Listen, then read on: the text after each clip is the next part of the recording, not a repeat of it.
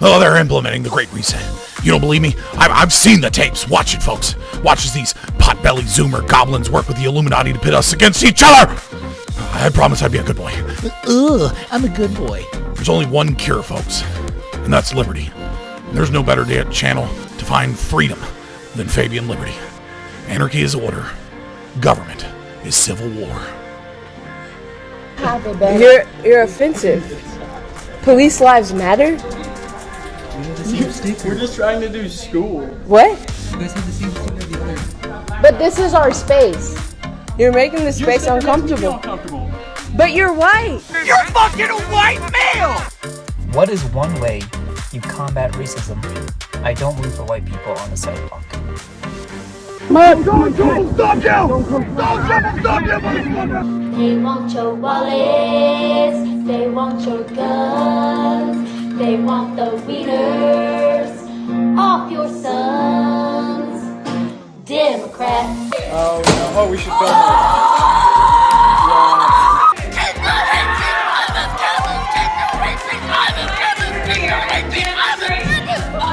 So let's say, for the sake of argument, that all of the water levels around the world rise by let's say 5 feet.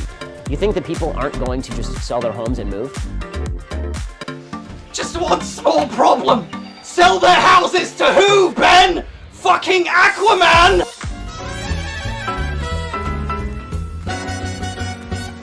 Vaccine!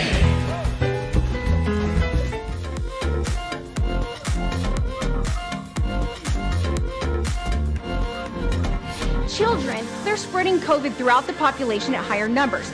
And people are not entitled to turn themselves into deadly biological weapons by spraying disease-laden aerosols wherever they choose, randomly killing innocent people. This is not freedom, this is homicide, and willful ignorance is no excuse. What the fuck?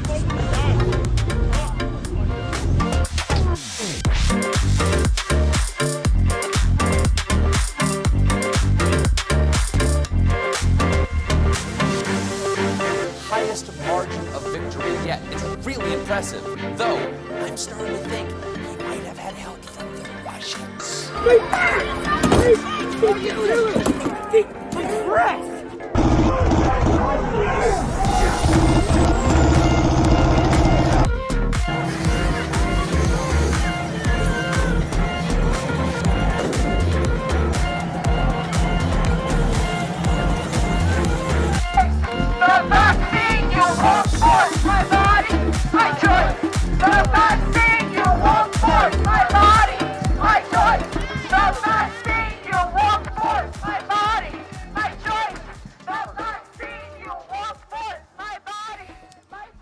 Look at me, I'm a gay dog. I'm so cool, I'm so neat. I'll never have children and I'm sterilized. But the media says I'm totally cool. I'm a gay dog, I'm a gay fish. It's so good, and I think my daddy actually is. All right, ladies and gentlemen. Hopefully you can hear me. Let me get some background music going on. And then we'll get this party started. Yeah, I'm sure you'll notice I've been gone for a little while.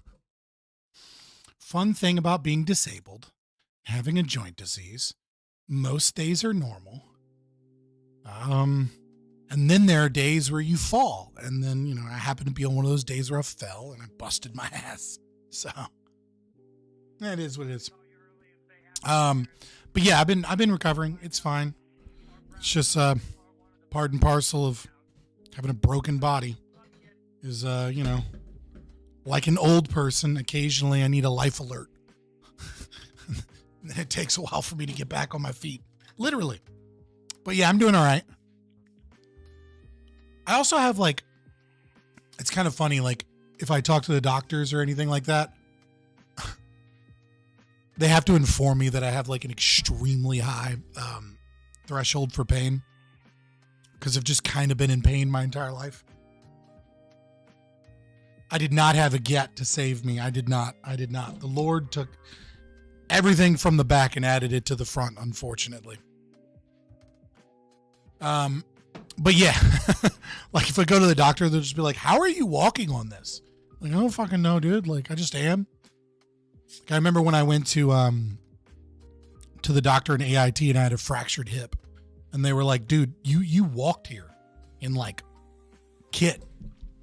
In like full kit. And I was like, yep. yeah, I don't know what to tell you.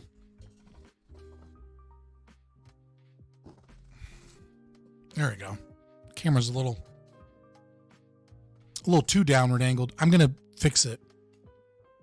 But I must have gotten knocked off course at some point.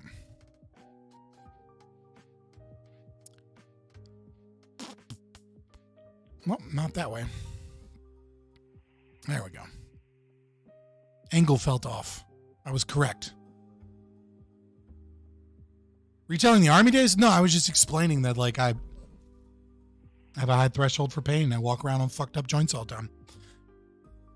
But other than that, I plan on coming back. There's a couple different things of content that I want to test out, along with the live streaming. At least on Mondays, potentially get some interviews and stuff. If you know anybody that wants to talk, I'd love to talk to plenty of people. But it's a video series. I'm not exactly sure how I'm going to do it, how I'm going to roll it out per se. But I have a couple of topics planned. Some of them already mapped out. I'm ADHD as fuck, so I end up starting a bunch of projects but never finishing them. I will finish some of them at some point.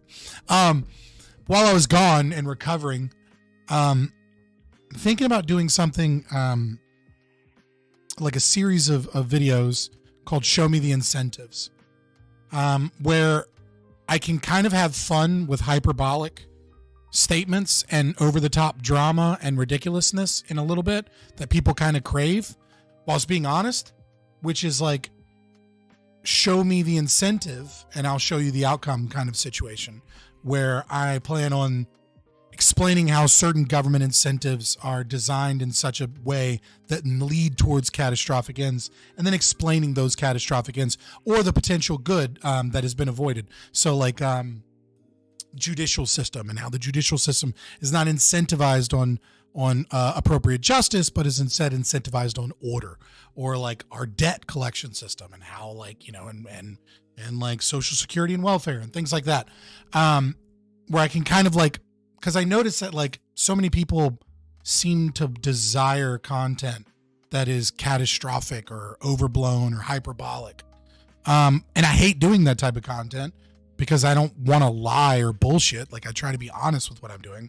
But there's a way for me to do that content that I think people want, because it's entertaining whilst also being informative and having fun with it, but also what I'm saying being philosophically sound and not like made up bullshit.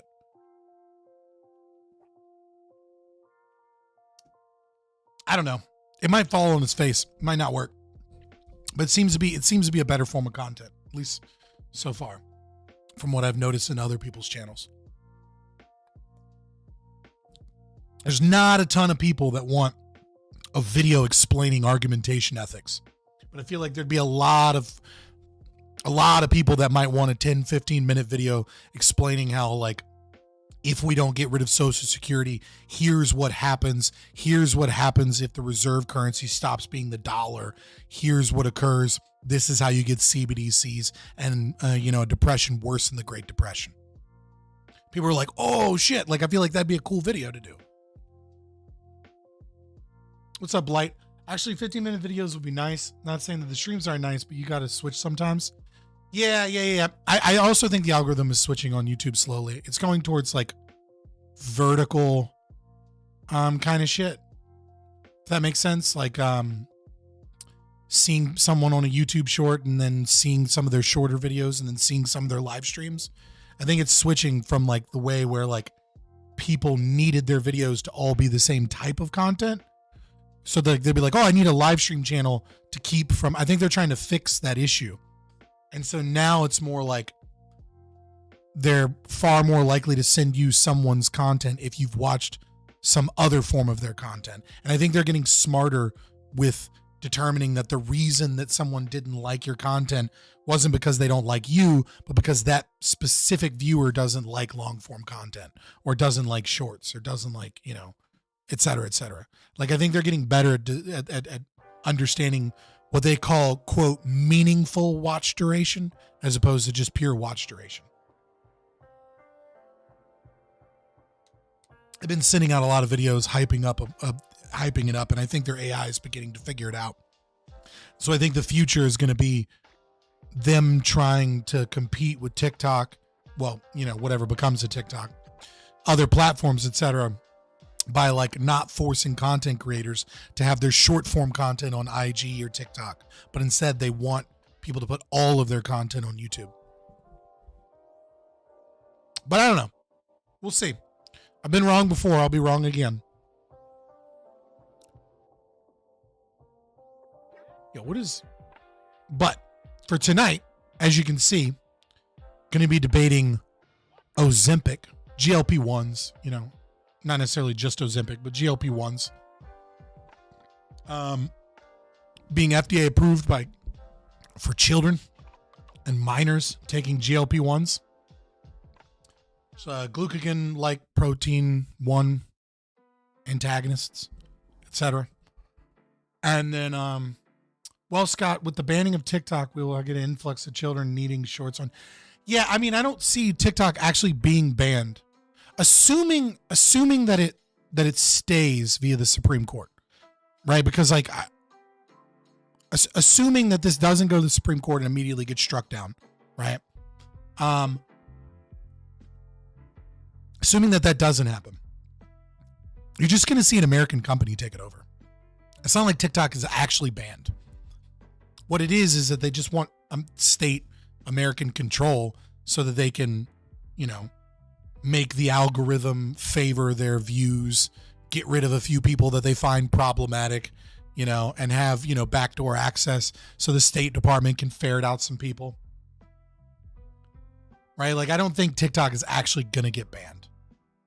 Like, not in the sense that people think it is. Like the people that are like, oh, TikTok's going to be forever and you're never going to be able to get the TikTok app on your phone. No, it's just going to switch hands. And with that is going to switch the power for the state to censor it.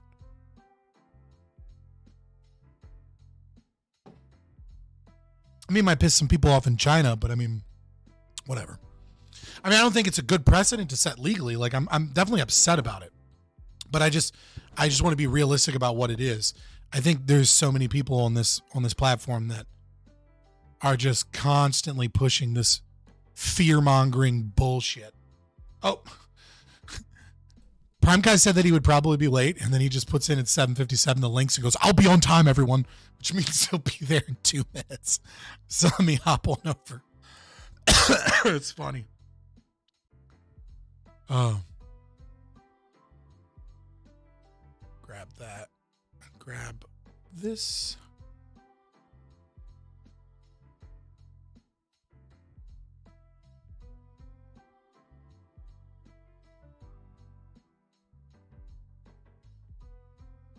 All right. Now I'm just chilling and waiting. Hype. Thank you, Casimir. Casimir always coming in with the hype. I appreciate you, buddy. Once I get pulled into the actual room. Oh, there we go.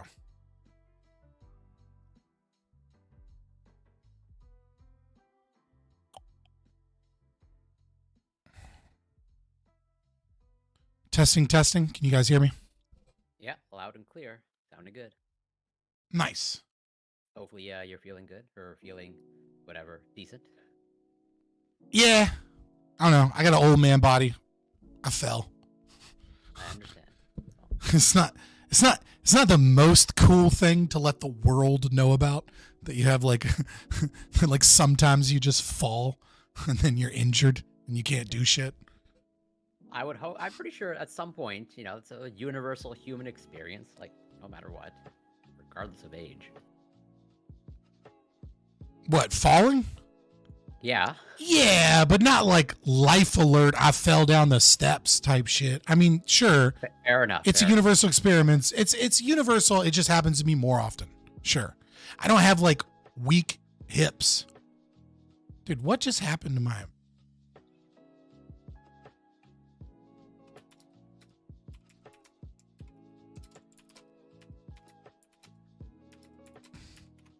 You ready to talk about these neurotransmitters, Corey? Yeah, I knew. I was like foaming at the mouth. Oh, I want to talk about these neurotransmitters. I know, you're ready. You fucking got a boner for it, I bet. Wait, what? What's going on? Did I miss some important context? Yeah, I don't think you were there for that. It's super important. It was the misinformation that Lactoid was receiving, sort of, from I spread dangerous misinformation. I mistook a neurotransmitter for a hormone. It was awful. But you were also receiving information from an osteopath. It was a fucking osteopath that was telling me about how it was a neurotransmitter, not a hormone. It was crazy. It was awful. Oh, can't trust Dr. Mike, despite the doctor title. No, I hear you, Corey. I'm never trusting a doctor again. Yeah, that is definitely that's the lesson takeaway. to learn. That's essentially the lesson. That's the lesson you're trying to teach me. Wait, not even Dr. Dre? So, like, I'll tell you this. Not even Dr. Dre. I'll tell you this. That's racist, Lactoid. A really good rule of thumb. This obviously isn't always true, right? But it should be a very giant red flag for you. Is that anytime a medical doctor is in any form of like media or content creation, and they're beginning to be popular outside of their specialty, that should be a red flag for you. Like the moment you see like a medical doctor that specializes in psychiatry, and now all of a sudden they have a really big YouTube following talking about diet, it's like, that should be a red flag. I'm not saying it is a red flag. I'm not saying like it automatically means that they're untrustworthy, right? It's a good heuristic. But it is a pretty good heuristic. It's a heuristic that I tend to, like 9 times out of 10 is correct, where it's like money pulled them away from the area that they're not an expert in, and now they're using their credentials in an area that, yeah, they know a bit about, but like a medical doctor outside of their field of like study doesn't know that much more than like a nurse that's really passionate and studied it, right? like at a certain point, you just kind of get to a point where you get really good at reading research and you know the medical terms. Once you hit that level, you kind of everybody's on the same playing field except for people that are experts in that field that have conducted research in that field. Does anyone think hold on.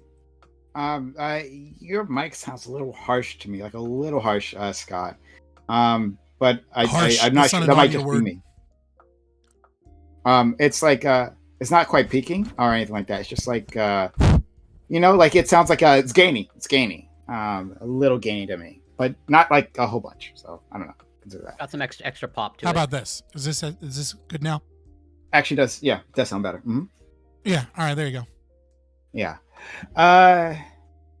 So I was in a debate now on Wick's panel. Did you see it, Lactoid? I saw a little bit of it. No, I didn't. What was it all about? Oh, it was the TikTok sale, the bill. And at the end, I was implied, guys, that maybe I'm Jay Queuing. Just implying, though, right? Like, wait, like what? have you considered Jay Queuing? that you were Jay Queuing? Yeah. So like I bring up that like there's been a lot of politicians who talked about how TikTok is I know what you brought up. Yeah, how TikTok, like how like the number one trending thing on TikTok is like Free Palestine, followed by like like the overwhelming majority of political content is that way. And all of a sudden the SPLC, the ADL, AIPAC, and everybody was like, this needs to be fucking fixed. And when you look at the 15 Republicans and like, what is it, like 29, I can't remember off the top of my head, Democrats that didn't vote for it, they're all people that like are like that AIPAC didn't give money to. And it's like, oh, interesting. And then, but someone was like, well, like, is there maybe a conspiracy? What letter does it start with? Is what they were saying. That was fun. But like, it's not going to intimidate me. Like, it's not going to slow me down. Who was it implied by, or was it like Brianna Wu? Okay, interesting. Oh, that makes sense. I never met that person before. They do that shit to me all the time, and they're like, I love when people like bring it up because like it's a common thing that people use against whom they perceive to be right wingers, right? They'll be like, you saying the Jews, blah blah blah, and I'm like, dude, I'm an ANCAP, like David Friedman, Thomas Friedman, Murray Rothbard, like von Mises. These are all Jews and or Jews who escaped the Holocaust. My entire fucking movement is Jews. Like, what are you talking about? Like, all of the people I idolize are Jewish. Like, I'm not saying anything bad about the Jews running things. Like, what the fuck do you mean? But yeah, I think like eventually if you spend long enough in a Twitch debate, like at some point, or political debates, at some point someone's going to accuse you of JQing. Like, it's just going to happen, you know? Yeah. I think that's probably now because for the longest time it was probably only the dissident right that ever was like that, and now, and yes, that has always been a problem on the extreme left, but it's been a very, very quiet, very small voice problem, right? Like you have a few kind of like hardcore tankies that were like JQers and things like that, but for the most part, it was pretty non-existent. The Jewish question. Yeah. Wait, what is it? The Jewish question, like it's he's trying to say without saying, right? Like, are you playing like a how quickly can we get in trouble? No, I honestly, I never heard. Flesh it out for me for as much detail. I've never heard of the Jews. What's that? Is it like right. No, I knew that. And I didn't know that JQ. I didn't know what that term. Yeah, I think the popularity of the Israeli-Palestinian conflict has awoken much of that on the left, right? I think there are a lot more people on the left that you never would have heard them say anything anti-Semitic. But, like with anything, when passions get high, when political tension gets high, there's a subset of, a cohort of people that lack the knowledge to be able to know where to place their anger. And so they pick up pieces of what they're hearing from their own political in-group, and then they just kind of start throwing spaghetti to see what sticks, right? And I think you're starting to see that for the first time on the left, because it used to only be like hardcore indoctrinated tankies that were like JQers on the left. And now there's plenty of left-wing people that really don't know any idea what they're talking about, but they heard that AIPAC primaries progressive Democrats, and they heard somebody bitch about it, and they heard, saw 20 TikToks about how evil Israel is right now against Palestine, and that was all they needed to be like, the Jews run the fucking banks, and you're like, relax. Exactly. No, you're absolutely correct. And I think you're spot on to say it's a problem on both sides. And I love how you illustrated how like this happens, right? Like how people take pieces. This is you'll see this in discourse, like with the trans debate, right? How people take pieces like of things from academia and just like form something like some sort of a homunculus of an ideology and kind of just throw that out there. So like I'm definitely with you. I think. And it's something I actually really want to talk about, right? It's like how... You ever read Carl Jung? Carl Jung? Oh, no, I haven't read Carl Jung, yeah. Okay. Go ahead. So he has this... I'm sorry. Right. But no. He just has a famous quote. Jordan Peterson used to say it all the time, right? He's probably repopularized it. But Peterson aside, it's a great Jung quote, right? Which is, when he spoke about the concept of ideological subversion, which is, he has this quote that says, people don't have ideas, ideas have people. And that's really what he's talking about, is that there's an ideology, but the ideology is very rarely encased in one individual, because one individual that understands an ideology fully is usually like a highbrow academic. But other people out in the world understand bits and pieces of the ideology, and they create, like you said, like a homunculus of the ideology. And so it's when you see the ideology come to fruition in crowds or events that like it kind of takes over, whereas like not everybody really knew the idea. You saw this at Charlottesville with some of the white supremacy, but you also saw this with like BLM protests, right? Where like there's a lot of people that are there and they all have differing opinions and different ideas and different parts of the ideology that they keep and then parts that they don't keep. But then when you get them in a giant crowd, the ideology plays out. Look at you can look at old interviews of when Occupy was happening, right? Like the media being like super against like the whole movement, right? They would just like interview random people within like who are at the encampments and whatever crazy person they could find, yeah. Whatever the craziest looking person they could find is exactly who they went to. And some of them like literally had like barely an idea that like protests was happening. It was like, oh man, there are people hanging out here, and I'm hanging out here, and then here's footage of me doing like being a troublemaker and whatever, right? But even those who did have an idea, like it was just like bits and pieces of what was happening that they were trying to engage with. And Occupy was like the worst example of that because it specifically didn't have a leader, you know, like it was more decentralized. The problem with Occupy, the biggest problem with Occupy is that with, you know, the We Are the 99% is that it was populism, but there was two completely contradictory ideologies that were primarily involved in Occupy. There was my people, the libertarians, right? And then there was the commies. Like that's what Occupy was. Obviously there was a bunch of other populist people that were involved, but like the two main activist groups were the hardcore libertarians that were like, fuck the Federal Reserve, fuck the banks, fuck the government and the way that they got involved in all of this shit. And then there were commies that were like, eat the rich. And like this somehow came together for a little while. And it was like, it was doomed to failure. You all right over there, Lactoid? Yeah, you okay? I'm kicking ass, bro. I'm all good. What's up? You look like the edible just kicked in. Like you were like, oh. Yeah, right.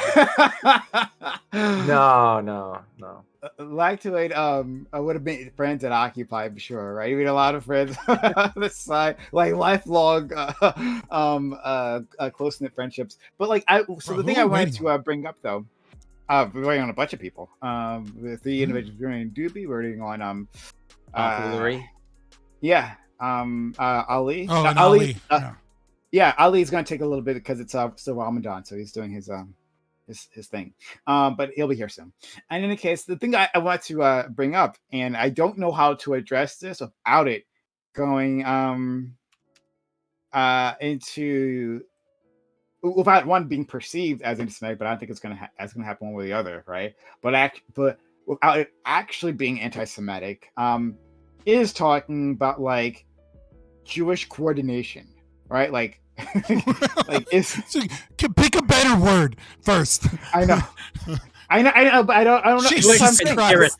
I don't know how to talk about this, right? Like, exactly, that's what I'm saying. Fuck. You know, so this is where I'm walking on eggshells. Right at the beginning of stream too, right? So the YouTube can right? immediately demonetize it. That's, whatever. I get no money from these things anyway. So that's fine. I'm good. But when we talk about like black individuals, like black business leaders getting together and like doing a thing, working in concert to accomplish a goal, that's the thing that happens. We do that, right? Black people do this. We work in concert with each other to accomplish goals to maybe better the group, right? That's okay. This happens, well, you can see it in Chinatowns, right? Chinese individuals, work in concert. But there's a group that I can't really talk about doing that, And not that there's some shadowy evil people like trying to take over the world. I don't believe that. Never believed that. Someone's going to clip it otherwise, though. But whatever, sure. We should have Doobie for this conversation, I think. Yeah. Probably. But yeah, but how do you discuss this, right? In a way that is respectful and doesn't invite awful things, Well, what do you want to discuss specifically, though? Well, sure. I want to discuss how to discuss it, right? That's a meta conversation, yeah. There we go. Yeah. The meta world news has entered the chat. Yeah. I mean, what do you all think of that? Does it sound crazy? Did I think bringing that up? I think in the wrong. I think there's a ton of factors here, right? So factor number one is that Jewish people have been historically oppressed basically since they've existed, right? Yep. So they're incredibly sensitive to it. Fact number two, they're one of the few religions that are also an ethnicity, which makes these conversations more difficult because it's easy to say, for example, Islam is a savage religion, and it is a disgusting practice whatsoever. But I can't say, for example, Jewishness is a savageness that is disgusting without saying, by the way, I'm not talking about the Jewish. You get what I'm saying? So you that, just say that Judaism, complicates right? it. Right, for sure. Well, I mean, I understand that there's. I said it specifically but most Jewishness, people right? don't The foreskin that shit's a level of little bit nuance. weird, I think, honestly. Well, okay, sure, right? So, but I mean, that's. I mean, everybody does shit that's a little weird, right? So that's one, right? So that's two. The third thing that is an issue is that Jewish culture has a couple of unique characteristics. One that is very matriarchal, and it's kind of feminine, both in its political alignment and the way that it deals with itself as a culture. I mean, talk to any Jewish person, like a mother has much more power in the household than in most other cultures. It's very similar to the black culture in that way. So then there's another thing here, which is that their insistence on education, arithmetic, and especially reading literacy and critical thinking skills, especially, have placed them in combination with Ashkenazi having a higher IQ in more positions of power. And so what does it mean when a group that is historically oppressed, that has a culture against oppression, that leans more politically left wing and is highly educated and intelligent, what are those things all come together towards is that you have a minority group that is often obsessed with oppression, but is also the victim of oppression, but that has power that many other minority groups don't have. And so it becomes a unique characteristic, a unique thing. In tandem with, I think everyone should read George Samel's piece, The Stranger, which is a chapter from a larger book. I can't remember the name of the book currently, that talks about the Jew as a stranger in culture, how they're kind of always set aside from culture. They're often the scapegoat of problems, right? There's kind of a unique thing about Jews because of their position where the moment that a problem arises or things start to go poorly, people start to point the finger at them intrinsically. So there's a lot of special, unique things about Jews that that make the conversation just different. I don't know that it's necessarily more difficult. I mean, sure, on social media it is because they, because of the tendency to be offended and the power thing kind of means you end up getting banned when you speak, right? But I do think that it is more different than it is dangerous. I think it really just happens to come along that unique combination of having a voice and having power, whilst also recognizing that they're kind of the first people that society blames when shit goes downhill. And so they're very careful about anti-Semitism because their parents and their grandparents and their great-grandparents have lived through generation after generation after generation of being in a culture, rising to the top. And then the moment shit starts going downhill, everyone coming out to them with pitchforks, Yeah. So I think you're making a lot of great points. I'm thinking if I were to have this conversation at some point, I would need a lot of Jewish individuals there, right? More importantly than any other conversations I usually have, it would definitely need a lot of Jewish individuals there to give their perspective on this, because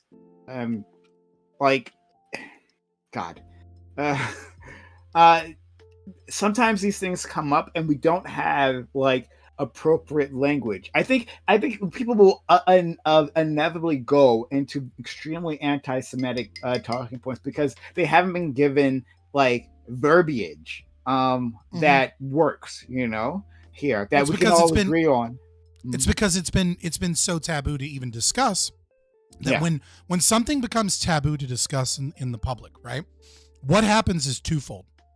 So the first thing that happens is the normies, the majority of the population, don't develop a verbiage. They don't create bridges. There's no center. The center gets pulled out. The Overton window shifts. And then there is a select group of people that are left behind in this, the racists, right? And what ends up happening is instead of there being a bridge between the extreme and like in the public forum and bringing people from that, what they do is they isolate.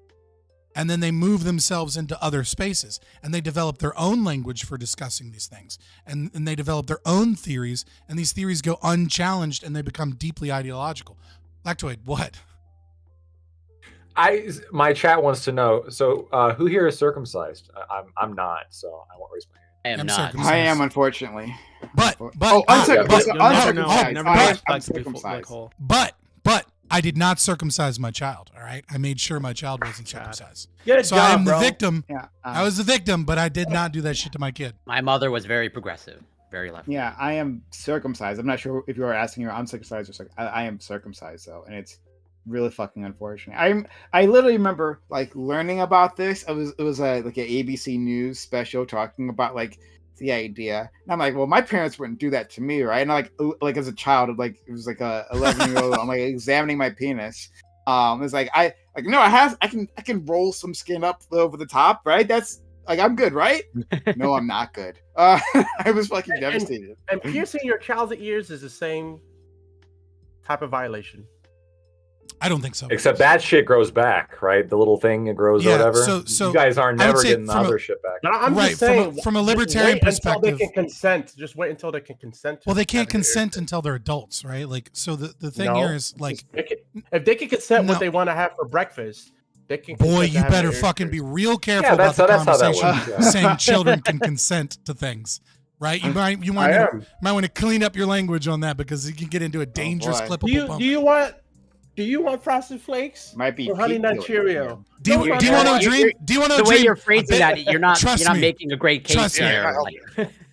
There is a difference between. Can children consent to anything at all? Are we serious? Are we gonna say nothing? I mean, I think that's an interesting question in and of itself. Talk about right. I'm just saying. When you say these things, you better be careful about what you say because people will clip you out of context and then it'll just be like, it'll haunt you forever. All right. You don't want a Vosh moment right now because you were uncareful with your words. I mean, it's easy. Children cannot consent to sex. There we go. Coded, so but they can consent to what they want to eat. What clothes they want to wear. They can't. Why not? A lot of people are because I understand what you're saying. Right, but the way that consent is utilized in our language is that it tends to mean a binary, right? It's either a full yes or a full no thing, right? So children can express their desires on a whole range of issues, but when you say that children are capable of consenting to something, what you're saying, without meaning to say it, is that children are capable of consenting to sex, even though you explicitly say that they're not. Because it's a binary thing about the capacity for someone to have the reason to fully understand the consequences of their actions. Well, hold on, wait. Couldn't it be possible or the case that children? I tried to save you. Go. Fly free, Icarus, and see how close you can get to the sun. Yeah. Based on your mental, I admire the guts a little bit. Yeah, based on your mental capacity, you're able to understand simpler concepts easier than more complicated concepts, and so it's easier for you to understand. Hey, I do consent to having Frosted Flakes, but I don't understand that I consent to having sex. You can express your desires, right? Just like sex, you don't understand the long-term consequences. Our first topic tonight might be a great understanding of why children. Why children maybe shouldn't be consenting, right? As you speak about sugary cereal because they don't actually understand the full consequences of it. Well, so how could you ever know that they want sugary cereal because it feels good in their tummy, okay? But they don't actually understand the dangers. Does that mean we violate children's autonomy and it's okay? Wait, Dream, let me ask a question. No, I'm asking. Since they can never consent to anything. Right? How can we ever know what they want and then like give them something that they want, or do we give them nothing that they want? Your question is too vague. Like I'm confused since they I don't know who we is. I might be able to help you, Dream. I might be able to Go help ahead, you, Corey. Dream. Help me out, brother. So at least I don't know how it is, obviously, in the United States, or I'm sure it varies maybe state by state. But let's say where I am, okay, when it comes to so unfortunately, you know, I have a chronic condition diagnosed at an early age, and pretty much at the age of 14, I was allowed to make my own medical decisions. Now, can I say at that time that I was like actually truly informed, and like at the end of the day, it was basically, you know, my mother took the reins. But like, you know, it was technically up to me at that age. Like, so is that an appropriate age for a child to make medical decisions? Are you asking me? Or anybody, if anybody wants to weigh in. Like, I mean, I'm curious because when I was a kid, I definitely like asked to go to the doctor when I knew something was wrong with me. Now, are you asking me like what kind of medical? Depends on the medical decision, right? Well, pretty much like obviously I didn't test the limits at the time when I was being treated, but like pretty much like yeah, So, like let me universally everything. Let me pose something to you. All right. So in high school, Dream kind of brings up a good one here, right? So in high school, I was standing next to a guy in the locker room, and I looked over and I noticed his like face and stomach were turning green. Oh, I was like, it's not where I thought this was going, but okay. I did not think of. And I was like, bro, you don't look so good. And he's like starting to sweat. He's like, I don't think I feel so good. I was like, I think you need to go to the hospital. And like, all right, mind you, I don't have any medical. I'm like 15, 16 at the time. And I go, Coach, come here. And Coach comes over and we're about to go out for a football game. Like literally, like we're like 20 minutes from kickoff. And the guy's like turning green. Well, what had happened was his appendix had started to burst. And like, I was like, okay. I'm not a doctor, right? This guy's not a doctor, you know. Does he have consent to go, hey, I need to go to the hospital? Yeah, do I have consent to go to the hospital, right? Do I, like, well, obviously he doesn't understand, you know, what appendicitis is, right? But he does know something's happening, I'm turning green, and I'm feeling real bad. Like, I think that, yeah, you definitely have some capacity to like consent to having something done to you at certain ages, despite not knowing the full effects, kind of thing. Now, if it relates back to sex, like you're saying, everything does. No, I don't agree with that. I think that when people take that that they're looking at it really not nuanced, because you obviously have like the ability to consent to things. Like here's another kind of risque example. When kids go and do bad things in the school with, you know, the pew-pews, like they you know, or what do they consider? I guess, are they just expressing their desires violently? No, they're obviously able to consent to causing problems, you know. So like clearly, you know, there's some kind of consent level there. So I think this is what happens. I think we're conflating terms, which is what I was trying to explain to D10 Dream, right? I think people are using consent in two different ways, and this is why I said expressing desires versus the capacity for consent, right? So yes, as children age, parents, guardians, authority figures that are placed in care of a child, right? They allow the children to exercise a greater degree of bodily autonomy as they age, because we recognize that they know more about the world, that there are things that like don't require a lot of thought, and that they're not necessarily grave in their circumstances, such as, you know, do you want the chicken sandwich or the chicken fried steak for lunch right? Like, we let the kid choose which of these two things at the cafeteria that we want, right? Because it's not that big of a deal, right? And because we're preparing them as they get older, right? We have to prepare them to make their own decisions, which means we have to give them more freedom and more autonomy as they grow up. But when we're talking about consent, we're talking about the capacity for someone to be a well-reasoned adult with a brain that is fully capable of making rational decisions on their own without a parent or guardian.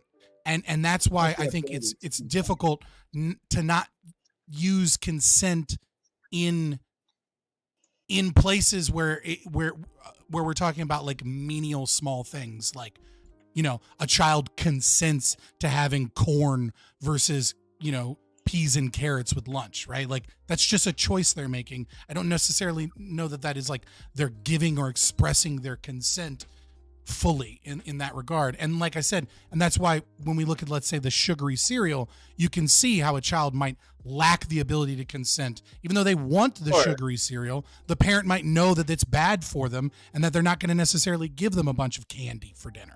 We could use a more concrete example, such as a hug. from maybe a friend or or a family member. Like that's less serious than a sexual assault and less like far in advance as eating a certain sugary cereal that may lead to obesity. Giving a hug in a short term is just what it is. And so in that I think that's actually interesting because I think in the future that is going to be something we're weird about. I think looking at like clips of Joe Biden, right, sniffing kids and shit, like in like 40, 50 years, we're probably going to look at like parents and like aunts and uncles kissing and hugging children as like weird and rapey. Like we're like we don't look at it that way. Is already rape, right? Systemic tickling. Okay. Wait, am I wrong? Like there was a stomach touching, and that's like rape now, according to. I do think like in a couple of generations, we're gonna like go to our grandkids and be like, "Come here," and like give them a kiss on the neck, and the parents are gonna be like, "Yo, what the fuck are you doing to my child?" And be like, "Yo, what? I was just giving them a little tickle," and they're like, "No, how dare you touch them?"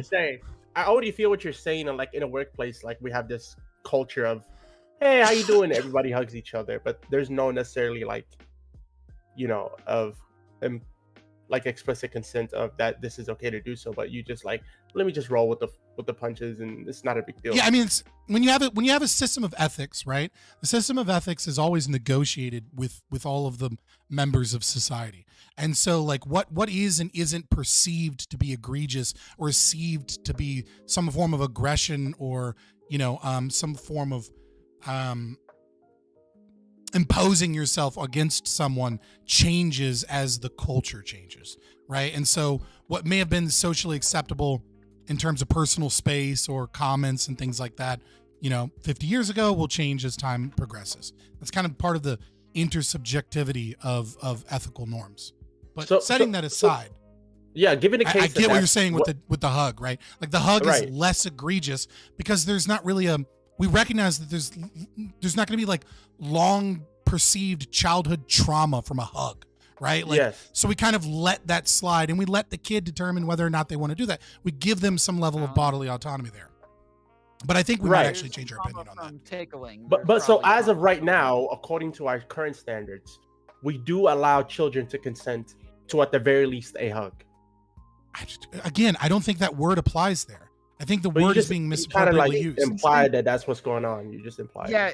No, I think we're talking about like your ability to consent, not consent in and of itself. So like consent is your ability to like make a decision, sign a contract, like engage in something with another person. Like this is consent, but you're making consent about the ability to consent. Are you talking to me? No, that's what Scott was doing. I'm not understanding the distinction between the two. Well, look at my example. I'm saying, appendicitis. He obviously didn't know what's happening to him, but he's like, "Hey, we got to get some kind of surgery done in your kind of situation." What I'm saying is, you're technically touch his right. stomach, Gibbs. Tomfoolery. What? And you kind of came in a little bit late, right? Because what I'm saying is like, do you want to dream? You're technically right in that. Yes, that we allow the child to consent to certain things. What I'm saying is that I wouldn't use that language. Because what I was saying earlier is like you have to be careful about the language that you use on the internet because it's colloquial understanding, and to many people the colloquial understanding of consent is a binary, and that it is an either or, one or the other. Either you're an adult that can consent to everything or you're not, right? And so like I just wouldn't use that language because it's going to make you look like a fucking pedo to certain groups of people. They're going to clip you and they're going to clip you out of context, and then every time you go on a fucking panel or do something, you're going to be on Twitter and someone's going to have a fucking thing on you like, "Oh, the fucking pedo guy," and you're like, "I think children can consent," unclipped out, right? Right, like this literally just idea. had this problem with Keffel's community where we're talking about consent, and I'm trying to like get into more nuance about like levels of consent and ability to consent and what consent is, and they're making this list like very hard binary. You do or don't consent. It's very simple. Like the fucking Catboy Ranch people fucking talking about consent. Shut the fuck up. Yeah. I'll funnel some fucking HRT to fucking kids as parents that don't consent and then fucking come back to me and tell me about consent. Fuck off. I would imagine that even people may say that they believe in a binary of consent, but they may not actually believe that, because I think as a society, Bro, it's linguistics Okay. is what I'm trying to say. It's about the word. It's not about the belief you're talking about specifically. Like yeah, words, it's a semantic difference. right? Like words are just a means of conveying an idea, right? And they can be interpreted one way or the other. I'm just saying, like, you should just use a synonym, man. That's all I'm trying to say. So speaking of consent, so I've been watching a lot of Andrew Tate lately. What do you guys think about that guy? Do you guys? Apparently, some people are saying he did something bad, but then I looked into it, and everyone's like, nobody's actually pointing to any specifics or something. Top G, brother. I think he probably has a bad definition of consent, personally. He absolutely just admitted online to sex trafficking. Well, how? What did he say? What did he do that's sex trafficking? Go ahead. He said in his course, you can find the videos. I can find it right this second. But in his course, he has one of the, I guess, episodes, if you will.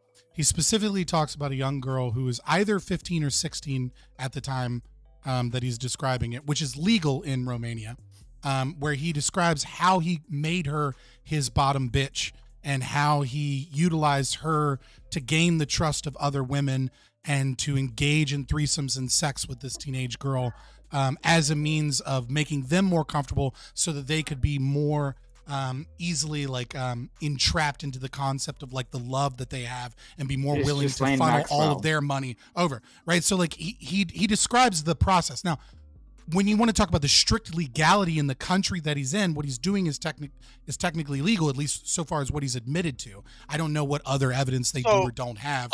Probably not good evidence, but what he said, I think, is something anybody would say is just immoral as fuck. If not, sure, I missed that, but like, let's leave that aside. Is there anything else, or is that just? So like, I mean, I want to go even with that episode, even with that episode, right? Like, he takes it a little further, but he almost is using it as the same concept of if you go to the bar, make sure you take girls with you, right? So that like you're not the creepy group of dudes at the bar hitting on people kind of thing. It's like you want to take girls with you, so girls know that these are like fun guys, decent guys. They're like, oh, that girl's hot, and then the other girl like strike up a friendship, and then like, oh, there's your icebreaker kind of thing. But he took that a little bit further, obviously, with the sex and the threesome stuff. I mean, as far as the charges, I mean, they've been trying to get him for all sorts of stuff, and like every time I've seen any of this stuff out, like it seems pretty shoddy. Like they're saying it's a crime that committed in 2014. They're not even listening to the defendants. They're not even listening to what the crime is currently. Like, but they're like, extradited him. Like, I don't think they really have anything. Dude's a piece of shit, but I don't know they have any like real proof that like. But he's funny though. That's like, it sucks. I wanna like him. Okay. That's interesting. Back to it. I mean, the kid shit. That's pretty fucked. But like, if that didn't happen, I'd be on board. Okay. Don't talk shit, crime, guys. All right. The black community still can't get over Michael Jackson. All right. Andrew Tate is black, by the way, which makes this is like me wanting to like him might be related to that. I think also, Michael Jackson didn't do it. That's why he's so cool. It's that quarter. Yeah, but sorry. Foolery. You want to say something, Tom? Yeah, I like it. There's also like women testifying that they coerce them into staying in the building. So like lots of people are like, look at the cameras. You can see the cameras. They're allowed to walk around all they want. They can come and go if they want. But there's like a lot of coercion and threats that keeps them from actually going too far. I can't prove any of that though. From continuously showing up. Well, their testimonies are like. But like that's like he said, she said, right? That's why the definitive thing for me is him describing his behavior, right? I was gonna say, Fabian, that to me is more definitive. The thing that Tom brings up is that their description of what happened aligns with what he himself says happens and how he manipulates these girls to do X, Y, and Z. Is they take take their passport and say, I don't. That's sex trafficking 101. Right, like that happens like the juicy girls in Korea, happens in America. Yeah. Like when someone has control of your passport, someone has control of you're like your immediately identification. being trafficked, sexual I or wouldn't not. say you're immediately being trafficked, but like there's certainly some areas, but yeah, pretty much. If they take away your passport and they're not giving it back, then like assume you're being trafficked. Like it's really bad when that happens. And he talked about that. He talked about like how to manipulate these women to like be working these crazy long hours and to tickle their stomachs, right? I mean, maybe he might have been doing that. He says he ignores them for a while, makes them fall in love, and say, "I'm not gonna talk to you if you're gonna talk to your family. I should be the only person in your life." That way, manipulating them to cut their family out. That way, Yeah, but I know there's like lots of guys that do that. That's like not even sex trafficking. Like, yeah, it's just but narcissism. Admiral Gibbs, those are shitty men, and we can call them shitty men that haven't done anything illegal yet or immoral to the extent of, sex trafficking. But if you're doing it with the intent to elicit like sexual acts from them, then it becomes sex trafficking. So the intention is what matters. But just on your show like last week though, right?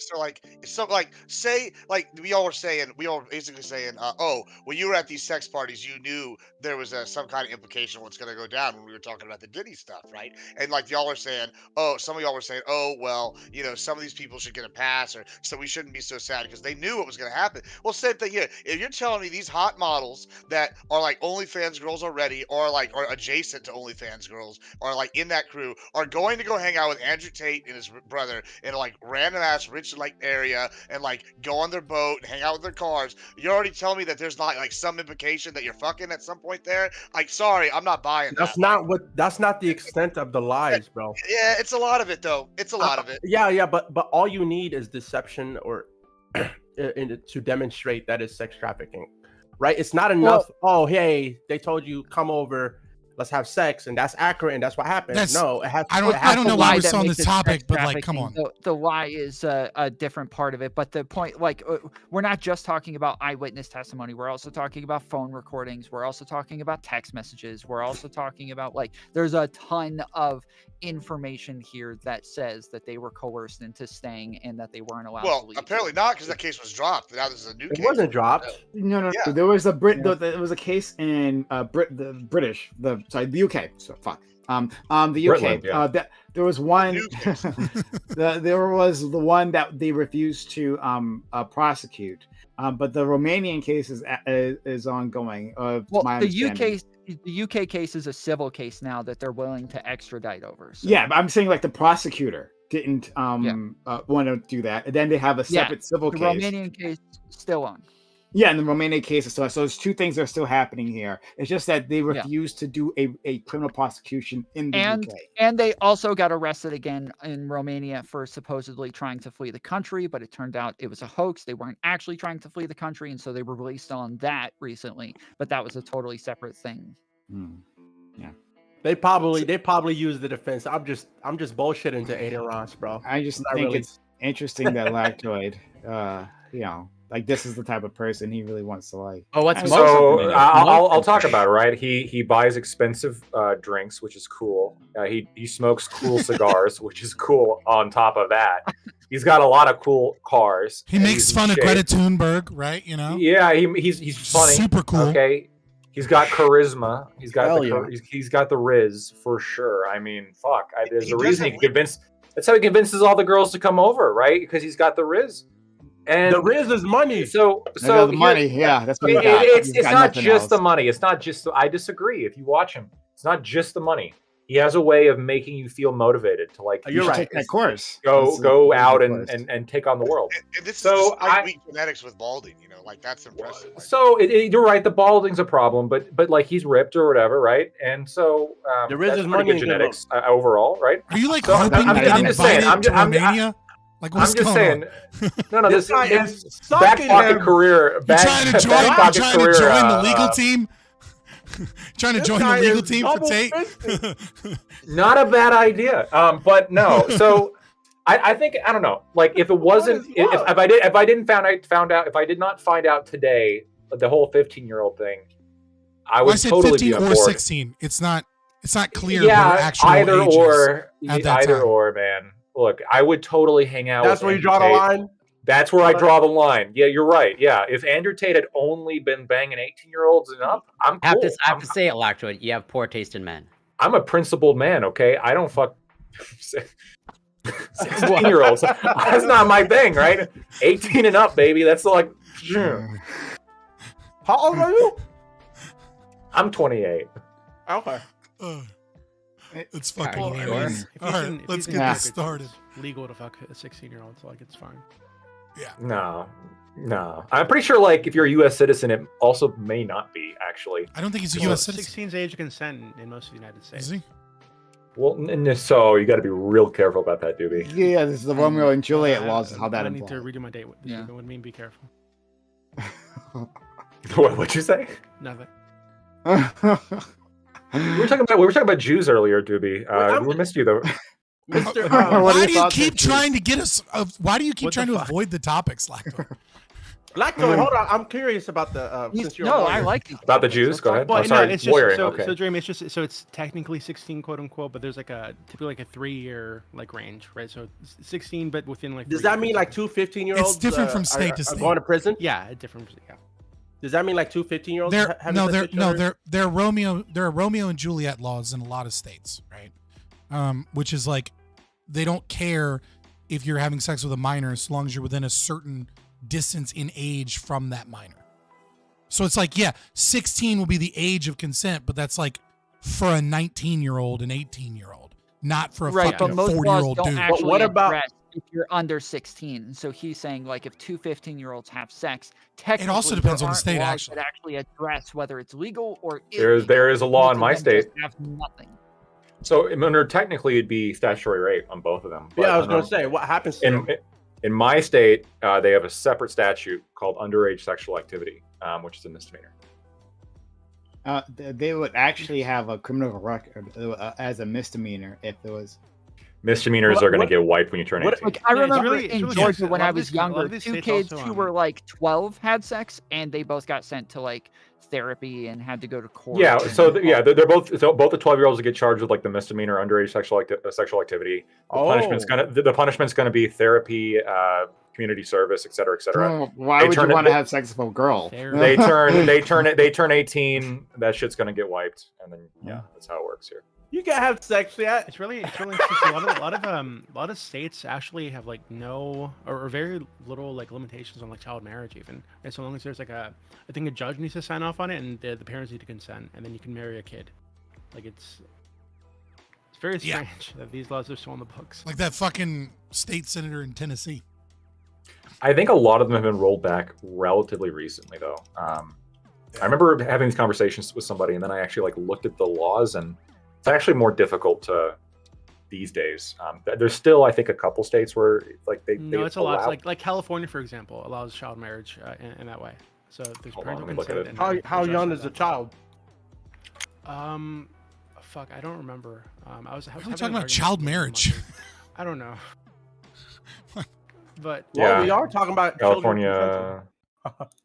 Wow, California is fucked, dude. That's why I love it here, bro. There is no minimum age. Yeah, no minimum. That's right. Yeah. It's a bad time to say that. Yeah, and there's a few countries where that's someone also clip true. Someone clip But, what? That thing Okay. you just said. What was it you said? I don't know what you're talking about.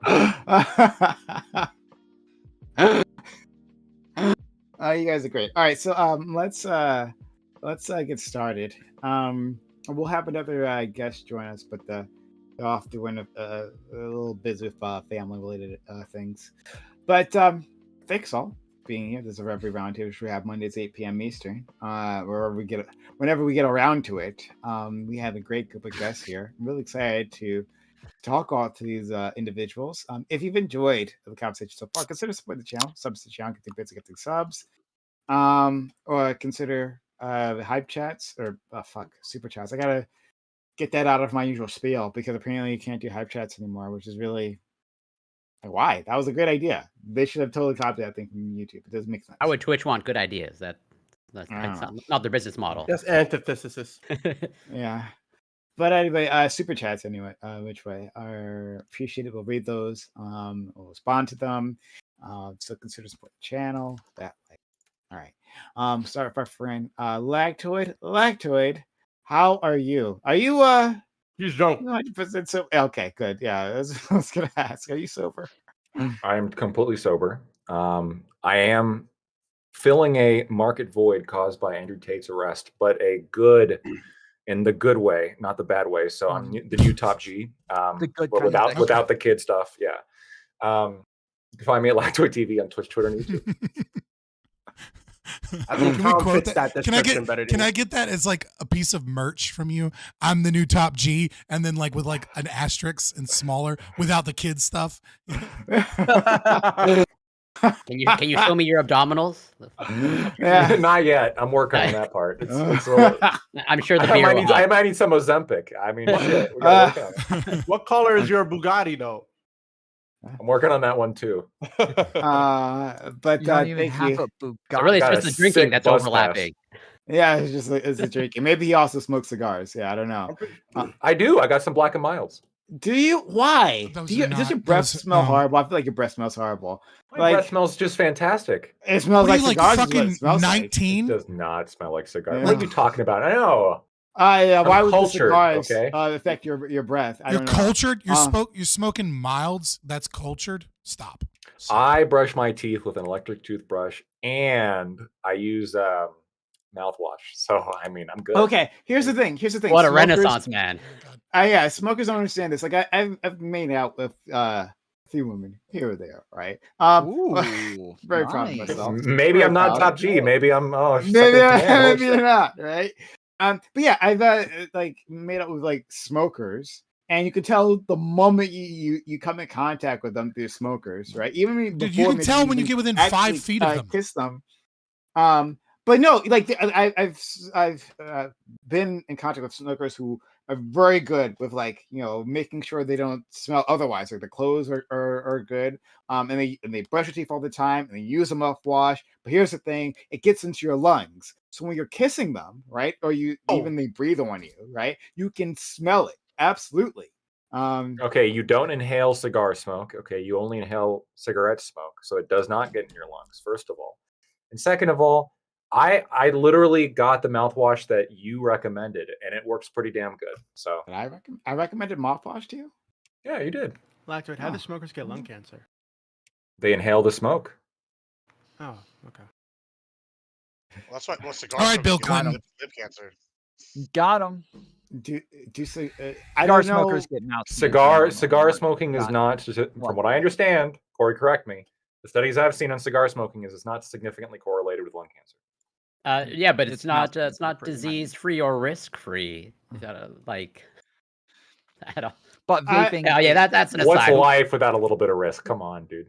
Yeah, honestly, he's right. Then why not go straight to cigarettes? And why not? That's too much risk. It's risk versus reward. Okay, I don't want to be like addicted. Like that doesn't sound like fun. That sounds awful. And vaping, you get that. He got you there, Corey. Yeah, he got you. All right. Checkmate. I will leave it alone. This But man of culture. moving on to our friend Scott, who we're really happy to have back. We've missed you, Scott. Honestly, we have. I have. Maybe I can't speak for the rest of them, but I have. So I'm really glad. Appreciate you. Friend. Yep, I'm Scott, Fabian Liberty. You can find me everywhere, Fabian Liberty. Live on YouTube. I fell. I fell like an old woman. Like life alert, help. I've fallen and I can't get up, and I injured my ass. Hurt my fucking tailbone, my coccyx. Needed a week or two off. But I'm doing better now. But yeah, anarcho-capitalist and or libertarian. They are the same thing. Don't let people lie to you and call themselves libertarian unless they're an anarchist. And you can find me, Fabian Liberty, Twitter, and YouTube specifically, but everywhere else, Fabian Liberty. Appreciate you, friend. Let's go to our other friend Corey. Back with us. Really happy to have you, Corey. Corey is working on this beard, right? Like, he's gonna have like a full. I want you to replace like Al Rich. You're gonna challenge him one day. That's decades away, and even then, no matter what, I'll never live up to iCal in any capacity whatsoever. But yeah, always happy to be here, and I'm glad to hear that Scott is back on his feet, metaphorically and literally speaking, and I hope that it makes a full recovery. But yeah, always happy to be here. Super grateful. You can find me on Twitch, Corey Campbell 84, Twitter, X, Instagram, YouTube. It's Corey Campbell. Looking forward to these great topics as usual. Thank you so much. Let's go to Do You Want to Know a Dream? Back with us. Apparently, the gun show is in town. And hopefully he's got a license for that thing. Thank you for being here. Do You Want to Know a Dream? I'm really glad that you're around. I'm glad I could be here and just out of a whim. Hey, can I get up here? And I got here. I'm so happy about that. Just saw what y'all talking about. I was interested. I came up. You can find me on everywhere. D1, the letter O, Dream. And I'm very excited to be here. And I just want to read something that I saw in the comments about tomfoolery. It says Tom looks like he could headbutt an 8-ball. That's just so. It's true. And Sorry, Tom sorry, also that's looks. Tom is more of the top G than Lactoid is. Thank you. Because I'm I have hearing less more. hair. Without the kid stuff. Without the kid stuff, certainly, definitely, 100%. How do you know? How do you know? A little mystery in there. Okay. Tom's great. Let's go to our friend Admiral Gibbs. Admiral Gibbs, how are you, friend? I am hung the fuck over. Let me tell you, it is hard times out here today. Y'all keep saying lactoid Zoc. I'm over here just like hanging on by a thread. But I'm here. Glad to be here. It's good times. Ready to do some debating. I'm Admiral Gibbs. You can find me on Admiral Gibbs and everything. Okay. We have my friend, my good friend Doobie, is with us. Doobie, how are you?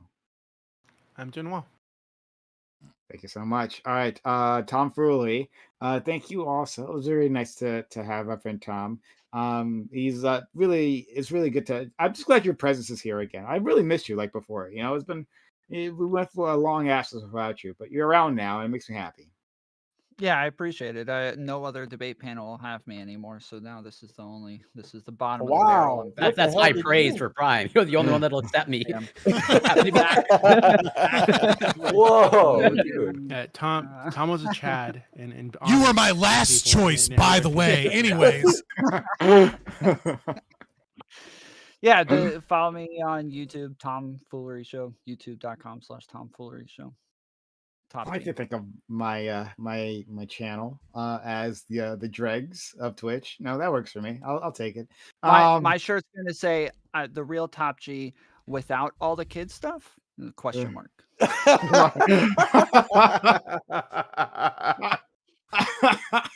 I see now why this is the last resort. It's all coming together.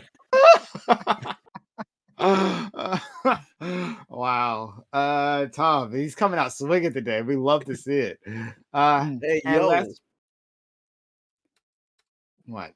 That wasn't a moment. That wasn't a okay. I'm just leaving. I'm pushing past it. Ali is here. Made it just in time. All right. That's all you need, right? In life. Ali, thanks for coming through. How are you, friend?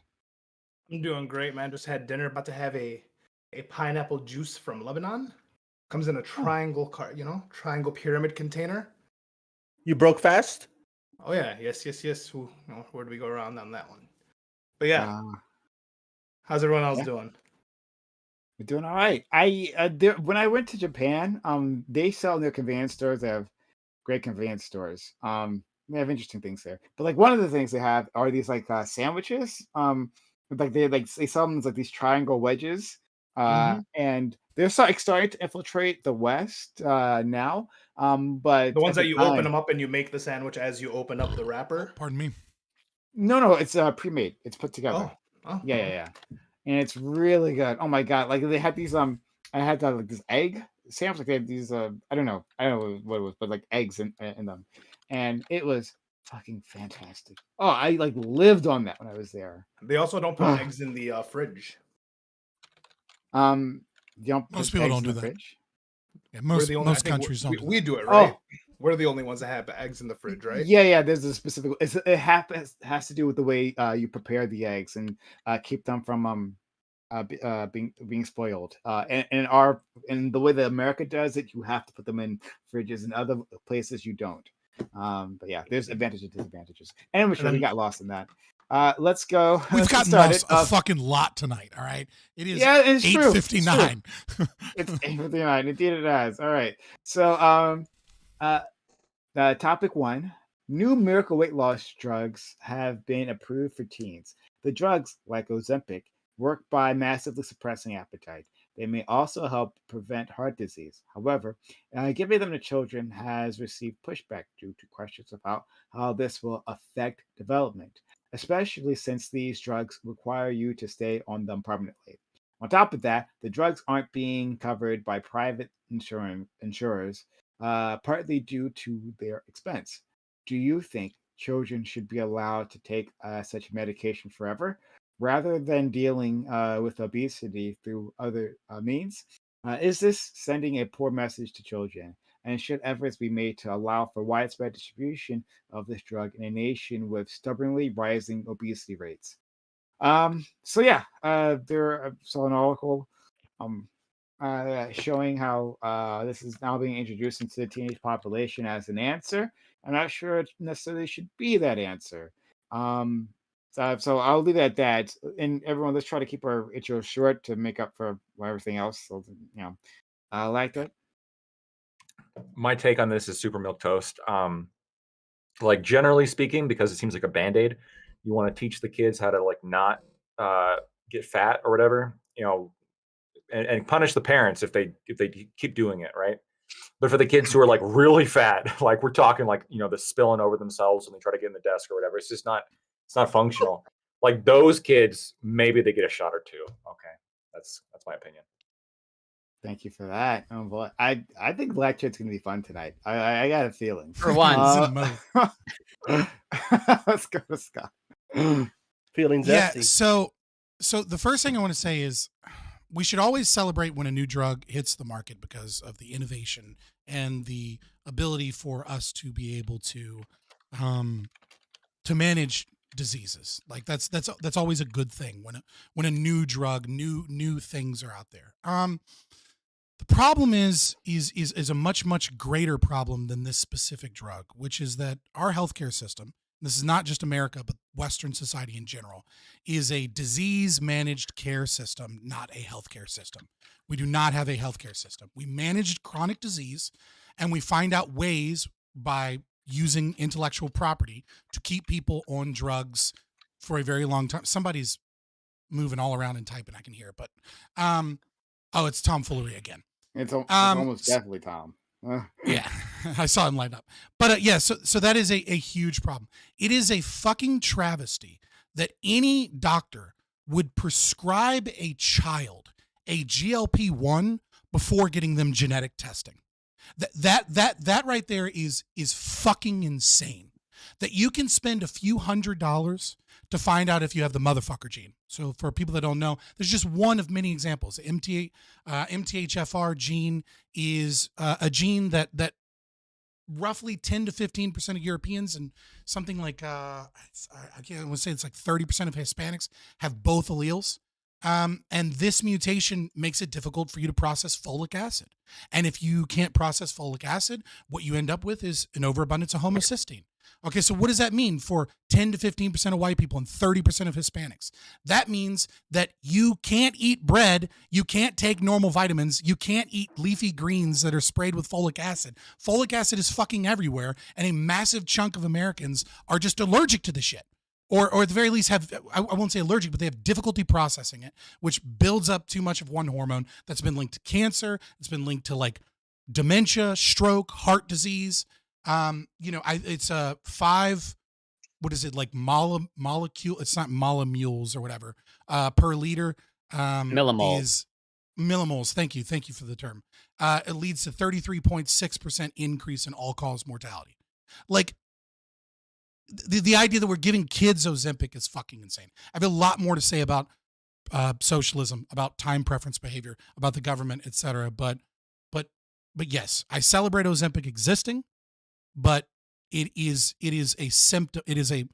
We are seeing just how disgusting our healthcare system is by the fact that we're even having this conversation instead of so many other things that we could be doing to increase health. Corey, please. Well, so I certainly agree with what Scott said in terms of, not a healthcare system, essentially like no focus on prevention and just largely reactionary. And like, yeah, there appear to be some bad incentives in terms of, prescribing drugs and, getting people pretty much to take drugs for the rest of their lives potentially. And also just maybe as a point of clarification, like that gene That's not the technical term for it. It's the it is. methyltetrahydrofolate reductase gene. The geneticists That's did just the not come up nickname. I'm sorry. I'm sorry. Yeah, Yes. but geneticists don't use that term. The motherfucker gene. Yes, that is MTHFR. Yes. And that information might be useful. And I haven't done a deep dive. I know the gene. I know like the metabolism. I don't know that it's like fully been linked with like obesity. Maybe like some increased risk I can see. But I don't know that genetic screening would be sufficient. But like understandable. Like I guess it's a valid criticism. Like ideally we'd all have, I guess, access to genetic screening. But to keep it concise, at the end of the day, this is uncharted territory in terms of, how do we treat kids with overweight and obesity and morbid obesity. I'll largely defer to the experts. From what I've seen in the clinical trials, and I'll post them in the Discord, they're having pretty dramatic results in terms of like significantly reducing like BMI, as in this child is starting off at a BMI of like 38-40, like morbidly obese territory, and they're getting it down to like almost close to normal BMI. Obviously, there's criticisms towards BMI, but they're controlling for that. So basically, I'll wait to see what the data says. But I'm so far in favor of like as this being a potential treatment. I'll leave it there for now. Do you want to know? Yeah, so I'll make this as short as possible. First, free will doesn't exist. Two, when it comes to obesity, I view it as something like ADHD. So to reduce somebody's weight who is obese, it's like to increase somebody's attention levels if they have ADHD. So there are like non-drug related ways that you can make someone eat less, just like there's non-drug related ways to have someone focus more. But at the same time, there are going to be people who they can't help themselves but to do what they're doing, which is everybody. And so when it's to their detriment, which is not everybody, then you're gonna have to step in chemically, biologically through medication.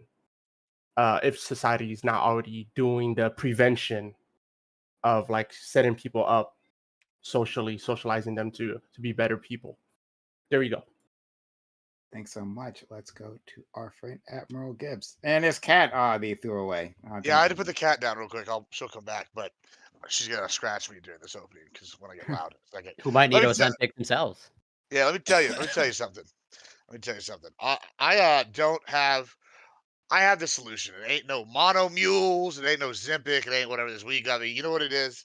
It's bringing back the whoopings. I'm so sick of these tired, soft-ass kids getting medication for bullshit that can be handled with a belt. Like, listen, you start acting up, whoop it. You're eating like a fatty all the time, whoop it. When I was a young kid, guess what? I was doing stupid things, whoop it. We go get a coach. Time to do some laps, boy. You acting up real bad. Oh, looks like you did that. Up downs. Look, it's real simple. Stop giving out participation trophies. Get back into some more sports in schools. Start giving out more whoopings, and we stop giving out drugs for every little misnomer. Dream mentioned ADHD. You know what? I take Adderall. Yeah, it helps with my ADHD. But guess what? I didn't get that till I was well into my mid-20s. And even then, if I go weeks without taking it, great. You know why? Because I took enough whoopings every time I acted up and was distracted by some ADHD issues. Same thing with being a little fatty. You being a little fatty, go hit the gym, go get motivated. Get somebody like what's that guy's name? God, who's gonna carry the boats guy to yell at you, and you'll get back in shape. David Goggins, that's who I'm talking about. I just love him. I love him, and I want to keep him. Fuck you all. I'm gonna keep him. So let's go to no argument for me. You can have him. Oh, you'd get a whooping if there was, right? Let's go to our friend Doobie. You're right, Corey. It's such fucking content brain. So I think most of you probably know this about me. I think I've said this before, but I was really, really fat when I was younger. I think at the end of high school, I weighed over 400 pounds. Like I was really, really, really fat. And unfortunately for me, this wasn't available back then. I'm 35 now, so that's not that long ago, fucking assholes. But for me, it wasn't like just to kind of speak to what Gibbs was saying for a bit. It's not like I was just overeating because I was like disobeying my parents or something. These were bad habits that I picked up that my parents had actually instilled in me because they were all fat too at the time. So I don't think being eating is gonna fix that. I think, yeah, obviously It'd been better to deal with these things at home from a very young age to kind of instill good eating habits and a good relationship with food. But a lot of kids miss that, right? Just because one, the parents don't know enough, or the parents also have a bad relationship with food, or there's some other thing happening that's pushing them to use food as like a crutch or something. So they just fall into these bad habits, and it's very, very difficult to break out of these. It took me years to lose the weight. I think in total, like I would say about almost 5 years, so 4 to 5 years to get down to the weight that I was happy with, and that I'm where I've managed to stay, thankfully, since I was like 24, 25. And I think that one of the big downfalls along that track, one of the reasons it took me so long was, one, I had a lot of weight to lose. I had like 200 something pounds to lose. But there were times where I relapsed, right? Where I just fell into the old habits again, didn't even realize I was doing it. And I had to fucking start all over again, right? Or I would gain back 10 pounds and I was just like, oh shit, I'm gaining weight and I shouldn't be gaining weight. I'm working out, but I'm also falling back into bad eating habits. Or maybe I think because I'm doing so well, I can sneak things in here and there, and you just can't, right? Because it's like an addiction. And you fall back into it and it grabs you and you just need to break the mindset all over again. So I think what these things do, my understanding, is my understanding is very basic. I'm not a doctor. I'm not a nurse. I don't have any experience with giving people medication or anything. But they mimic some kind of hormone that tells your brain that you're full, right? And it's so that you process the food that you have eaten more slowly, so you feel full for longer, right? And I don't know what other like side effects this could have, but that seems to be helping a lot of people. Because I think one of the things that I definitely struggled with as a kid and as a teenager is I would just eat if I could eat. You know, if something was good was around and I didn't feel stuffed, I was like, oh, well, shit, that tastes good, so I'm just going to eat it, right? Exactly. Even if I didn't actually need to eat it, I'd had a meal earlier, but because there was room for it, I just stuff it in there because, it tastes good, so why not?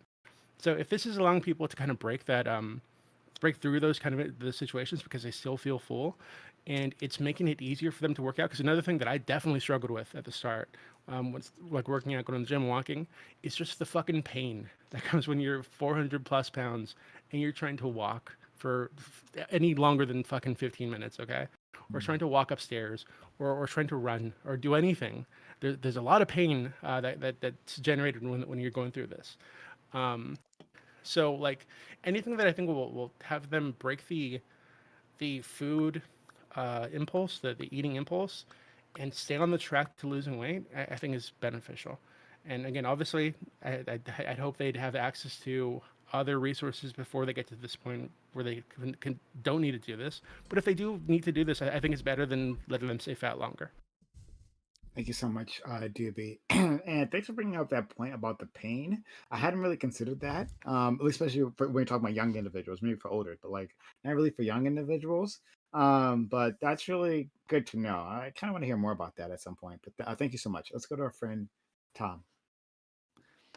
Yeah, I don't really like the phrasing in the question, especially when these drugs require you to stay on them permanently. You can stop taking the drugs, and doctors will allow you to stop taking the drugs. You'll just go through withdrawal, have a greater appetite, maybe have some blood sugar problems. You can take the medication for a while to have a lack of appetite and get into new eating patterns, and then stop taking the medication, hoping that you'll continue those new eating patterns, or you can take it for the rest of your life if you're unlikely to hold on to those new eating patterns. But the FDA said a couple years ago that the medication stunted developmental processes, but I haven't actually seen the exact parts of development that it stunts.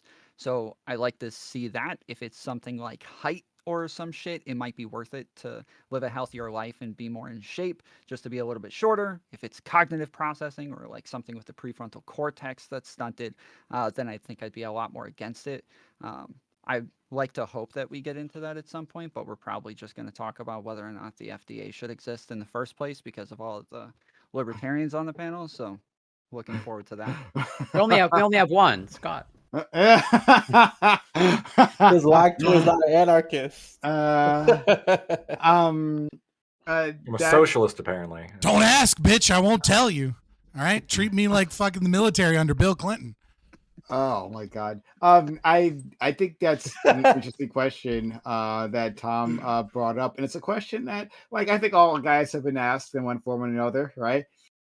which would give a few inches of height for inches on your dick. It's basically what he's saying here, right? So like vertical height or horizontal being width, able to right? see your dick at least, yeah. Yeah, being able to it see your from more dick. inches, Yeah. But that actually might be worth like if I don't know if it's a height thing, but like that might be something worth discussing, really. Let's go to our friend Ali.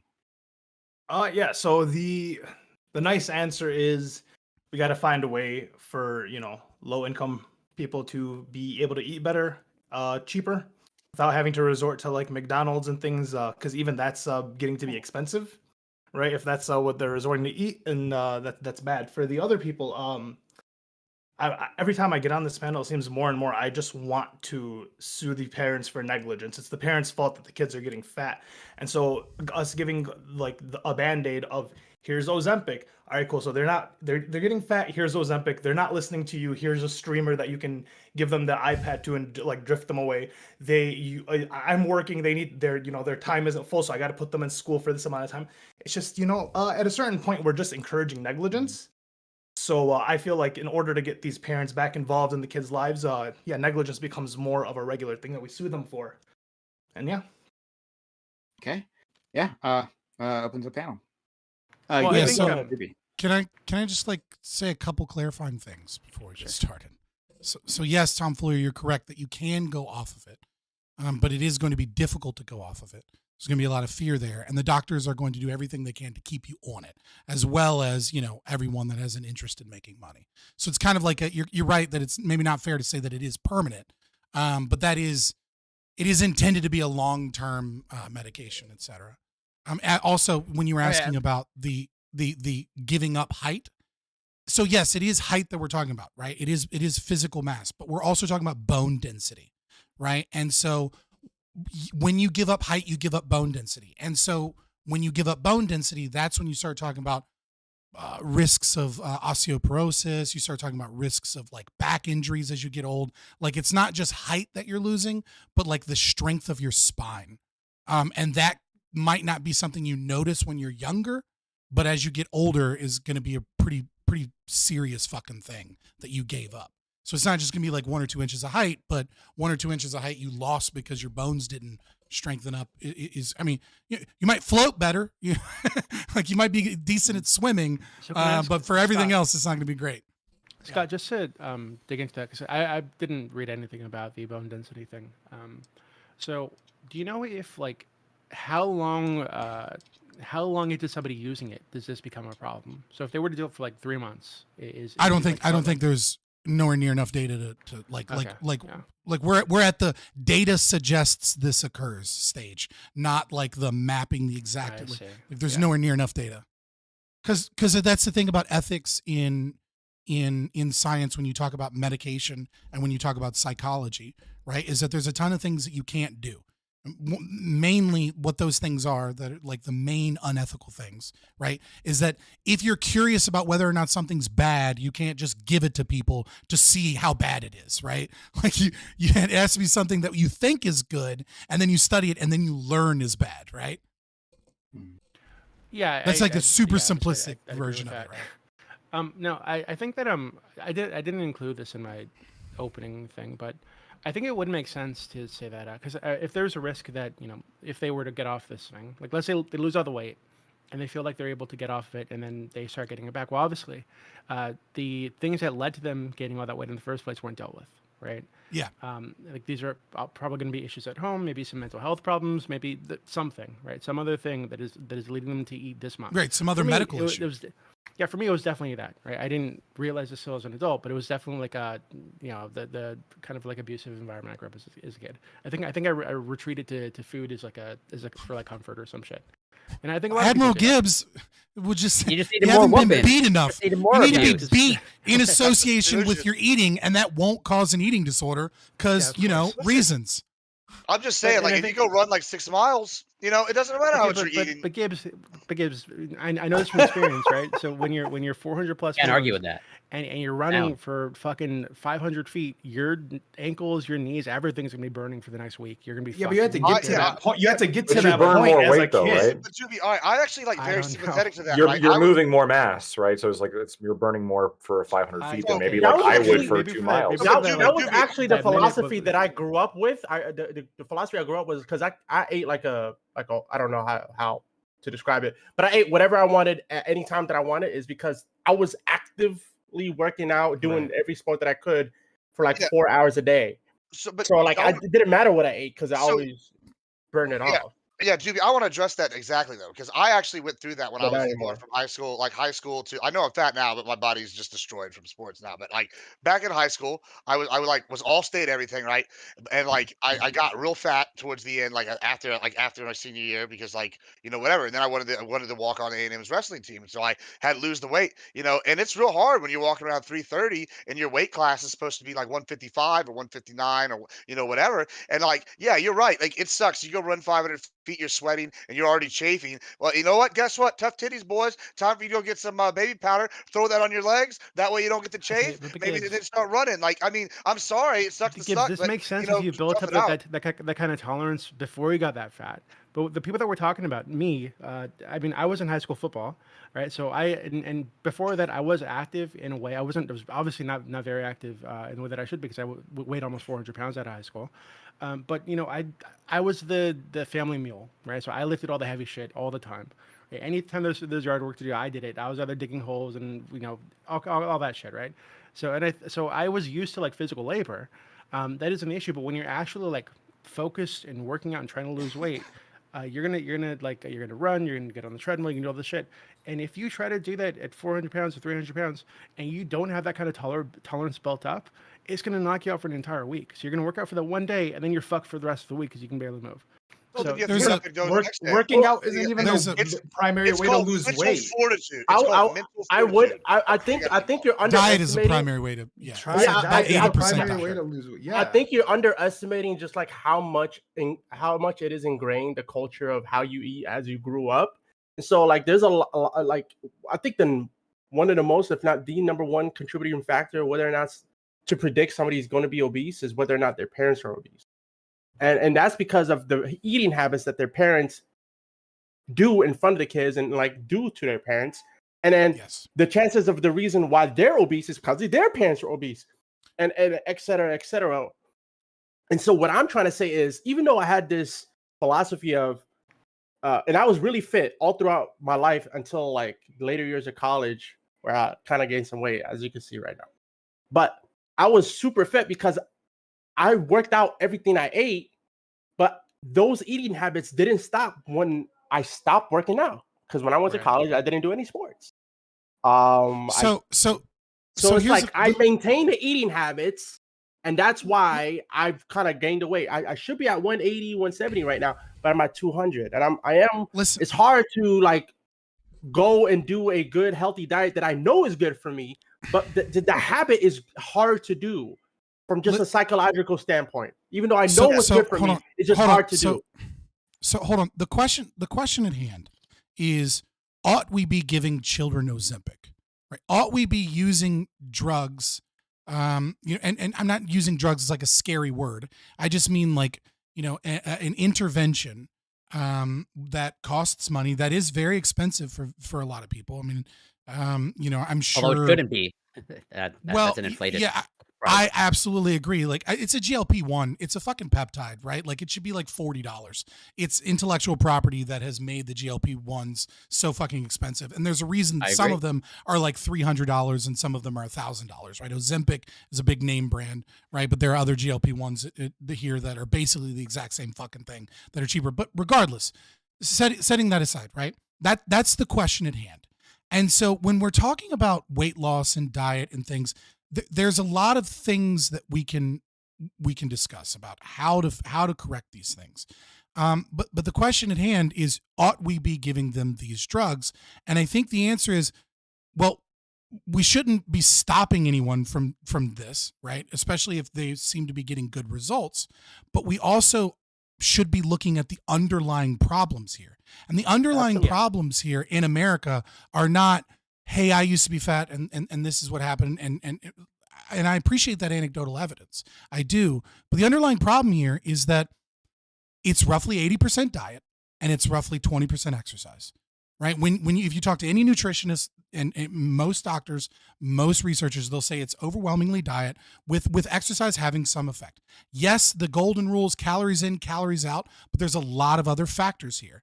And we should be wondering why, if it's 80% diet, why is it that in the 1970s, everybody was fucking skinny compared to now, and all of a sudden now we're all fucking fat? And people go, oh, well, it's because we don't work out as much. Well, if it's 80% diet and 20% working out, something's not fucking adding up. And what's not adding up is that our diets have changed drastically from the 1970s. The amount of ultra processed food we're eating, the amount of bullshit that we're eating, the amount of calories and portion control and sizes that we're eating. And we need to do something about that in this nation, whether it's some stupid fucking socialist solution of like a better food pyramid that's probably not going to fucking work anyways, or it's some other solution that's market driven in some capacity. And I think that Ozempic is a band-aid. In the 70s too. Well, You know what else is different? we're talking about obese kids, You know- but like Well, not hold too on. long didn't read. Cigarettes- So tobacco does smokers, they don't get fat in the same way. Well, you know what else is different from the Well, 70s? because it We were giving reduces whoopings to their children appetite. whenever they were being little baby-act bitches. It's Shut time the to fuck stop up, being dude. You're baby-act. just gonna I'm cause 100%. fucking. I'm 100% Like, serious. why do you say this? This is content brain retard shit. No, it is absolutely correct. I actually disagree. You're with just this gonna give baby children thing. eating disorders. No. Well, good. Then maybe they need it. They And can brain get skinny damage. again. Like, I'm sorry. I'm not buying this bullshit that y'all are saying. You don't Maybe beat they need children it. into fucking eating better.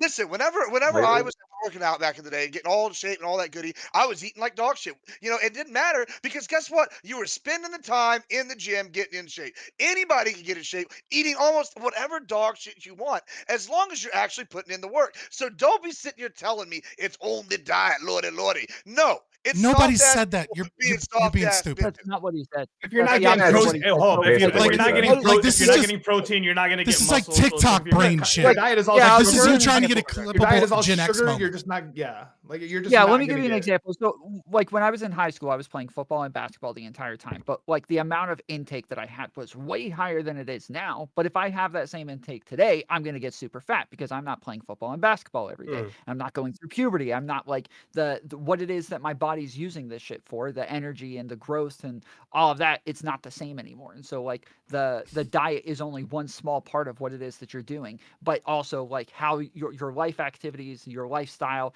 and the amount of exercise you get is going to be probably more important than anything else. You can have a fucking horrible diet, and if you're out running around all the time and working out, or you eat at the right times of the day, hold and on. like Hold on, no. you know, fast You for can have- longer, like, that's not there's true. A lot more that goes into it. That's not true. You can have a lot of calories, right? Michael Phelps at the peak of training for the Olympics was eating 12 to 20,000 calories a day, right? You can eat a lot of calories, but if you eat shit food that makes you feel like shit, you're not going to get up and moving. You're going to, it's eating shit food that is ultra processed, that's full of a crap, is going to have you sitting on the couch, fucking tired, like a fucking bear that just got shot with a tranquilizer dart. Just, You're not gonna go swimming after eating like beef stroganoff.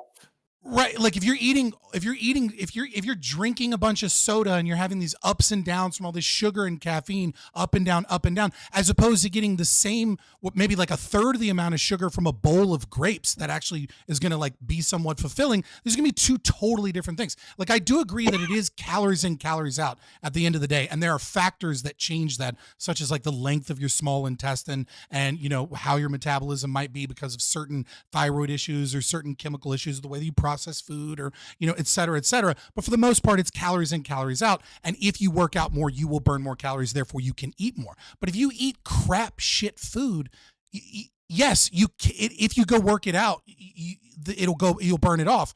But if you're eating crap shit food, you're not going to have the energy to fucking go work out because you're eating shit that's not giving you fuel. Instead, it's giving you disease. So I don't really. So I just wanted to comment briefly. So I don't really disagree with anything that you said, Scott. What I will say, just maybe as a caveat of like probably that calorie intake of Michael Phelps probably overestimated. But even then, even if I grant it, he probably wasn't reaching that amount of calorie intake through like cauliflower and broccoli. If you're eating No, 12,000 calories of No, he was so- he was eating a fuck ton of red meat. And I think Carbohydrates. he was also eating some greasy shit, some food that you probably would be terrible for you, right? But of course, he built up to that as like an Olympic as the most prolific gold medalist, Olympic athlete ever. I think has anyone beaten Michael Phelps' He's record pretty yet? close to it. At least for swimming, Right, I'm so pretty sure. Right. So I mean, like we're talking about a very special specimen. Also, he has Marfans and like the good kind, right? Like he's a very special specimen in terms of his body. But what I'm trying to say is that like, yeah, I mean, you get what I'm trying to say. That like, Yeah, yes, we it get is it. calories in, calories out. But if you're eating shit, you're gonna feel like shit, and if you're gonna feel like shit, you're not gonna go work out. Like that's not the shit that fuels you. I also want to add that I think one of the biggest contributing factors is just the education or like the knowledge of how to lose weight. Because I can't imagine how many times people have told me, I don't know, man, I keep working out and I'm still not losing weight. Like they actually don't know that they need to work out long enough or more than what they eat, or just like because they're probably not changing their diets and just increasing their workout, but not working out enough to like eclipse their diet calorie intake. Well, many people overestimate how many calories are burned in any like workout session. People think like an And hour on a vice treadmill. versa. Yeah, Even, that too. They've done But many studies people- with nutritionists where they underestimate how many ounces of basic everything. When people count their calories, even nutritionists undercount when they're counting. Hold on. Are you taught? That's why I overcount just because just to make sure. I know one of them, and this is a big thing, right? Are you talking about a nutritionist, a person who is like not trained, or a dietitian who goes through Registered dietitian, like yeah. nutritional training? Yeah, I mean Dietitians registered get very upset dietitian. when you get them mixed up. Go ahead. Okay, whatever. All I'm saying is registered dietitians. They've done research where like they'll take like a control group and then people that like say that they're really good at counting their nutrients and shit, and then people that are registered dietitians, and all of them for the most part will like when they measure out their food, they'll just add a little bit. Like they're getting more calories than they think they're getting. Yeah, people are not really great. Well, no one's perfect at estimating the amount of calories they intake, and also they overestimate how much an hour on the treadmill like actually burns. Where they think yeah, I've had that cheeseburger, but now an hour on the treadmill is going to like nullify that. No, you pretty much like maybe at most like a couple hundred calories. Obviously depending on your fitness level and speed, but like yeah, they just don't have a good way of gauging how many calories they're intaking and expending. Yeah. Well, it's also, I I mean, I eat pretty shit food right now. I eat like mostly like Taco Bell, McDonald's, shit like that. But I mostly eat in the mornings, and then I don't eat for I think it's 16 hours total before I eat.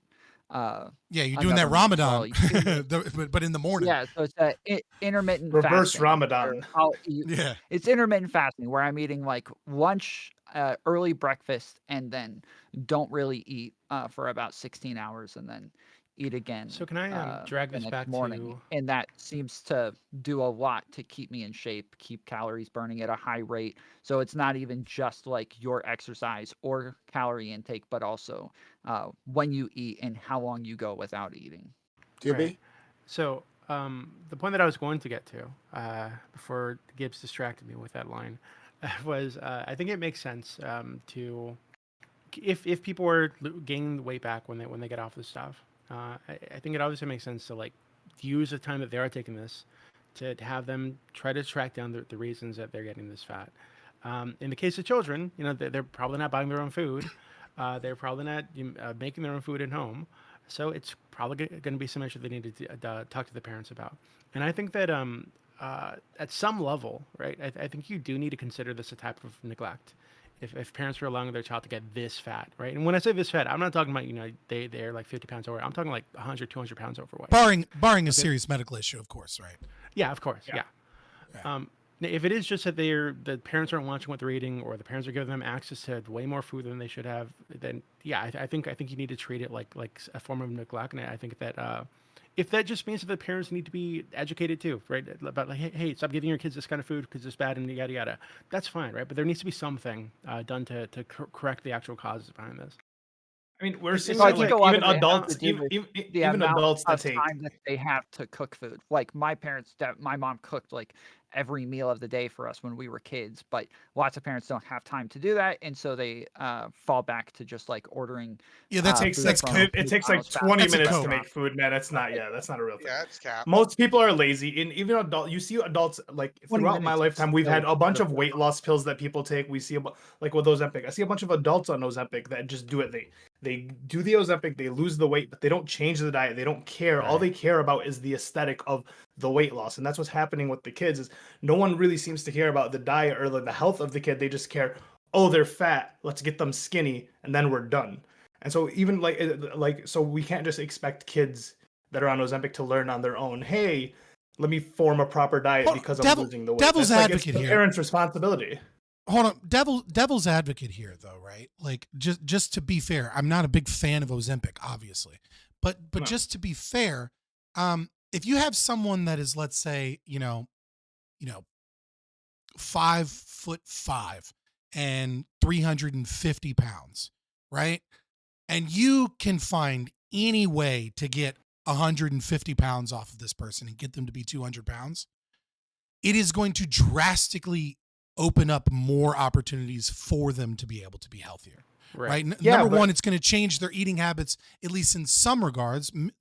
They can go back to bad old eating habits when they get off of the Ozempic. But another thing too is that yes, there is a percentage of this equation which is working out. And as Doobie noted, when you are morbidly obese, just the fucking pressure on your ankles can be dangerous to do certain activities. And if you can lose that 150 pounds to where now you can safely go to the gym and get on the treadmill for a little while and do certain things, you open up opportunities to actually be able to develop those good habits. But I absolutely agree with you that if you don't do anything beyond that, that it is in many ways wasted. Because and that's the issue. Yeah. Wait. And so gyms are relatively cheap, but personal trainers are like extremely fucking expensive, right? So if you want insurance to cover anything, insurance should cover the personal trainers. Personal trainers should work alongside dietitians or physicians, whoever's prescribing the Ozempic, so that these things can happen. But it's too expensive for the average person. Insurance companies never going to do that. And the reason insurance companies are never going to do that is it's not the fucking profit model, because they don't do it in fucking socialist countries either. It's because we, as I said before, we have a disease managed care system. We don't have a healthcare system. Insurance companies, either under socialism or under the private market, are not currently incentivized to cure problems, or they're not engaged in low time preference behavior. They're not looking towards the long term. And the reason they're not looking toward the long term, at least in the American care system, is like every insurance company knows that they have you for like 2 to 3 years until you switch jobs, right? We no longer live in a country where people get jobs where they have the same job and the same healthcare provider for like 30 years. They know when they have you that they have you for 2 to 3 years, and then you're going to be somebody else's problem. And so if I have you for 2 to 3 years, what I want is medications and drugs that my pharmacy benefit managers have gotten me a really good deal on, right? That are going to give me a really good return. And so these are going to be like tier 1 drugs. And I'm going to give you those tier 1 drugs for 2 to 3 years. And then as you develop more issues down the road, you're somebody else's fucking problem. Either you're, Medicare's problem, or you're whatever other job's problem that you have. And so until we start addressing those issues, like we're never going to be able to fix this problem. It's we have to start going deeper in order to fix these issues. And Ozempic is just another Band-Aid. And I want to bring back... That's why the negligence charge would be for me, because you need a way for parents to be more invested in these kids' lives. We're just pushing more and more parents away from being invested in their kids' lives and divesting all this shit talk. That's why I want to. That's why I want to take it, because that's why I came back, because I heard about the charging the parents for negligence. The issue is that you would have to demonstrate negligence, because it could be possible. It's fat and obese. No, but it could be possible that the kid's fat and obese due to factors that the parents try to control, and yet while trying to make their kids healthy, their kids may not want to listen to them, may get food outside when they go to school, may have some outside force. You have to demonstrate, and having a fat kid is not in of itself demonstration of If negligence on the if you parents' don't fault. pay for the kid to have food, I don't know too many broke kids that are just going to get fat because other people are buying them food. Corey? Like, I don't know kids Right. without money that are doing that. And I'm then just- Lactoid? Yeah, I'm just curious. Although I think Lactoid And was Gibbs? first. There's so a we should bunch of probably places you go get first. free food from. Such a gentleman. You can go first, Corey. Thank you. But so I'm curious. Like, so there those who are opposed, or some of the obviously I'm not really outside of Gibbs and the whooping. People who are opposed to Ozempic or having children having access to it with the concerns. How would you feel? Because like some of this is stemming from you're not addressing like the root problem. Like let's say lifestyle changes, better eating habits. How would you feel about, let's say, gastric bypass or bariatric surgery for like adolescents? Like you're pretty much like permanently altering the physiology where it's like, yeah, they don't need to really address their eating habits. You're physically limiting how much they eat. And so at some level, you can make the argument that you're addressing the root problem, so to speak. Are you more in favor of that? No, And so why not? because I'm not going to put kids through surgery because their parents refuse to take care of them. That makes no sense. But And what just if they having- what if they ask for it? What if you're like a 16-year-old and this is like what they're requesting? Yeah, no, I'm not cool with like kids doing elective surgeries just because they feel like it. Okay. Well, so what if it's also doctor recommended as well? Well, it's only doctor recommended because the kid is being neglected by the parent. Unless Okay. there's like a medical reason that they need to have this. Outside of that, like no. Okay, Well, interesting. the medical reason is that they're super fat. I get that, Yeah. but like that's just to me that's just negligence of the parents, and I'm not gonna sit here and treat kids medical through medical yeah, surgeries but so- when we could neglect just, already happened though. wait. The problem So- already happened. So Oh, what you're about talking now? about like it's already happened going forward. I mean, you have to do what you have to do in order to get the kids healthy. Well, yeah, sure, so- but I don't think that's gonna treat the overall issue. Even if I grant you like sure, I can grant No. you at some level there's like negligence in whatever some cohort of parents and children. But like if you can't address that, okay, which is understandably more difficult, but maybe more optimal. Like you're almost like saying, well, the kid should now suffer pretty much almost for the rest of their lives if you're like pretty much not giving them access to, let's say, bariatric or gastric bypass surgery. It's like, yeah, well, it's negligence, so I'm not going to treat it, so to speak. Well, the problem is the gastric bypass. You're going to do that. I mean, sure, that might treat the core issue that they're eating too much. But then if they're not being healthy, they're not active, and they're just sitting at home, but they have the gastric bypass. So once again, aesthetically, they're not big, but they're still not having healthy eating habits and they're not having healthy activity habits. Then yeah, that doesn't really address anything. It just makes them look better. I mean, gastric bypass is going to be different because gastric bypass isn't just like Ozempic where you're going to eat a less amount. If you have gastric bypass, you basically have to go on a ketogenic diet. It's a long time because you'll have crushing. Well, I mean, yeah, that I don't know. It's a long, gastric bypass is a little bit more in that it basically forces you to develop healthy eating habits in the sense that like pretty you much have a can't very, overeat very physically. limited. Yeah, you can overeat physically or you'll vomit, but also you can't have too much sugar for a very long time. So you end up on eating whole grain, limited amounts of sugar at first. And these are things like rice and things like that. So like you're going to change your eating habits in a way that isn't just about intake if you have gastric bypass, but also, yes, That seems I like think torture to surgery do that to a is kid. drastic. I think surgery is, well, I think being fat is also torturous, and so do you because Yeah, you're and calling type it 2 abuse. diabetes So- and heart disease and Right. all So that I think cancer. the problem here is that we shouldn't be worried about like I understand the knee jerk reaction of holy shit, why would you give surgery to a child? I think it always needs to be on the table because for some very small percentage of people, that might be the only option that they have to fix the problem or to save this person's life or to like get them where they need to be. But it's going to be a very, very, very small portion. I think the thing that we need to be focused more on is not what tools ought we be taking away, whether it be Ozempic, whether it be surgery, things like that. I think it's less about what tools ought we be taking away and instead what tools ought we be giving and incentivizing. And that's really where I'm at, is that I don't necessarily disagree that Ozempic is a tool or that even gastric bypass for a minor is a tool, but I think it is a tool that is drastic, and there are other tools that should be utilized that are being underutilized. And I brought up genetic testing as just one. The MTHFR gene was just one gene I was talking about. But there are plenty of things that if you get genetic testing and you do a full gambit, there are plenty of things that people have no idea that they're allergic to. And then they find out they're allergic to it. Hey, Scott. Hey, Scott. Yeah. I'm gonna just be a tiny bit toxic here, okay? All right, just a tiny bit. So you think that a child can consent to gastric bypass surgery? It's a silly question. I understand you're memeing. I don't think a child can consent, as I said earlier. Do you think? No, sorry, excuse me. No. Do you think we should be able to do a gastric bypass surgery on a child? I think that if you are so I'm talking about very extreme cases.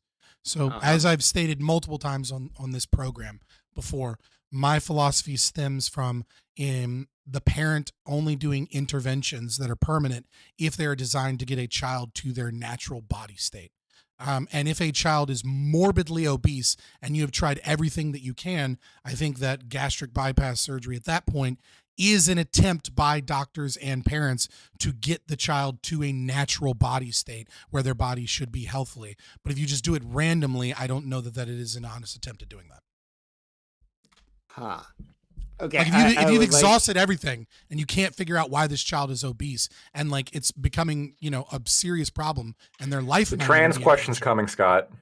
Not even that, but I was gonna ask, how could it be their natural body state when aren't you permanently altering their hunger levels? Yeah, I don't know how it could be, but I'm gonna leave it alone. I would like to actually dig into that a little deeper with you later on. The toxicity stops here. The toxicity stops. Like I said, just a little bit toxic. And then we'll go to our friend Lactoid and then Gibbs. I have to step away, but I can still hear you guys. All right, I'm not going to get into the trans stuff. That's no need to. I'm not going to go there. Don't worry. So I agree. Surgery and Ozempic and like worst case scenarios. I would only feel comfortable if like we're pretty damn sure this is going to be in the best interest of the child, given the invasive nature, especially of surgery, but also of Ozempic, considering the potential ramifications and the side effects. Very similar, interestingly, actually, to androgen therapy and HRT because the biggest symptom is bone density loss. Yeah.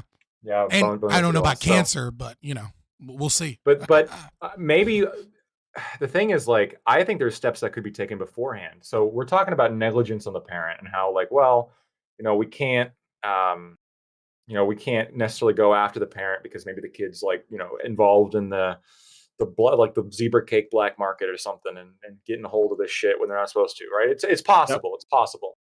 But I kind of like perceive this to be, this is a hot take, but I perceive this to be like a similar problem, even with like drugs and alcohol, where like kids might get a hold of it.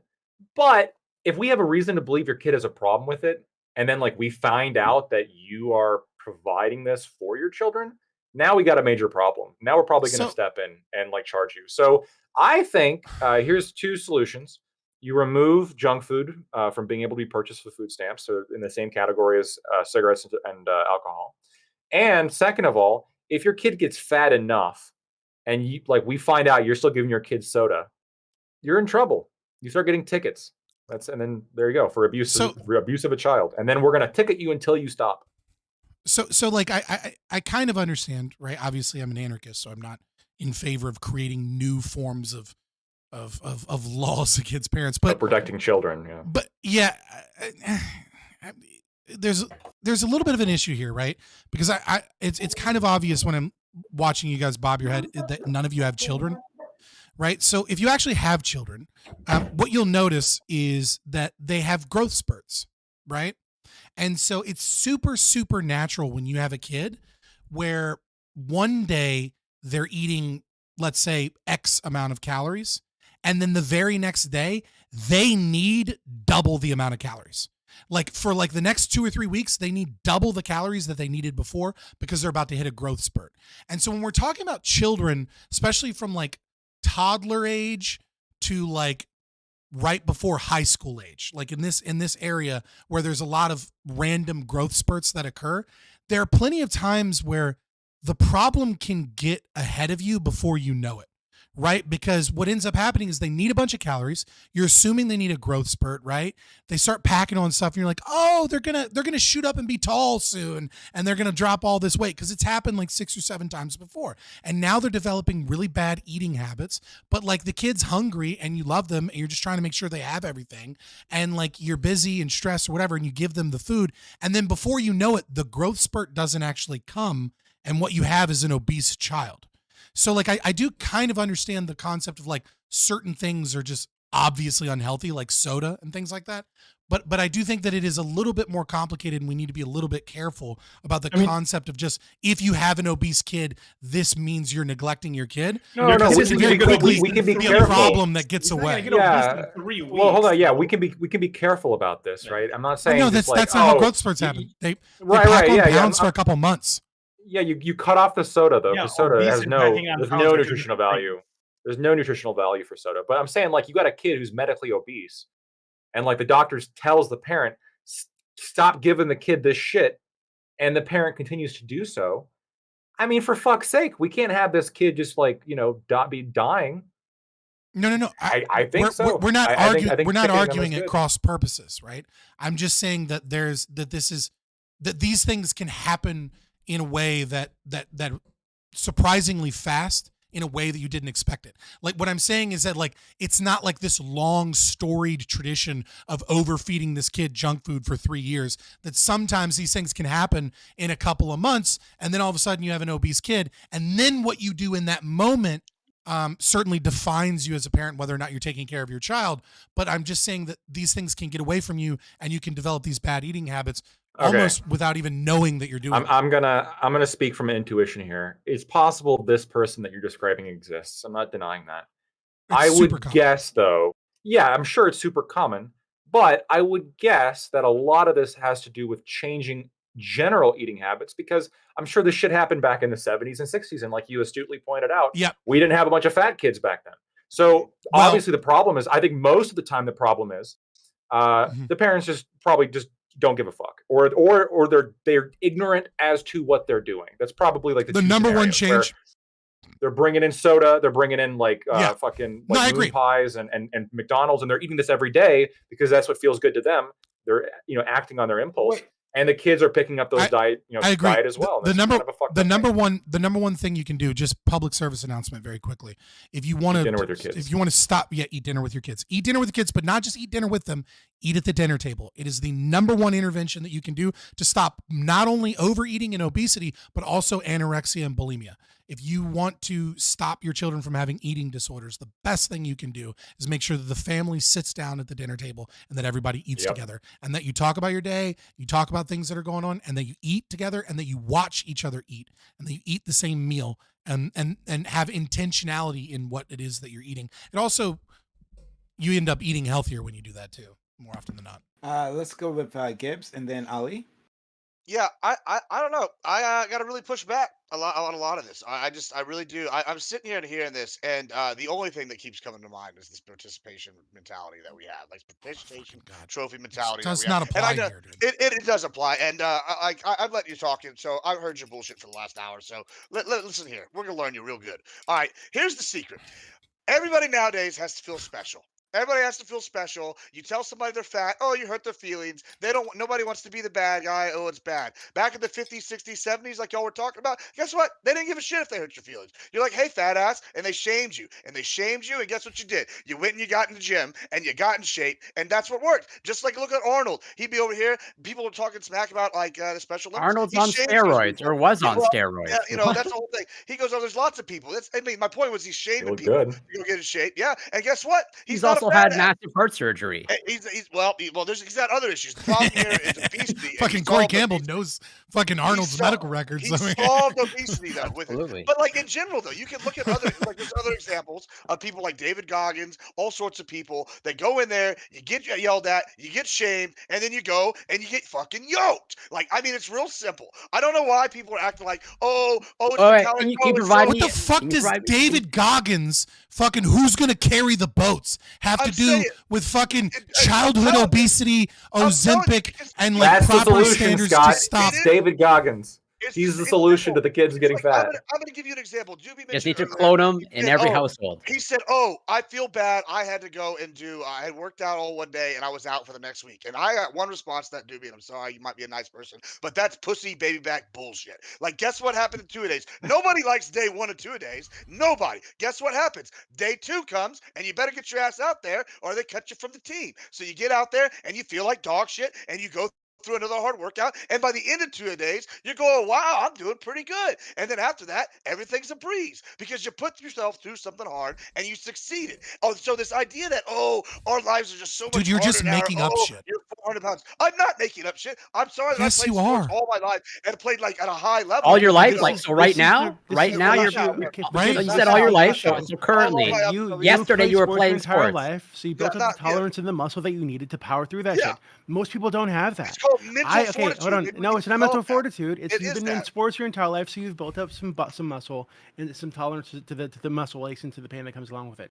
When I'm saying that I was in pain for the next week, tolerance, it's not just that I was sore. I'd been sore before. My knees were fucking burning. I literally Good, could not that's a move my good legs. feeling. No, it's not. It's not a good feeling. Yeah. Hold on. This indicates that there's some damage being done because I'm running around weighing 400 something pounds. Right. That is not healthy for my fucking knees. Right. So like, this idea that you just power through it and then you're good. Well, No, you should have that's- done that's swimming, fucking Doobie, ridiculous. right? We can make them Hold on. swim, couldn't we? Wait, lactoid. That is what I Tape ended up? up doing. Hold on, lactoid. That is what I ended up doing. Okay, because I realized, hey, I can't just work out like everybody else because my body is not like everybody else's right now. I need to do other shit. Right, so this idea you just like power through it and you're good is fucking ridiculous, right? You No, just it's don't- No. But to Gibbs' It point, really is. what if we made all the kids swim? Then their knees are fine. Yeah, that'd be Well, fine. also, That'd be just something we telling could do. people to do these things is what we've always done. We've always told people to just not be fat. We've But I always do- told them to work out and do better. But that's not actually happening. So, like, we have to actually not come up happening with now because the prescriptions that are participation actually going to make this more likely. I do think there is Dude, like, one salient Gen point X, that Gen Admiral X, Gibbs Gen X has is been like saying, Ibram Kendi and like and it critical is race that theorists. if It's like- every kid had their own personal We can make David everything Goggins, about they participation would trophies. actually. We're not work hiring out. a David Goggins for every kid. We can't afford that. Exactly. One David Goggins for a group of like 50 kids, and if every time he comes out there with some calipers, you're wait, time to hit the track, boy. Let's He go. might not be. He may like if public schools hired a personal trainer per. We do that. It's called a gym teacher. I know, but it's Gym not. teachers are awful. it's Well, gym not- teachers have like really, in my experience, not low the bar. Okay, I'm sorry. You've had a bad experience with like your Hold gym on, teacher, but but they- gym they- teachers are basically personal trainers for the whole school, right? But they don't really maintain I don't know that. about For the that. they don't really maintain that for the rest of. I mean, the they have school more year. education than most personal trainers, to be fair. Yeah, and they're not as highly specific as what a Stuck in the personal trainer Matrix. should be. They don't give like, here's your daily workouts for the rest of the week. Here you go, students, and here for you, students, and I'm gonna Or personalize tackle it diet for which is the everybody. more Yeah, important but okay, but look at like the fat kid sports. Like, all right, this is gonna sound weird. Everybody knew if you were on the tennis team, you're probably some little fatty, right? Or if you were in band, you're probably gonna be a little fatty. But if guess what, you went over there, yeah, the tennis kids were little fatties. Guess what? But you know what? The fatties, all the fucking The football kids that players, run back and forth the on the basketball court playing players, tennis? yeah, they were fatties. I don't know. I feel like Yeah, the football cross players are the countries, fatties. the I mean, cross yeah. country kids, Yeah. I mean, The maybe some of the football players linemen. were the big dudes. I mean, maybe y'all were a scrub I mean, school. hold on, no, when I joined the football team in high school, the first thing that the coach fucking told me is eat twice as much as you're eating now. I was already really fucking the fat. centers in my school were like 300 pounds. Well, you know, our Like, they were centers 300 tanks. pounds, but they were fucking. Yeah, but they Hold were on, built like Jimmy- tanks, though. They weren't Yeah, just they were fat. tanks. It wasn't fat. I want to hear from Jimmy. Yeah. Go ahead. Like, No, I would just respond to that. I think it's Yeah, but but just like sumo wrestlers, average age of expectancy is like 57. Just because you're a tank doesn't mean it's good for you. I mean, not but good, you I'm don't see just fat. saying, You like, don't they see were fat more- swimmers. That's the price. Like, I mean, there are Yeah, fat that's kids. what Tell they me there were. aren't fat kid sports though. Like you think that's a meme, but it's not. Like you No, I didn't don't think see it's a fat meme. I just don't swimmers. think the ones that you were pointing to are. you didn't see attacking fat sports. tennis players. You don't see fat tennis. We had a lot of players hefty either. kids. A lot of They were like cardio. 20 It's like pounds saying more than fat this. soccer kids. They were just walking around hitting a little ball dainty like. Yeah, wait, you barely wait, see wait, these wait, soccer wait. kids. So to to your point, listen, I agree that shame works, but I don't think that we should be shaming the kids. I want to Absolutely. you need so there was this lady on TikTok who was making dinner for her kids every night, right? I've seen that video. Every night she would make like fucking the most processed, disgusting powdered like, horrible donuts food and for her shit. kids. Dude, Yeah. she mushed Twinkies in with like powdered donuts. Yeah, exactly. disgusting. And so the internet fucking flamed her, and some of them gave recommendations as what she should eat. And after a few I think days or weeks of getting absolutely torched online and getting shamed, she What's ended the up app? changing. I honestly don't know. I didn't really look that deep into it. But after a few She was weeks real of fat change- too, though. Yeah, she was also fat. But then what did she do? She ended up changing the diet because she was getting made fun of online so much. She didn't want to do this, but that's what she thought. She thought that was the best way to feed her kids because she was. I think they were a broke-ish family, right? And so information, and then she changes the diet for the kids. Because unfortunately, you're not going to be able to hold kids accountable for once again the actions of their parents. And like Scott, to your point, when you were saying that parents don't have enough time to cook for their kids and you call it that cope, well, I mean, it's cope that you don't see your kid getting obese. Your kid getting a little chunky is one thing. Your kid getting a little fat is one thing. Your kid getting obese is a complete That's not what I other thing. said. You're not going to. That's not what I said. You said you could easily. You said that if you have kids that have growth spurts, you don't know how long or when that growth spurt is going to kick in, so you feed them more than because they need more calories, and that could quickly become obesity. I mean, how long do you think it takes for a kid to get obese? I'm talking about round little, What I said is that the problem can get away from you quicker than most people here think because they're not parents and they're not thinking about what it's like. You can have a growth spurt situation where your kid is overeating massively for a few months, and then the growth spurt never comes. And now you've ingrained for a few months unhealthy eating habits, and they've packed on the pounds. I said it's in that moment where then we can start where we notice the problem, right? Yeah. Is where you can start to take action and where a parent should take action. What I'm saying is that it can be very difficult for a lot of people, especially if they don't know the appropriate ways to deal with these problems, etc. Because it's not like it's this thing. Sometimes I don't want to say obesity comes out of nowhere because obesity doesn't come out of nowhere, but your child being overweight and already having bad habits absolutely can come out of nowhere. Now, granted, to see and manage. Relatively, right? Easy to see and manage. You're the one we- feeding them. You're the one who's looking after them. You're the one who manages the weight. You're supposed to take them to their checkups. Right, whatever. right. And then once you have an obese kid, t-shirts don't fit. I'm just saying what I was pushing back on is the concept that if a child is obese, that this means almost certainly that there's like a really neglectful parent. And what I'm saying is it's like a long period of obesity. I absolutely agree there. But if a child just becomes fat, it's like, okay, now we have a problem and we have to resolve this. And sometimes it can take a while to figure out what the problem actually is, because in some situations it could be a genetic issue. In some situations it could be some type of sickness or something. In most I'm skeptical of the genetic shit. You can be skeptical all you want, but it certainly plays a role. Genetics and epigenetics absolutely play a role in weight loss. And yes, you can push through many of those things, but they're an incentive amongst one of the I mean, we did push through. We pushed through it. We pushed through it for all of human history, except for the past 50 years. So. There was one Yeah, girl. well, in high school, no yes, matter and what she did, she was that's gonna one be of the around, reasons. but that's not Hold on, exception. that's one of the reasons. That's one of the One reasons person. why I brought up. That's one of the reasons why I brought up the MTHFR gene. Right? Is because it's not because I believe that that's like a big part of obesity in America. I don't. Right? But this is just one example of something that wasn't a problem 50 or 100 years ago because we didn't have a bunch of folic acid in our diet. It didn't really exist. We had methylfolates and we had other forms of folates that were naturally occurring. We weren't spraying our food with folic acid. We didn't have all of our vitamins have folic acid added. We didn't add folic acid to cereal. This is a thing that many people can't process, right? That causes weakness, muscle soreness, fatigue, paresthesia, pins and needles, and many things that could contribute to weight gain. And it's something that simply didn't exist 50 years ago because it wasn't in our diet. That's just one example. And what I'm saying is that like the biggest problem with this problem is treating it as if there is ever going to be a one size fits all solution. It is going to be about diet is going to be a problem.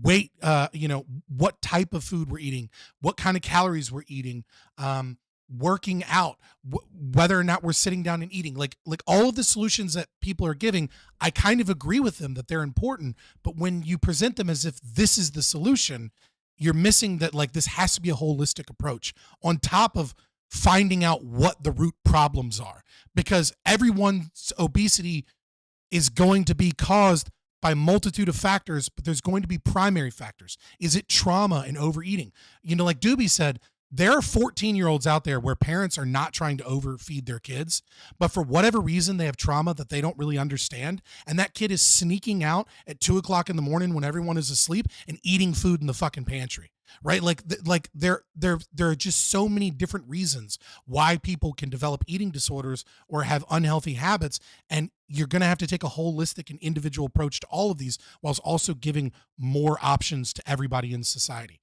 and more education. I think that there is almost of a catch-all solution to this, and I think if you ever watch Willy Wonka, you'd understand what I'm talking about. And it's one thing that it's really you're gonna be really hard to solve. Is just like food just tastes really good. It's gonna be hard for you to find somebody that just eats for eating's sake and not because it also tastes good.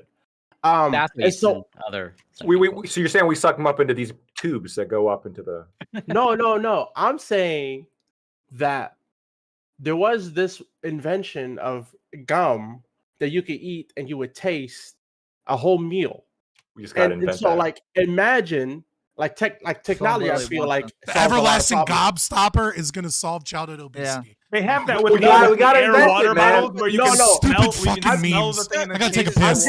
I'm just saying, instead of like, imagine where technology, like somebody invented technology where you eat a gum and it's like low calorie gum. Hell maybe yeah. 50 calories at the most. They're trying that with water right now. My They have man's the water spitting. bottle where it's the lid is scented, and the idea is that you smell, and the scent that you smell, you Right, when you right, drink the water, exactly. it doesn't work. Well, right. protein Because shakes the already technology do. is not there yet. Obviously, it's not gonna. What What we have shakes is not gonna. We just got to invent the 0-calorie burger. Perfect.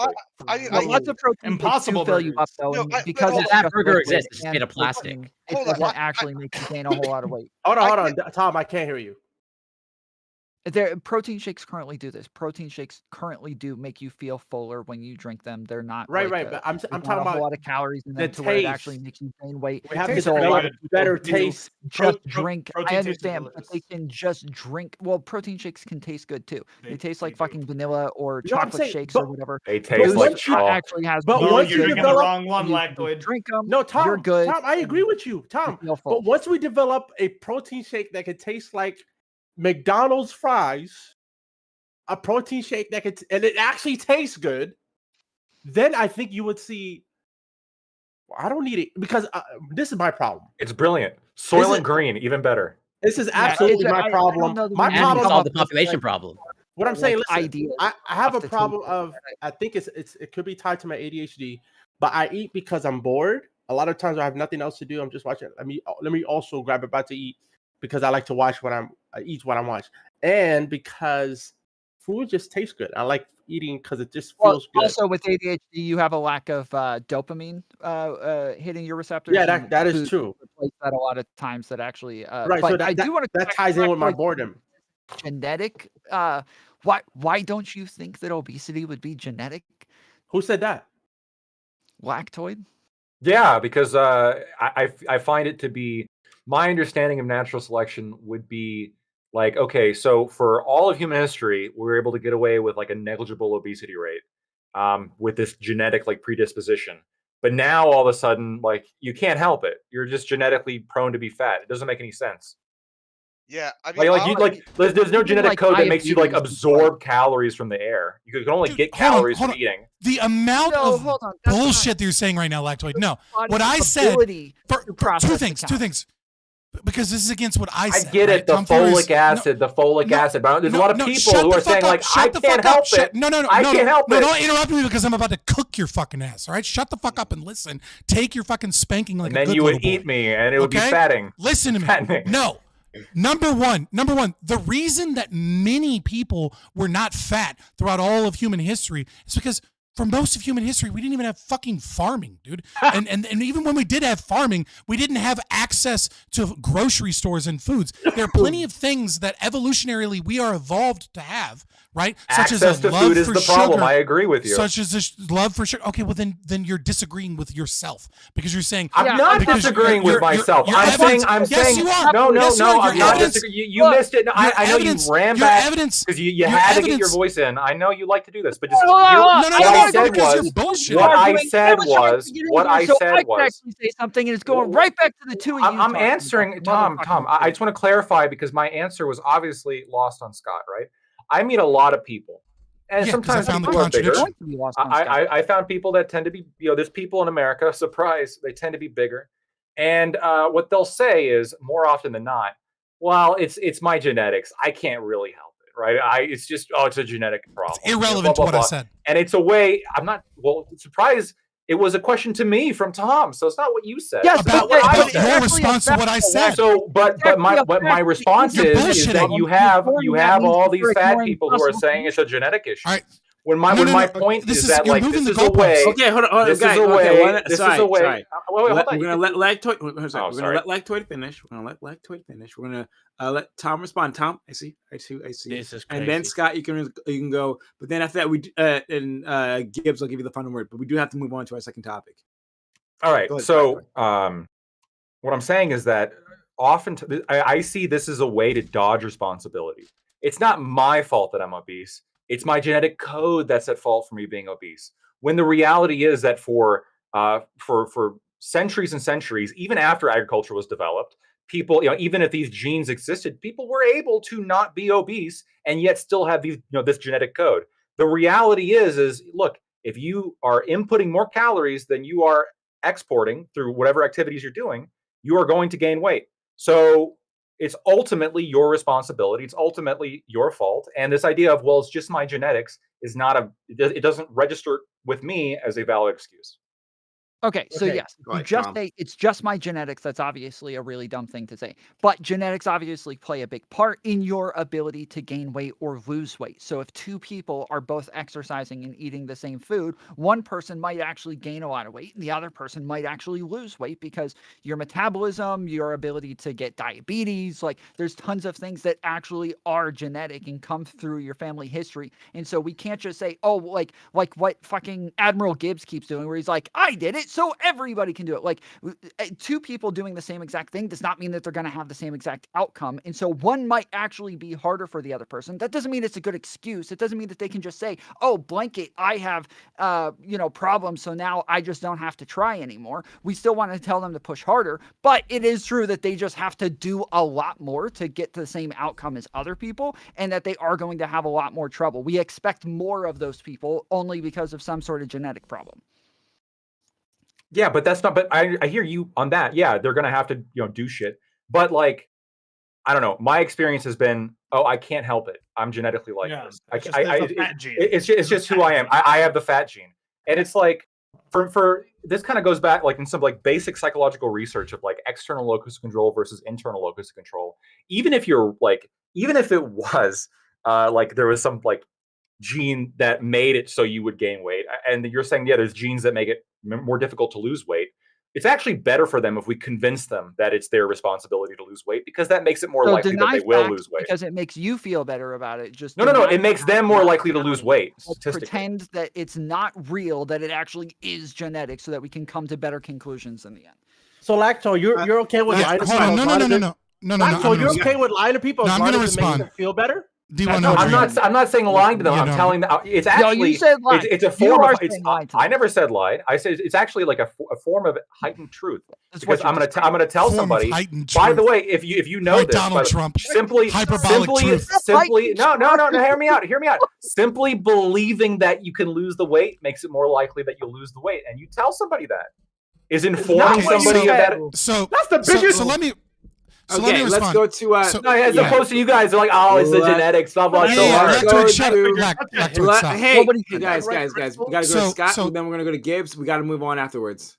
Yeah. So right. So hold on. No, Admiral. I'm gonna respond real quick, and then absolutely you. Yes. So you have completely shifted the goalpost to something entirely different, Lactoid.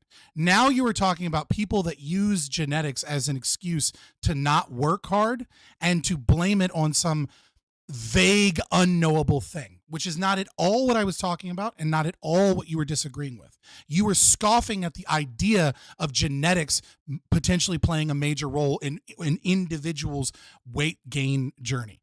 And then you backed this up again by saying that, oh, everything was fine for this super long amount of time. There were no issues because we survived now. And then when I attempted to start telling you why what your answer is problematic, you just go, oh, folic acid. And you started screaming over me because I was explaining why you're so fucking wrong.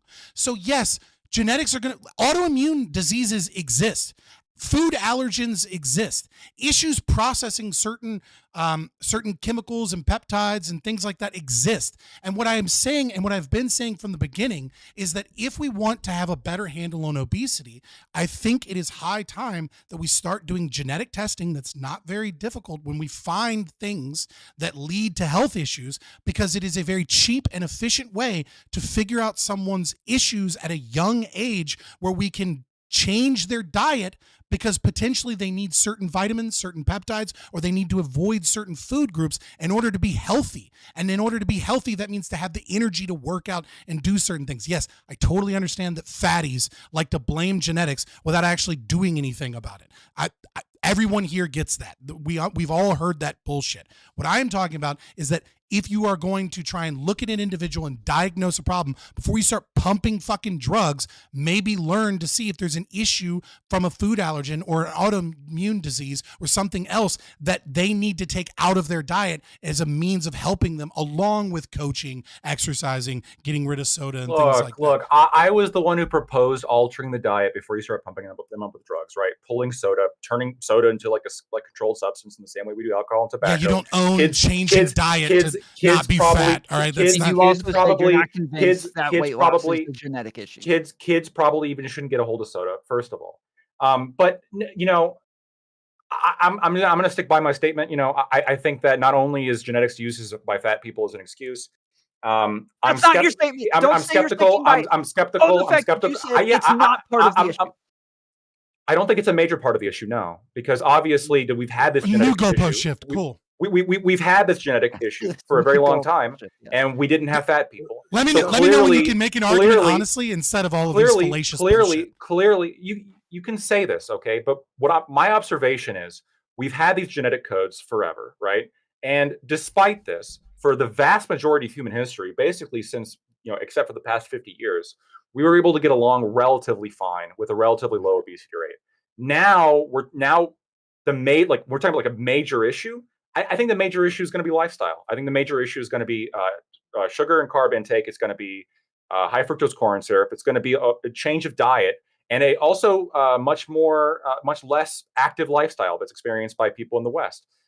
You experience this. So you're across just the ignoring board. all the shit that I said. You experience. You see. Shut the you fuck see up, this, your gish You gallop. see this.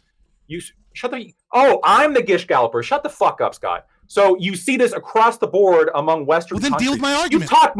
You talk more than me. It's not about how much you talk more than everybody else combined on every fucking panel. Shut the fuck up. No, you don't. Shut the fuck up. Like, you talk more than everyone else at every panel, and you somehow have like the fucking this ego of like, well, I deserve to talk and none of you deserve to talk because I'm Scott. I'm from Fabian Liberty. You're not Shut the addressing fuck the up for a argument. second. Shut the fuck up for I'm literally in the middle of trying to explain myself. Okay. So Lactoid, I'm gonna let you explain yourself. Then we're gonna go to Gibbs, and we got to move on. Yeah. So the question was whether or not it's a major impact. I don't think it's a major impact. No, I that's think a new goalpost. I think. Tom, did you say that genetics was a major impact or any impact whatsoever? You said you don't believe that that's actually part of the problem. That's what you said. You said you're not convinced that that's actually part of the problem. Genetics. The genetics are not part of the problem. That's what I was challenging. That 0%. A part of the problem. Did you misstate that, Lactoid? Maybe you want to.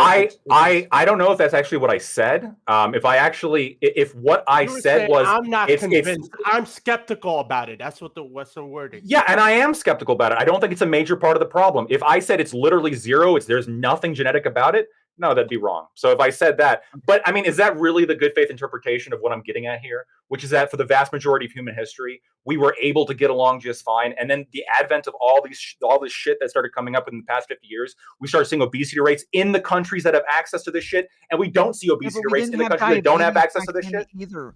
We didn't have computers back then. We didn't have desk jobs. Yeah, we didn't sure. Have We gotta. That's my point. We gotta Yeah. move on. We gotta move Not on. genetics. We hear you. Or We hear you. folic Good. acid, Go by ahead. the way. I'll give you a final word on this. All right, so outside Didn't of something exist. outside of something like a thyroid issue, like I'm also not buying this genetic bullshit.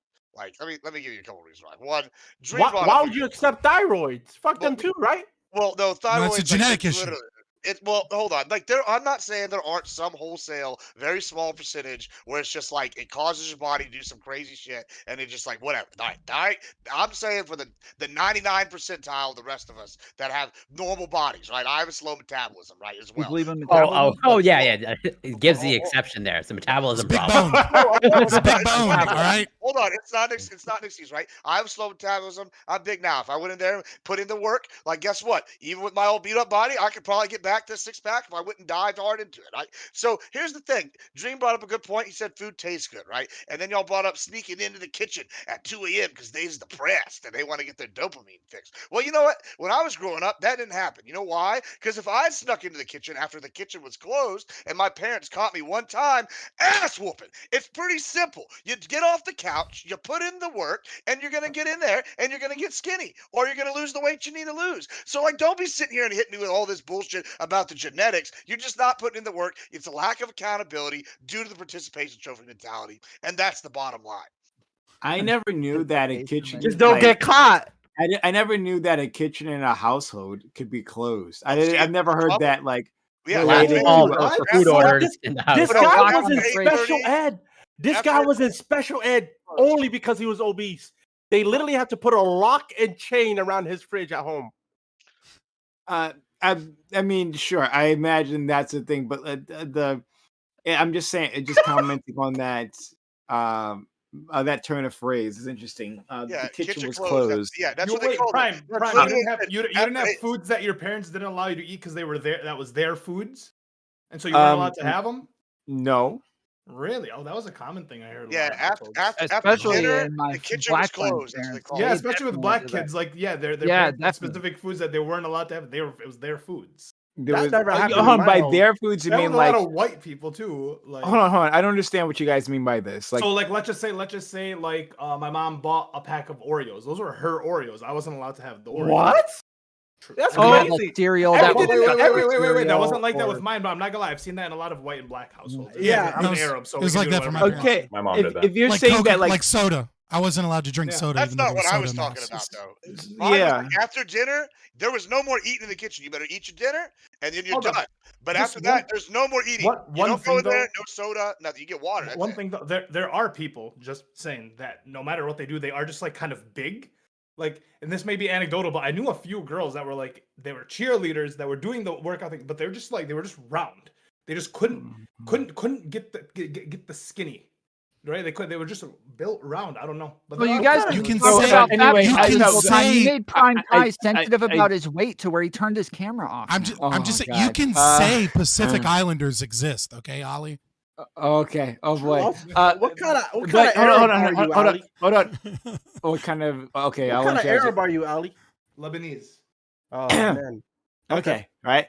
And all right. So to be clear, so the thing you're talking about, I think there were cases where like, oh, my mother liked like Cheerios or something, right? She bought Cheerios for herself. But if I really wanted Cheerios, she would buy Cheerios for me. But she like didn't want like maybe the kids to eat all through everything, right? Like, okay, this stockpile is for me. But if you want also this food, you can have this food. But there was no food type of food that I was banned from eating.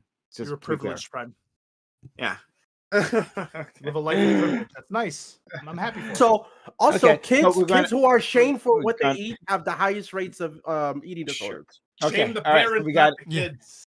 we gotta move past this. I'm sorry, we're already super late to go to that. But I'm glad you guys had like a spirited discussion on this. You took to it really well. So thank you all There's a lot of people of different Oh, sizes here, so that's why. Fuck me. God damn it. All right. Corey's gonna make fun of me. There's a donation coming from 4 hours ago.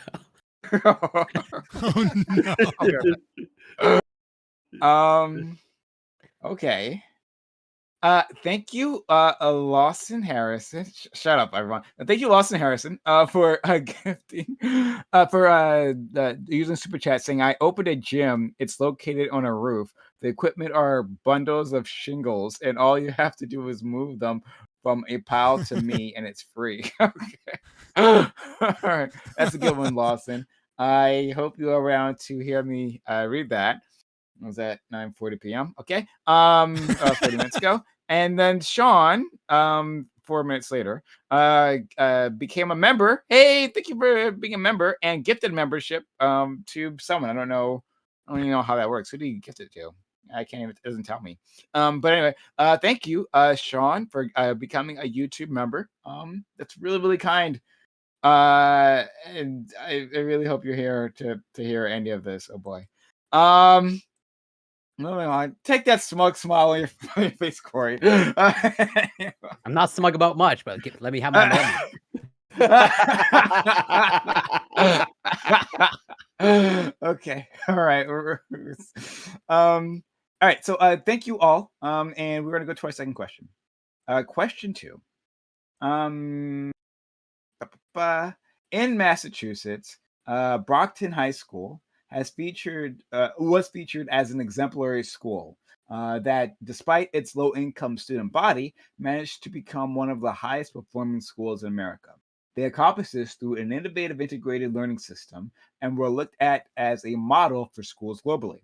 However, these days, attendance have decreased by 12% as parents avoid sending their children there due to reportedly outrageous violence. Some say that at least part of the problem is a law that prohibits the schools from suspending disruptive students. Others say the school is just an unfortunate victim of COVID lockdowns.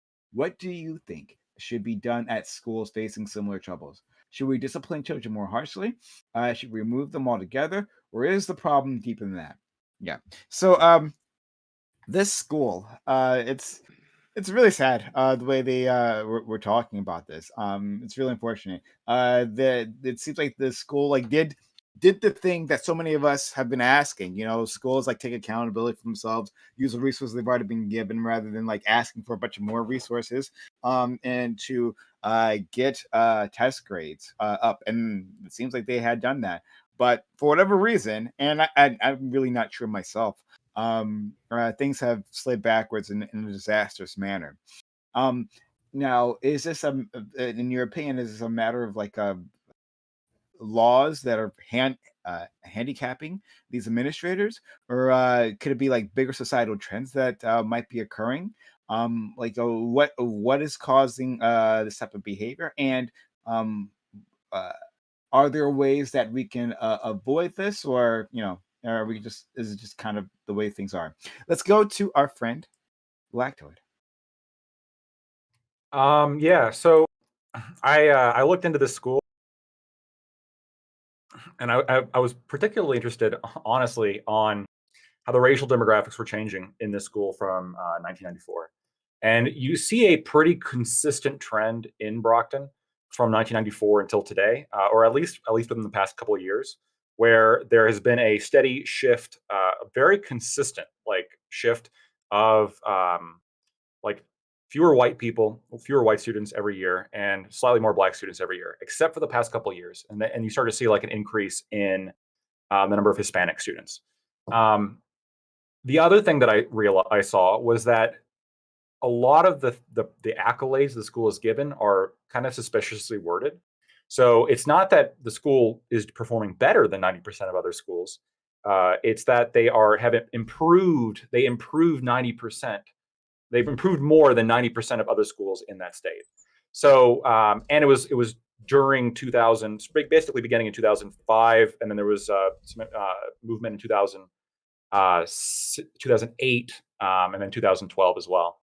And then you're seeing kind of the recent violence. I have no idea if the school was actually exemplary. I had some difficulty finding that data. It just apparently improved a lot from where it was, which is good for the school. I think that if they're having issues with discipline now, it's probably a mix of COVID. We saw a crime spike generally after COVID. I think that would probably translate over to schools as well. And I think that I think we've all seen too many fucking videos, and we've seen too many stats on teachers getting their ass kicked and not being able to do anything about it. When children are disruptive, it not only affects the teachers, but it also affects the learning environment of other students around them. So if kids are particularly disruptive and they're starting fights and they're starting fight clubs in the school, kick them out, send them somewhere else. That's what you have to do. Okay, please. Let's go to Scott. Yeah, so I kind of agree with what Lactoid was saying. I was going to talk about that. Yeah, so the improvement is, many of the accolades that the school is given, as Lactoid said, are improvements from how bad they were before, not necessarily how good they are in comparison to the rest of the state or the rest of the district. So when I look at this issue from like the COVID portion of the question, I think it's important to recognize that, yes, COVID did a lot of damage, and we're not sure how much. Well, not COVID. COVID didn't do the damage here, right? The government lockdowns and policies did, masking especially, and we've yet to see the worst of that damage, because who it did the most damage to, for sure, was children that were learning to speak and learning to read and write and things like that, where masks, even when they were in school, were detrimental. But every school is having that problem, right? So like to be like, oh, that's had this massive problems now. I'm sure it played a factor, but it seems like a conservative cope, because it's a big scary. It's a thing that the current Republican, I don't want to say conservative cope, Republican politicians might want to bring up, even though they were fucking supporting the lockdowns and shit, half of them, a few years back anyways. But what I want to do is I want to look at it and compare it to like other schools and see like, well, why is it that this school is failing and other schools aren't, despite having worse issues? I think a great example of that is Harlem Prep Charter School in New York City. So the Harlem Prep Charter School in New York City is a high school that is 99% minority, right? I think it's 58% black. It is a charter school where they are allowed to kick people out. And what does it mean when you can kick people out? It means if you misbehave, you don't get to be there anymore. This is what happens when you have a privatized setting or something that is mimicking the private model. This is the strength of that school, is because it does two things. Number one, it gets rid of those kids that are a distraction, that are harming other people's education. And number two, it means that there's high parental involvement. If you're worried that if your kid acts up, they're going to get kicked out of the school and they're not going to get a good education, then guess what? The parents are involved. The parents go to parent-teacher conferences. The parents pay attention to what their kids are doing, pay attention to who their friends are. And I think the success of that model speaks for itself, because while New York only has 55% of people in high school being competent in math, Harlem Prep has 95 plus, right? It's in the top 1%. It's in the top 1% for reading. It's in the top 1% of everything, including what percentage of their students are on free school lunches, because all of their students are very poor, very economically disadvantaged, and they're getting the best the best education, better than most of the extremely expensive private schools in New York City. And on top of that, they are just destroying any other public school for the amount of the percentage of their kids that are going to college. When you're able to kick kids out and when you force high parental involvement by going closer to a private model, that's when education succeeds. But when you use the money in some new way to get the gym teacher to also teach English, you get some small results for a little while, and then the shit falls apart because it's not a long-term model for success. Okay, Corey, please. So I was not able to do a deep dive on the school. I'm pretty much just going solely by the article that was sent. So I'll take Lactoids and Scott's word for all the other sort of extra information. But from just going by what I read in the article, as sort of Scott alluded to, COVID lockdowns probably had some sort of effect. But then it's hard to explain in terms of like why does it appear to be, or it's disproportionately affecting this school. But regardless, probably some sort of variable. But at least from what I gather, it seems to be If in fact it's true that there was this law that prohibits the school from suspending disruptive students, sort of like unintended consequences. Like, yeah, if you're just going to have that and not have, let's say, other programs or other ways of addressing violence in schools, then that, you pretty much, I can see how this situation plays out. So in terms of solutions, just to get ahead of it, the solution should not be more whoopings or more beatings, not that type of discipline. Definitely what we need to do is every child needs a gun. No, definitely not. But and wine too, apparently, right? and what wine, about yeah. what about drone strikes? Yeah. No, definitely not Only for the guns, brown not kids. whoopings. No drones, no hitting whatsoever. But probably this law, if possible, needs to be like rolled back, or you need to introduce, as alluded to the article, other programs that actually addresses the disruptive, violent students. And I'll leave it there for now. Thanks so much. Let's go to Do You Want to Dream? I think you're muted, I believe. As someone who works with children, as a youth minister myself, and have my own youth program, and I work with children on behalf of the government as well, there is like an outbreak of children misbehaving right now, especially right now in middle schools, and I do see it in high schools. And I can't, it does correlate with right after, the COVID lockdowns. Once you remove a child from like their friends, society for up to 2 years, they're missing a lot of education on how to deal with people. And so this is kind of like a whiplash or a backlash. I'm not sure how you what phrasing you want to use of that whole 1 to 2 year environment. As far as the solution, I do think it's gonna take multi-level, multifaceted approach. It's gonna take more funding from the government, because when you have or some way somehow to incentivize having more teachers. I don't know how you're gonna do more that. money. But more money is always the a lot of the problem is having Oh, God. not enough teachers to have small enough classrooms in public schools. Another problem is the lack of resources that parents have, whether that be actual money or time to afford a tutor or have an education for their child that's to supplement the public schooling. And I know Fabian was talking about, or Scott was talking about, what about have high risk or high tough results or tough consequences for misbehaving, such as kicking them out of school, so that way parents can get involved. That just incentivizes parents to be more involved. A lot of problems come from situations where, at least in my instances, these kids are like foster kids. They don't really have parents that are involved. They lack a type of guide or role model. They don't have, or if they do, their guide or role model, they're in prison, or their guide or role model, they're somehow involved with the justice system. They're not a good role model. They don't have a good role model at their home for them to model their behavior after. And at least in my instance, anecdotally, my mom could never attend a parent-teacher conference because she was working 3 jobs. There was no time for her to come home. Or some parents work the night shift. There's no way they can come after school.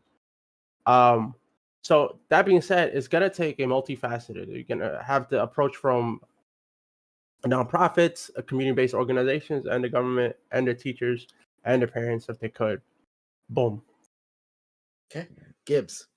Yeah, I mean, it's going to come as no surprise to anybody that I think that the lack of the school's ability to properly and incentivize these kids through applicable discipline is a major contributing factor in this situation. So we're not going to dive into that, but yeah, I mean, and we're not going, and we don't really need to dive into the COVID. I think we all know that the COVID lockdown was just an abysmal failure and was a major punch to the face in regards to everything here in the United States. Like just with regards to children, especially. I mean, these kids didn't get formative memories. Of course, they're going to act out and be jackasses. But it does come back to, like I said, the accountability. I mean, we're having an issue here in Texas Texas, where Texas is taking over the school, and we'll see how that works out, right?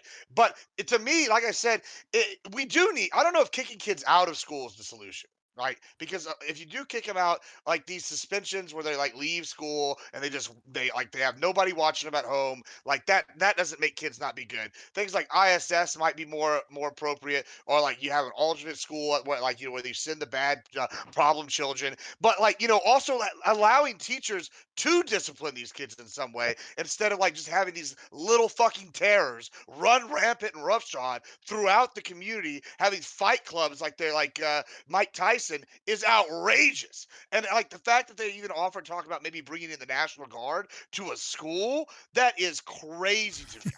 It's just dumbfounded to me that we can't sit here and look at a direct causation between no discipline and then kids being terrorists, and then everybody go, oh, we don't want to risk the kids. And I will say, as one alternative, as a solution other than discipline, I think we need to require kids to have some sort of extracurricular activity, even if they don't make the team or they're not good enough to make a team, but they need to be forced to do more stuff with a team. Maybe, oh, you're the C team for the football team, but guess what, so I guess you're just going to be running laps all day, like whatever. We need to do more community building through teams and sports, because that actually helps people to develop these skills that they need to work within a community. Thank you, Doobie. So I mean, I feel like probably multiple people here went to high schools kind of like this. Right, we had people dealing drugs, had a ton of gangs, lots of fights, lots of all kinds of shit happening, right, all the time.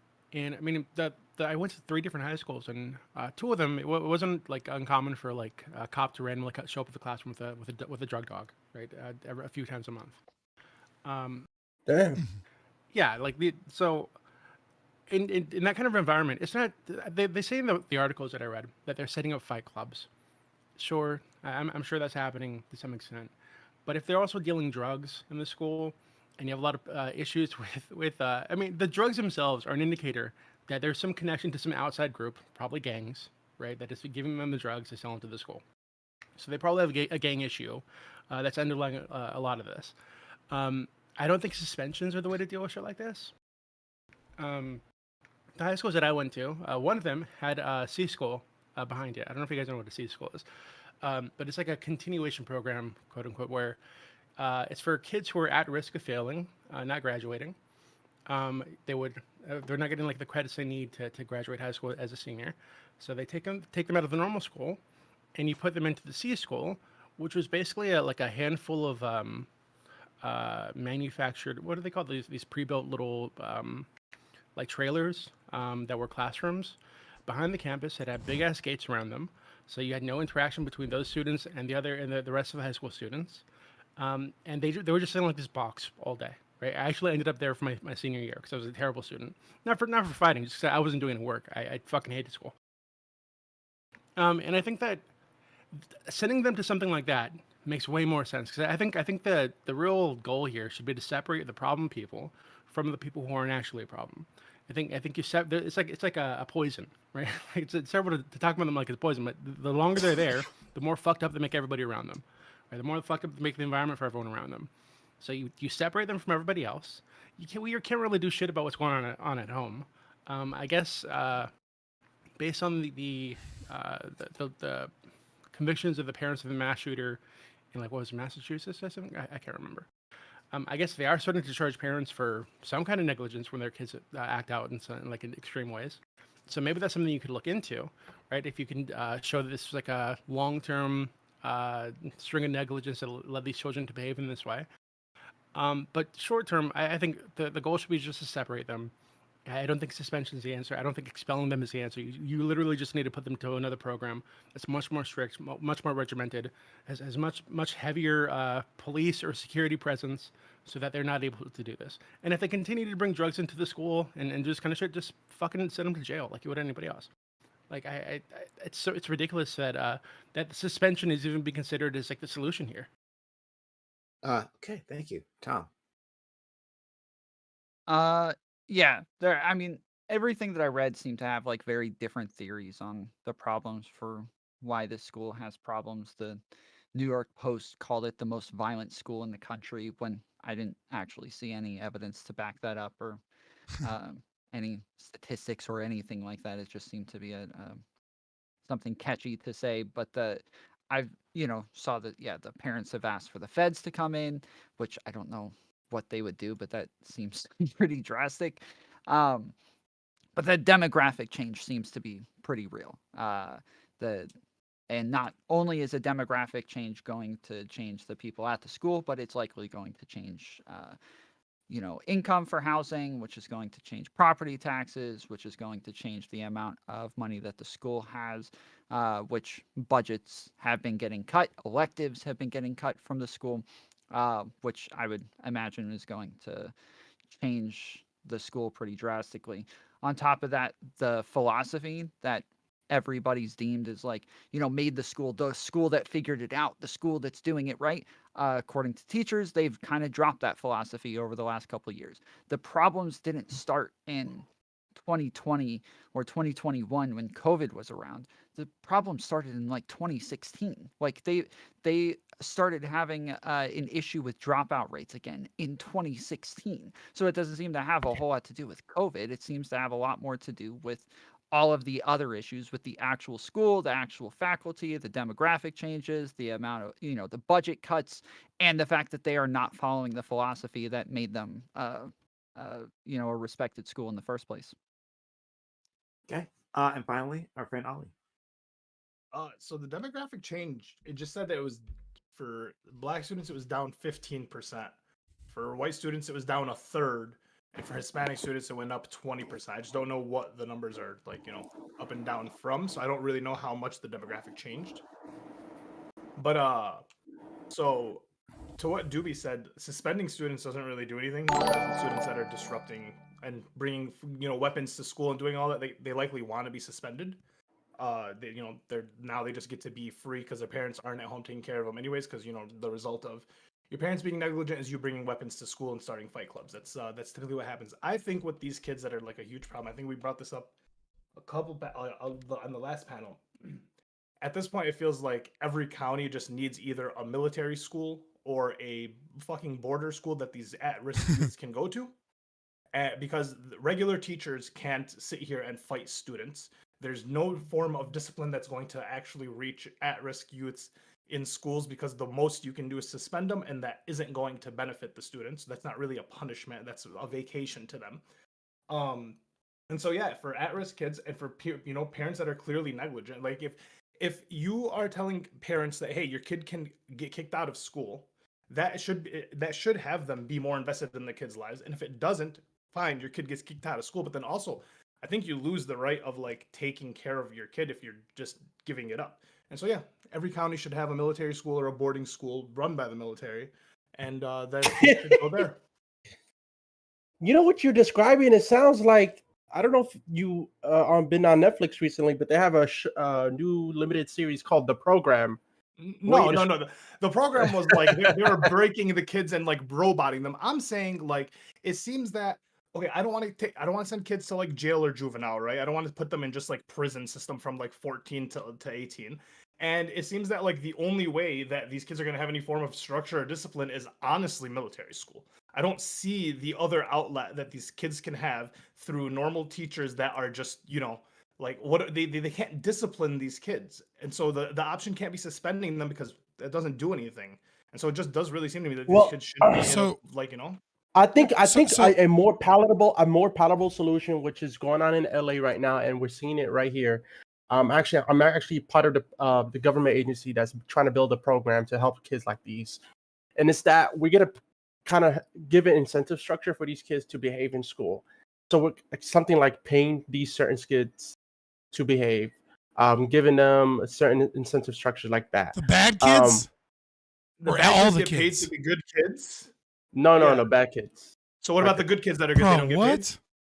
They're already for me. Such a corrupt incentive structure. Yeah, that's not gonna work, man. It's working in LA, so that's why we're trying to do it here in SF. But the issue is that for regular human beings like me and you, who are not psychotic who have good families, good support structure.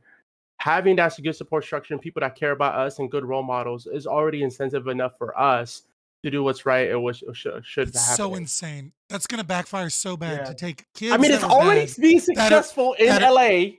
Yeah, that's it's funny. First of all, we'll see how the data gets collected. Well, But, let's, like, let hold on, Scott pause, go pause. ahead. Scott, please. But the concept that you're going to take children that were previously bad kids, right, which is also almost always going to correlate with kids that are in more gang-ridden neighborhoods, lower socioeconomic status, etc., and then specifically give them money once they start behaving is like begging some of those kids to have money they wouldn't have to go do bad shit like buy drugs. Like it's gonna backfire.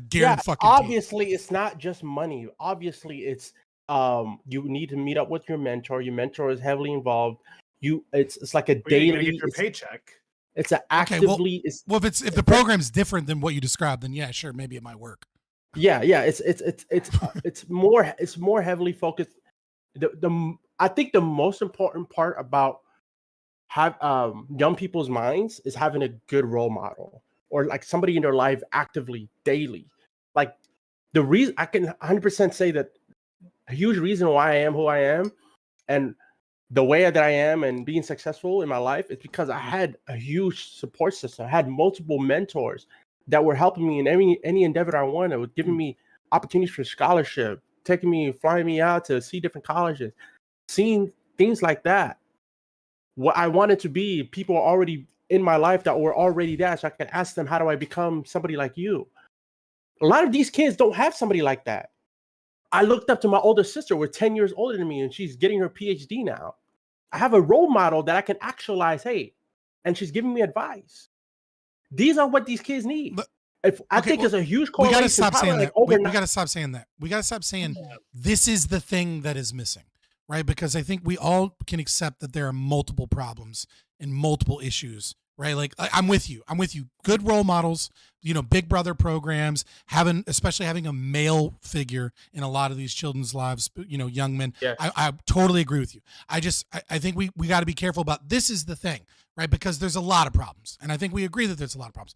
One of the things that I wanted to bring up, because I heard a lot of you guys kind of referencing the police and referencing like, what do we do with these kids and discipline them, is we have to understand that police and schools have had a really big unintended consequence. Because what has occurred over the years is there didn't used to be school resource officers. And if they were only in the worst neighborhoods. And what occurred was that teachers disciplined students and gym teachers disciplined students.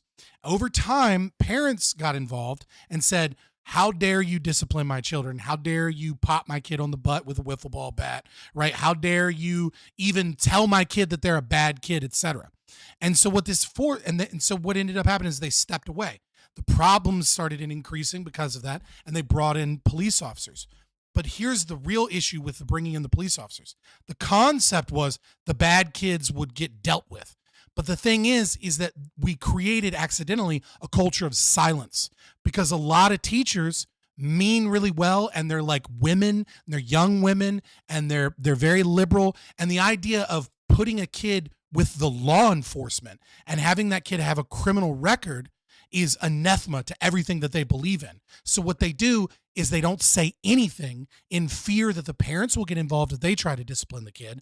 But then they also don't want to send them to the cops too early, because the cops will give this kid that doesn't deserve it a criminal record because they got in a fight, right? They don't want a kid that got in one fight to get an assault charge or a battery charge. And so what they do is they don't involve the police. And so now nobody does anything, despite the fact that there are these police officers here. And so we've actually, by bringing police in, we've actually increased violence in some ways, because the problem has to get so bad that even the teacher is like, fuck it, this kid needs to go to the cops and get a charge. And so I think that is a certain thing that we have to recognize, that when we bring in police, we often create a culture of silence, because the teachers don't want kids to get criminal records, which I get, right? Yeah, Like, I mean, I want to go back to what I was saying at the beginning, that like the budgets are being cut. Right. like what Green was saying is that, like, yes, the father figures in people's lives is an important aspect. So are extracurricular activities. Lots of times, especially for young men in Black neighborhoods, those two are combined into one thing where they get football coaches, they get basketball coaches, they get mentors and leaders through these extracurricular activities, and a lot of them being cut because of problems with the budget. Like, these are causing more and more problems, and more like highly successful schools do have a lot of extracurricular activities to where they're keeping kids off the streets, they're keeping kids busy, they're making sure that they're not just getting bored and going out and doing drugs and doing stupid shit. And the data doesn't support that. Is cutting. What do you mean? The data doesn't support that. What you're talking about? The data supports that schools with more money do better. Well, why do schools with more money do better? They do better because they have people who make more money in them. They have demographics of people that are higher IQ, that are more involved, that don't have that wait longer periods of time to have children, that have higher personality trait conscientiousness, and their children model that as well. When we throw money as an intervention in inner city schools, yes, they do better, but they don't do. Yeah, but yes, I understand that. Like, when you get rid of money, problems get worse, and when you add money, some problems go away. But the problem is that if you have all the money in the world, sure, you can throw it somewhere. But the worse a school is, the lower socioeconomic school status of the school is, the less effect the more money has. So it's like, this isn't a problem that's going to be solved Black with money. people being the problem here. Tom, When I you go want back to. to Black people being the problem. Well, Yeah, go ahead. with this one actually, What? It's not what I said. I was kind of along the same lines of what you're thinking, Tom. But the reason why I brought up how the racial demographics were changing so consistently would seem to kind of cut against this, right? Because from 1994, it was over half white, and that's when the school was doing apparently the worst, right? And then over time, like about in year 1999, they implemented this strategy, and then since basically year 2000, you saw an increase in the test scores and a consistent increase in the percentage of students that are Black. So you wouldn't, if this was since 2000, the test scores went up. Yeah, so the school had improved like 90%. And the dropout rate went up as well. Yeah, so we have a school That was 4 that's years after becoming- Chapter 222. Right. So we have a school that's like increasing in percent Black and increasing in test scores, and it's doing pretty fucking good. And then it starts hitting 2016 apparently, and you start seeing these dropout rates. And then you see post-pandemic, you start seeing kind of like a spike in violence as well. So it does. Yeah. I think that in particular is super convincing to me that it's probably less of a demographic thing here, and probably more of just like the school's policy changed for the worse. That seems to more reasonable proposition. Well, it was harder to expel number kids. of issues. So that's why I'm saying there's like a number. That's of what I mean, issues the here, policy. because not only are they changing their philosophy, yes, and the policies and shit like that, but they also have the demographic changes where they're also seem to having budget issues because of I would assume this is through income taxes and No, but then why are the test scores also- getting better then though? Like when we have more Black people in the school, I'm assuming that the connection you're trying to make is that more Black students equals less property taxes.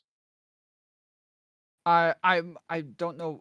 Again, I'm correlating this with dropout rates. So like test scores going up is one thing, but they seem to also have problems with violence, dropout rates, like that dropout rates and violence. That was are later. pretty highly correlated. Yeah. That was later though. So post 2016, that's when that started. What are we talking about?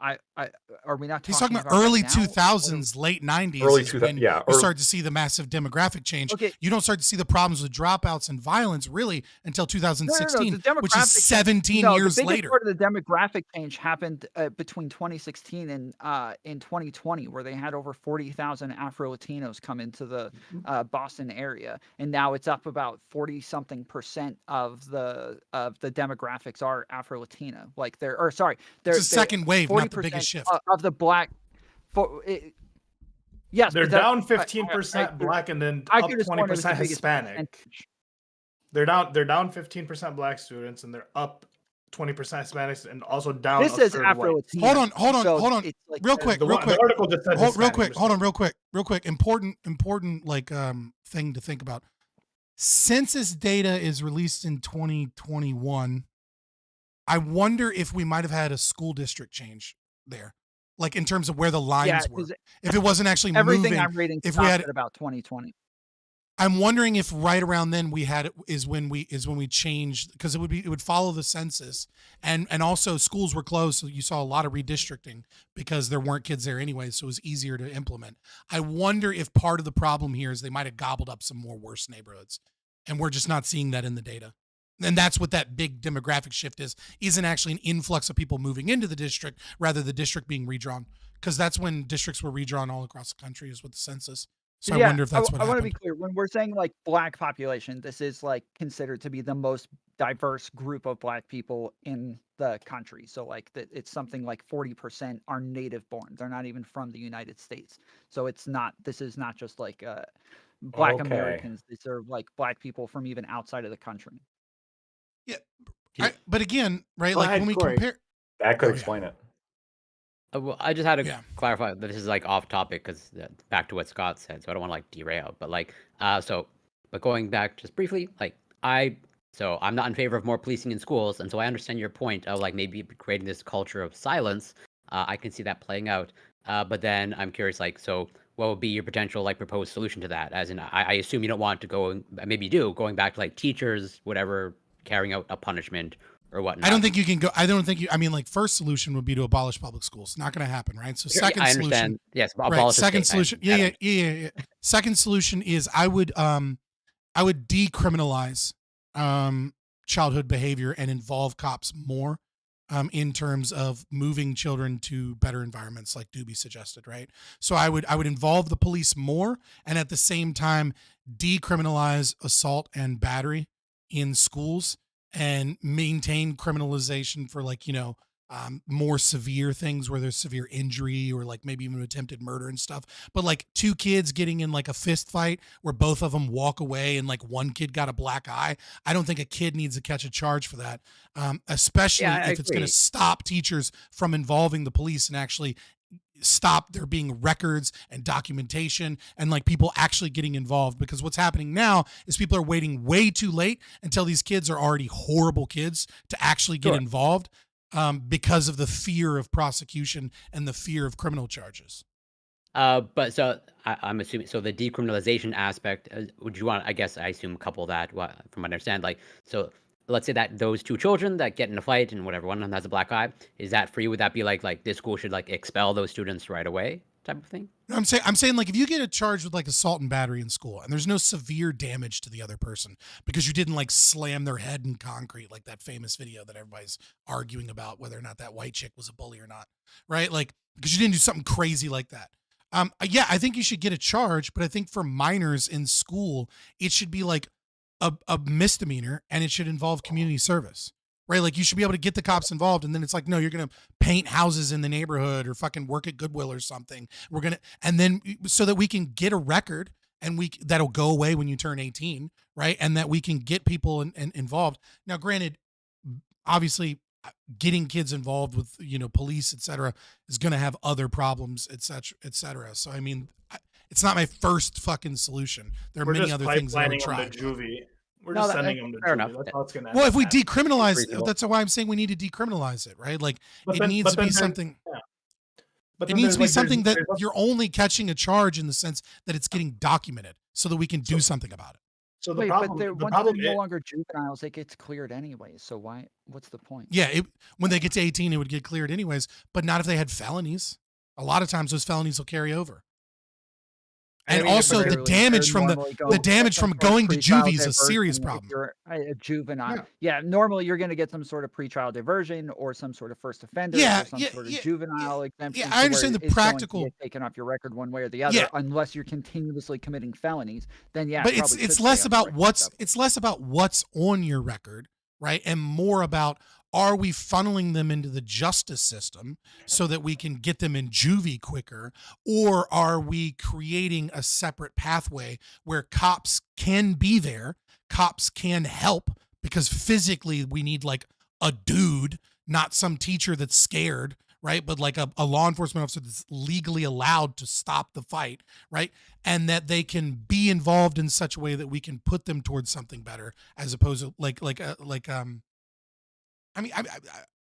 I would have to work it out and plan it out, right? But you get what I'm saying. Like whatever it may be, whatever program it is that you guys want to do. Like ultimately, I want to fucking get rid of all this shit, right? But I'm saying if we're gonna have cops in schools, what we shouldn't have is cops in schools, teachers that are afraid to touch the kids, and then teachers that are also afraid to send them to the cops because they know that they're going to get criminal charges and that it's not actually going to help the kid.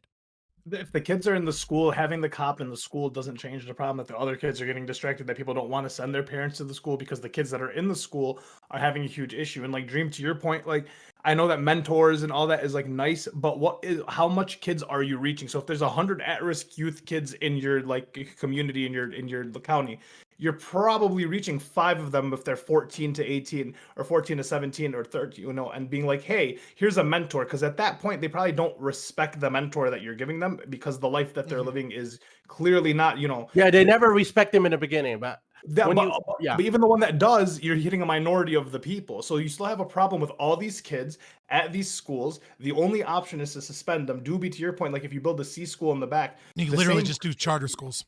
Yeah, charter schools would target 90% of these kids.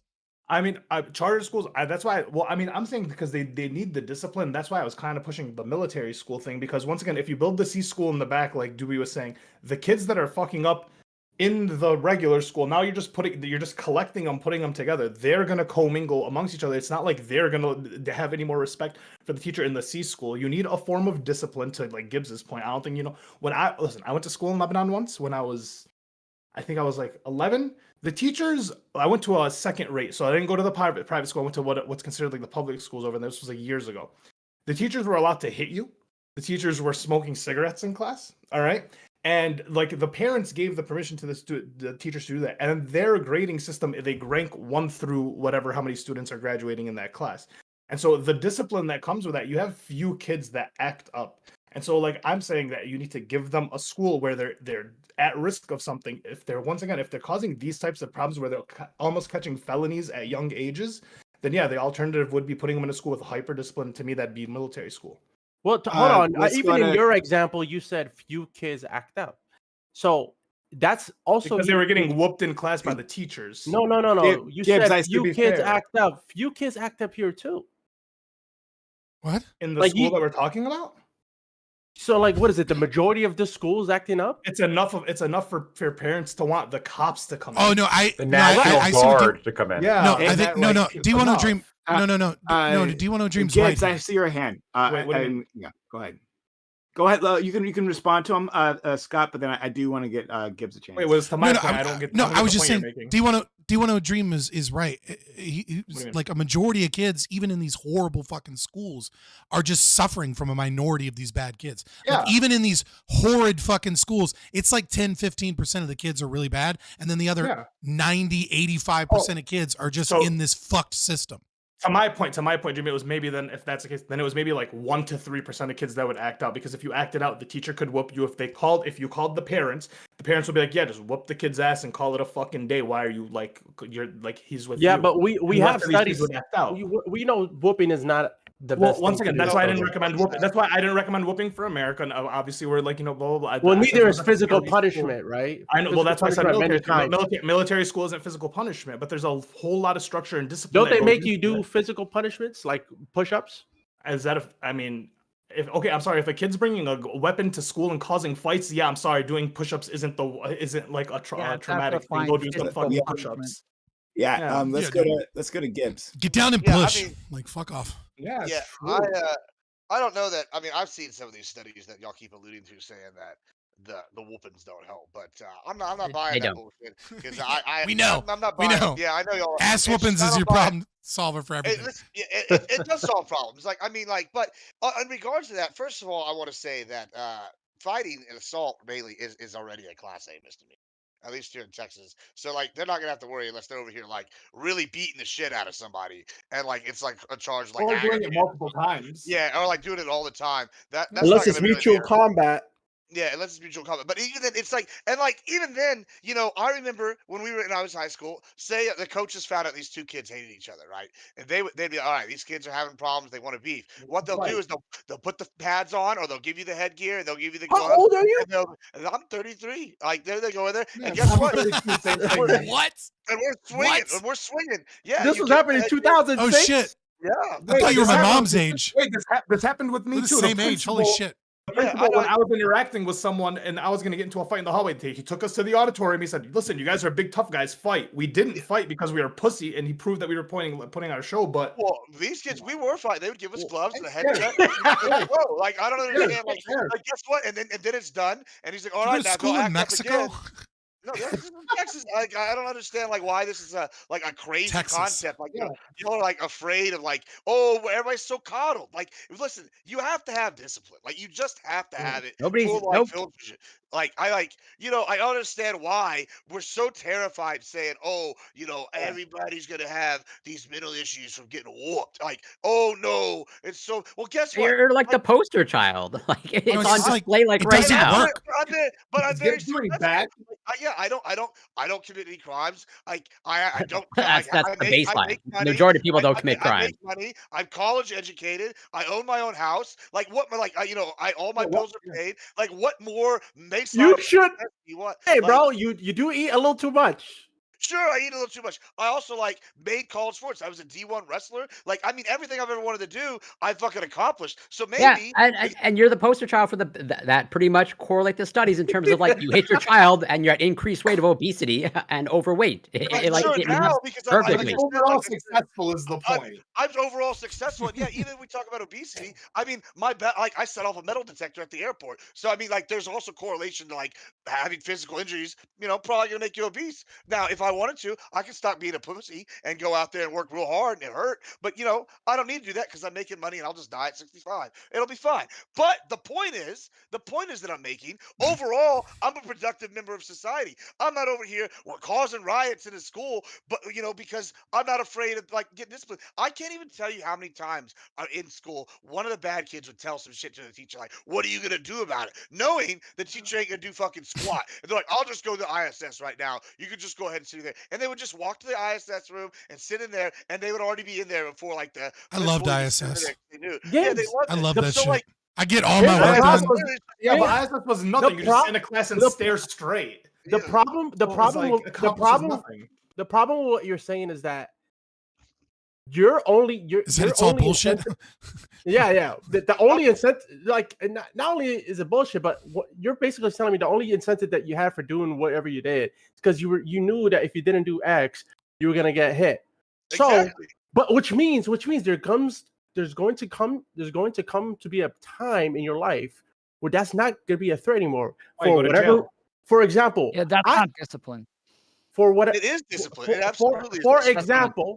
For example, I'm sorry like, that your parents were for- making and wouldn't give you a whooping. And I know you're not talking about me. No, my parents just did whoop saying. me, but I that's know not you ain't talking about discipline. me. That's the same I'm thing. saying, You like, saying listen, the if you- teacher why telling you don't, guys like- to go fight, that's not discipline. The What I'm teacher trying sounds to hold on. undisciplined. It sounds Let me like the demonstrate teacher what the was point an I'm trying to make. undisciplined person. The point I'm trying to make is that once you remove the threat of violence to correlate with action wanting to be done, then you have no incentive to do that action. You have Well, you have to give people structure. No, if you just have Structure. violence, you need Yeah. structure too.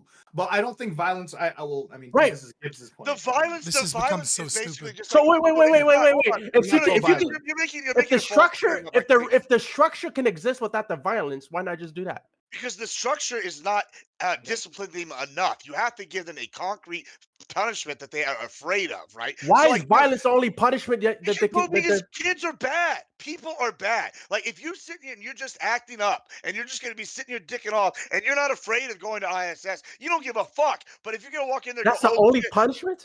if they're gonna go, oh, every time you start acting up, I mean, they what smack are your the hand other with a- punishments? Yeah, but for, yeah, like- so, yeah, like let me give you an example, right? So say you're a bad kid and you know that the only punishment is you're gonna get suspended or Give them ISS, some, right? and then take it away.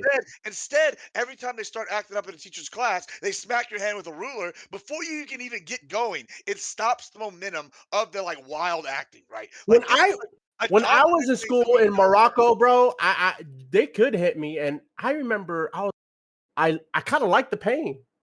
And I was like, I want to brag to the kids. This is getting into such a stupid.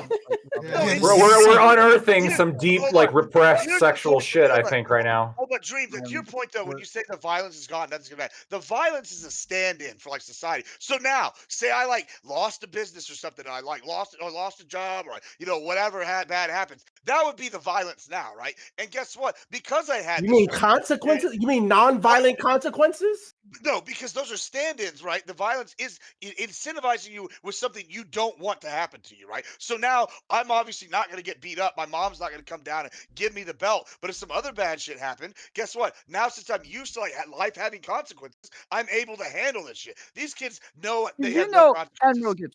Did you know that black kids are much more likely to get spanked, yet also much more likely to have violent neighborhoods, have violent schools, shit like that? I don't know. That's due to money, not due to spanking. Yeah, that's socioeconomic. What about Arab Arab That's kind of my point. Is that There are his plenty of thing studies was that like, control it'll for correlate with socioeconomic spankings or status. some shit. But it's not that like the correlation will have nothing to do with whether or not. What about Arab kids in Arab neighborhoods? A lot of other things. Well, I mean, What about we were the having a Arab kids in the conversation. Arab Hold on, neighborhoods? hold on. leaving out We other were having factors. conversation about is those an Arab things. neighborhood? Let Tom talk. Now We're gonna we're just talk. talking about spankings. Outside of Arab nations. Dearborn. Let Tom Really? talk. I do. Hey guys, let Tom talk. I do want to try to refocus this conversation for our remaining time because we've kind of gotten off track.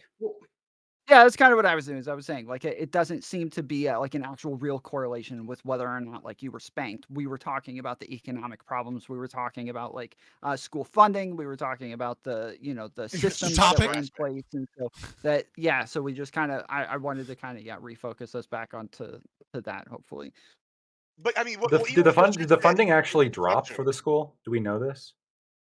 I know that they're making Wow. budget. I don't know about the funding dropping, but I know that they are making a ton of budget cuts, and that they Like are when did the budget cuts kick in?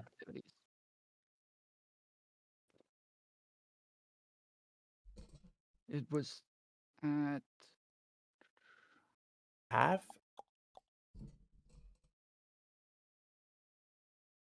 Because like I'm aware that one of the complaints was that there wasn't extra funding when they implemented the rule that you couldn't remove kids. But I mean, was there actually a budget cut? Meanwhile, district-wide budget crisis has left campuses so woefully understaffed. Hundreds of students have missed hours of valuable class time, stranded in the cafeteria, because they had no teachers or substitutes. At a recent school committee meeting, distraught staff and students begged for help. In response to several members of school committee called in the National Guard to intervene.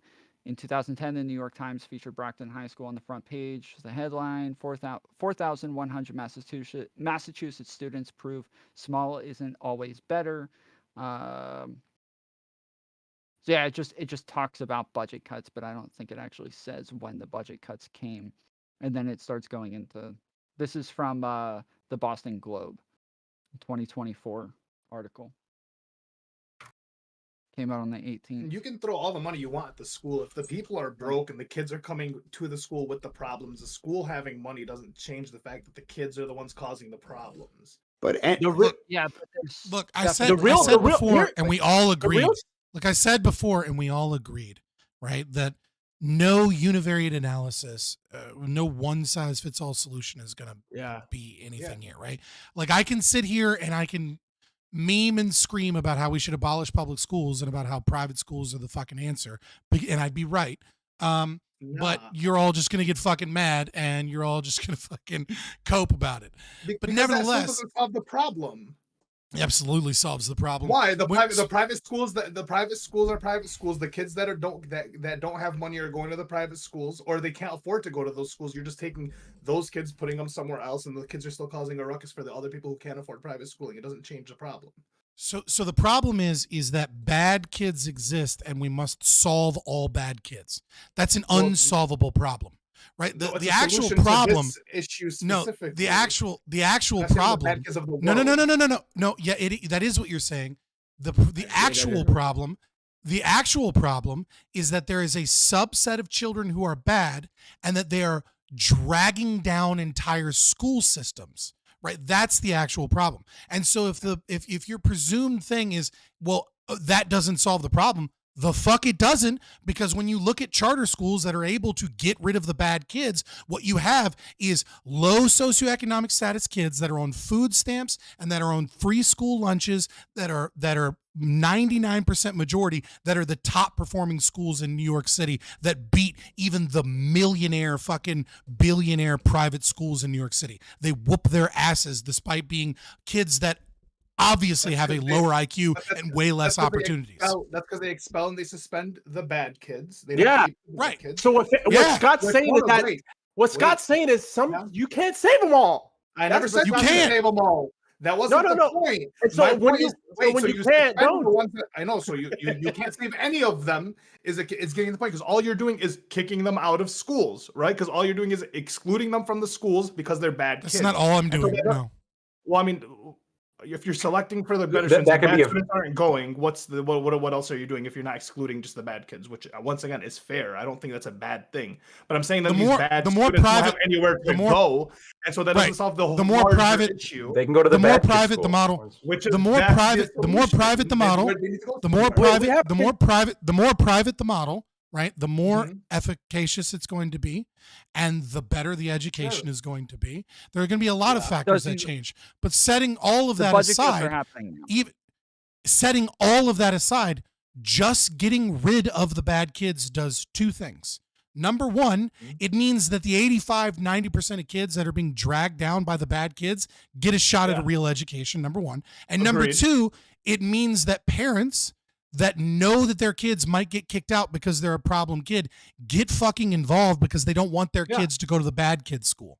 So parental involvement is the best way to solve these problems because that's that is one of the biggest factors in terms of conduct disorder, oppositional defiant disorder, violence in schools is a lack of parental involvement.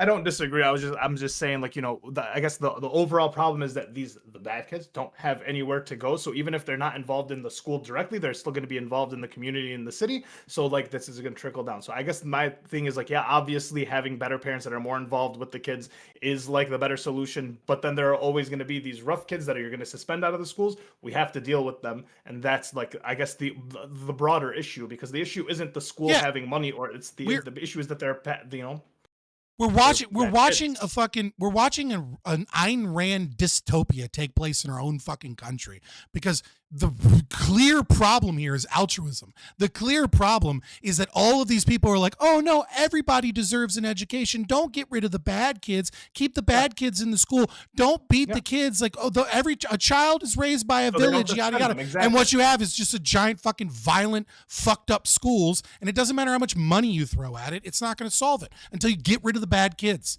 and put them somewhere. Throw money into county military schools. Send the bad kids to the county military schools. We already like in America, every school age child, the education that is spent on them, depending on the district, is somewhere between $11,000 and $25,000 a school year. Okay, if you're a mom of 3 living in New York City, right? If the school didn't steal money for taxes to pay for New York City public schools, instead you would and just gave you the money. Let's say they did steal the money and they just gave you the money instead. You'd get $75,000 a year from New York just for having 3 school-age children.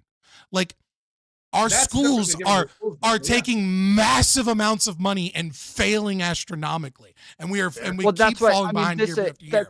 That's what this school has, like a $19 million deficit in their budget. They overspent by almost $21 million last year, and the entire district now is making budget cuts for. Well, you know why their budget got governor's cut? like trying to put more money in, but it could be that they were doing really well for a while because they were overspending so much for what their budget was. Their budget got cut because they have a declining student body. So. The state of Massachusetts ties funding on a per pupil basis. So when you have students leaving the school, of course, that school's going to get less They have funding. student count days where they count all the students, and then that's white flight and it's racism. Well, now it's white flight and black flight, apparently, recently, and now it's brown, beige flight. I'm just curious, Scott, because I agree with the overall sentiment that pretty much just whatever, statistically speaking, like you can't save every child. And like bad Right. children do Because it's a exist. fact. You know, Yeah. I use the example of like, kids like Macaulay Culkin in The Good Son, they exist. So I'm curious, like, of those children, like, what would you want to have done with them, or how do we deal with those children? Like, should they just be like homeschooled, like pretty much, or like whatever, going to boarding school?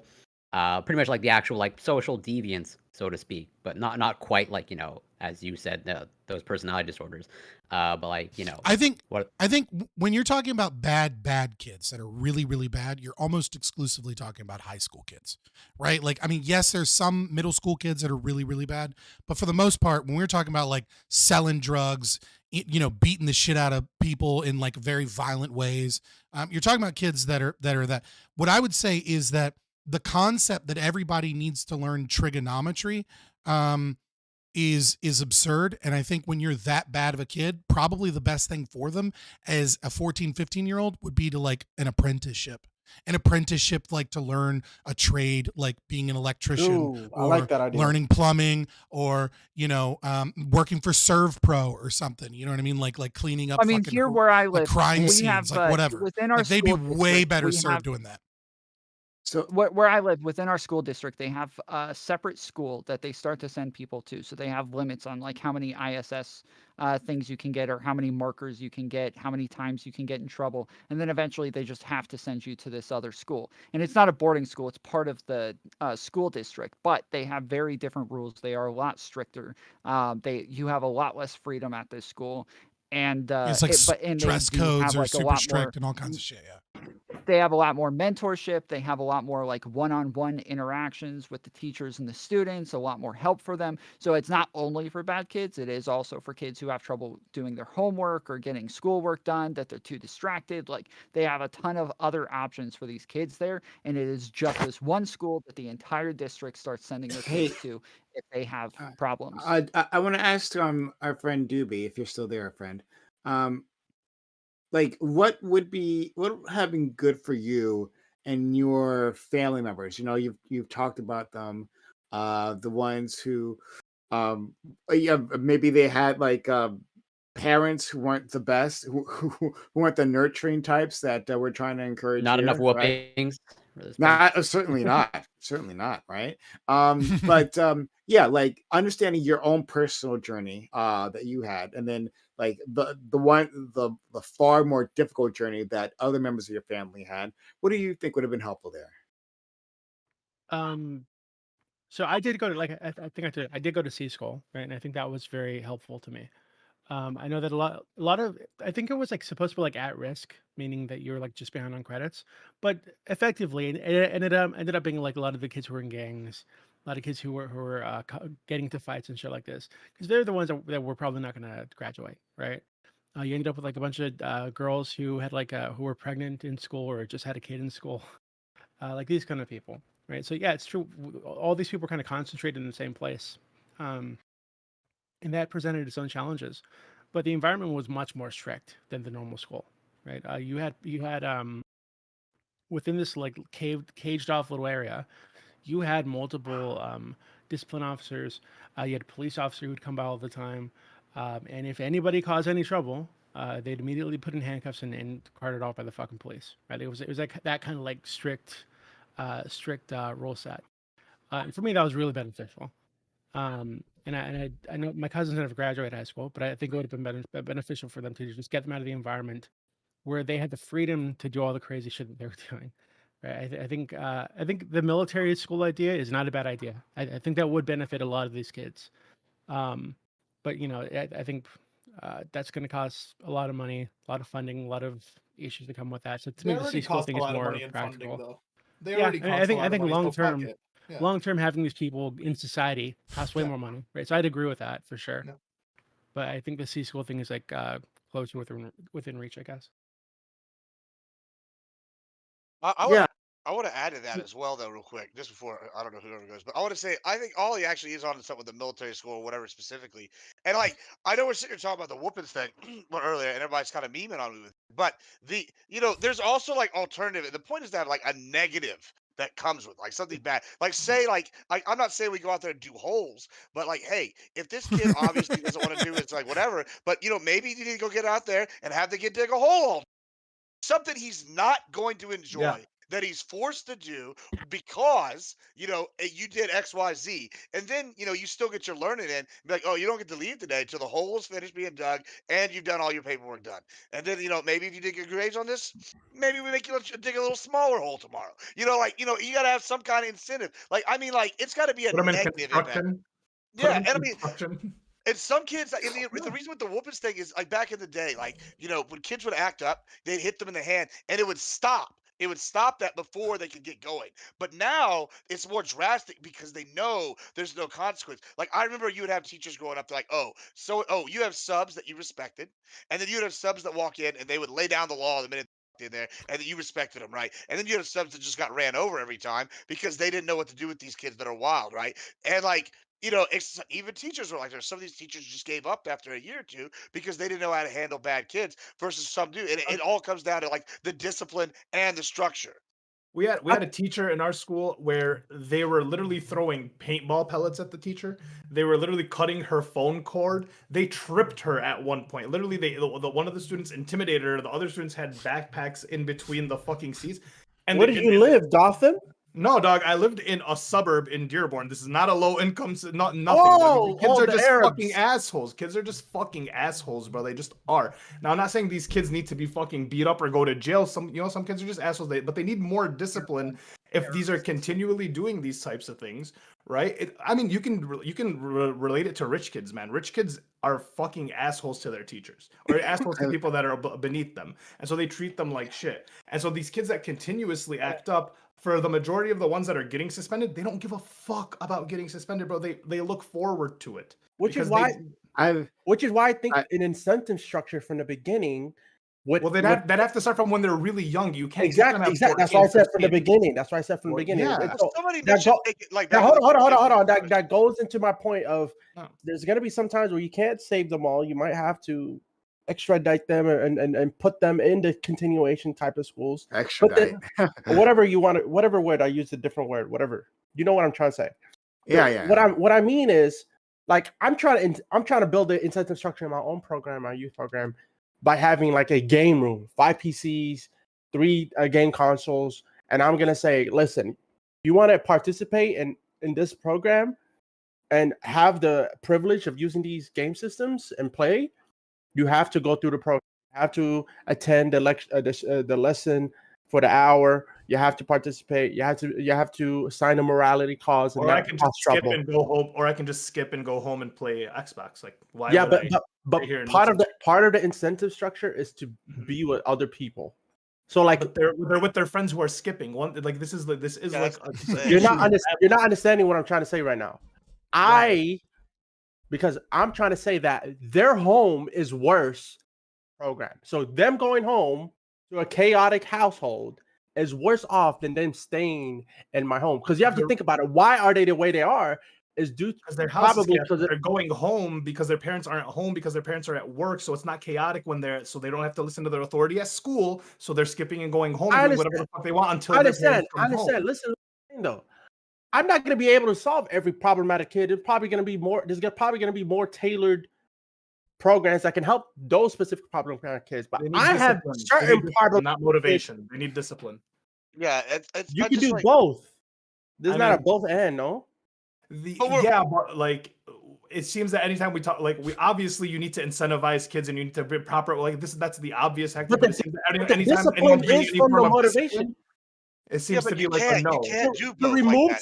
To remove something that you like from something that you like is discipline. Am I incorrect on that? But hold on. So somebody mentioned earlier that gym teachers used to punish the kids, right? And like, say you had a soft teacher, right? I remember in our school there was teachers that were just nicer, right? And they would go and tell the coaches if they were in a football program, oh, this kid's acting up, and then the coach would be like, oh, okay, all right, practice is done, but I need John, I need Juan, I need Seymour, y'all come over here real quick, and you're gonna be running lines till you throw up, and people are gonna be, oh, that's terrible, don't do that. Guess what?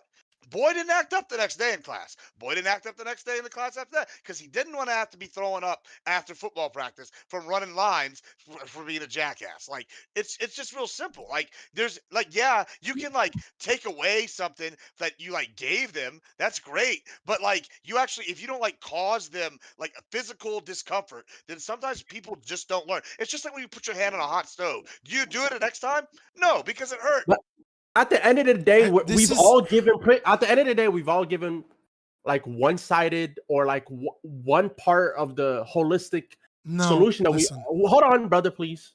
We've at the end of the day, we've all given like one side of like a very multifaceted type of thing that we probably gonna have to incorporate every idea that we've given, and still. Every pushback that I've heard anyone say, that's just gonna be true for everything because there's always gonna be the exception to whatever thing you're gonna suggest. There's always gonna be some kid that's not gonna have this particular solution applied to that. So that's all I wanted to say. Okay, listen. I'm hearing a lot of like behaviorism 101. No, we need positive reinforcement. No, we need negative punishment. Sure, yeah, we need negative punishment, we need positive reinforcement, we need negative reinforcement, and we need positive punishment. Or, not really, you don't really need positive punishment, but you get what I'm saying. I'm gonna ask That's ChatGPT fine and what that dandy. means. That's fine. Well, negative Positive reinforcement. punishment BDSM? I don't know. I'm sorry. Go ahead. I apologize. It has to do. It has to do with whether or not you're taking something away, or whether or not you're giving something, and whether or not that is a good thing, or whether or not that is a bad thing, right? So, like negative reinforcement would be like I give you a bunch of chores, and then you start behaving, and then I get rid of those chores, right? So that is a form of negative reinforcement. Whereas negative punishment would be whooping them kids. So yes, like I get that. What we are dealing with is we are saying, hey, look, we have failing schools all across America that are doing worse in many ways. Many of them are in the worst neighborhoods. And we have violent kids. Some of this has been a change of demographics in some schools. Some of this has been a change of funding and the fact that, everybody's budgets are a little bit tighter because inflation is worse. Some of this are the problems that occurred during COVID. And the question is how do we fix these systems? And when we look at the systems that are the most successful, the first thing that they did was get rid of the bad kids. And most of you are kind of agreeing with that. Sociologic especially. It's like, yeah, we kind of agree with that. Let's put them in military school. I don't agree with putting them in military school, but you win some, you lose some, right? I don't necessarily agree with charter schools, even though they are kind of what I'm asking for because of UN Sustainable Developmental Goals 2030 and the fact that they specifically state that they want to use charter schools as a means of pushing critical theory and Marxist philosophy onto all of Americans. That sucks.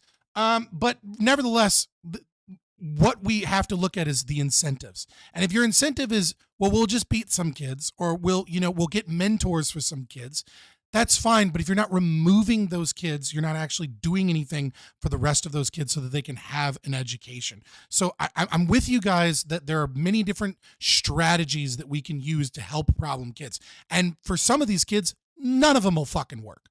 But my question becomes, if you disagree with this, why ought other students be dragged down by a few bad kids? They shouldn't be. We know they shouldn't be.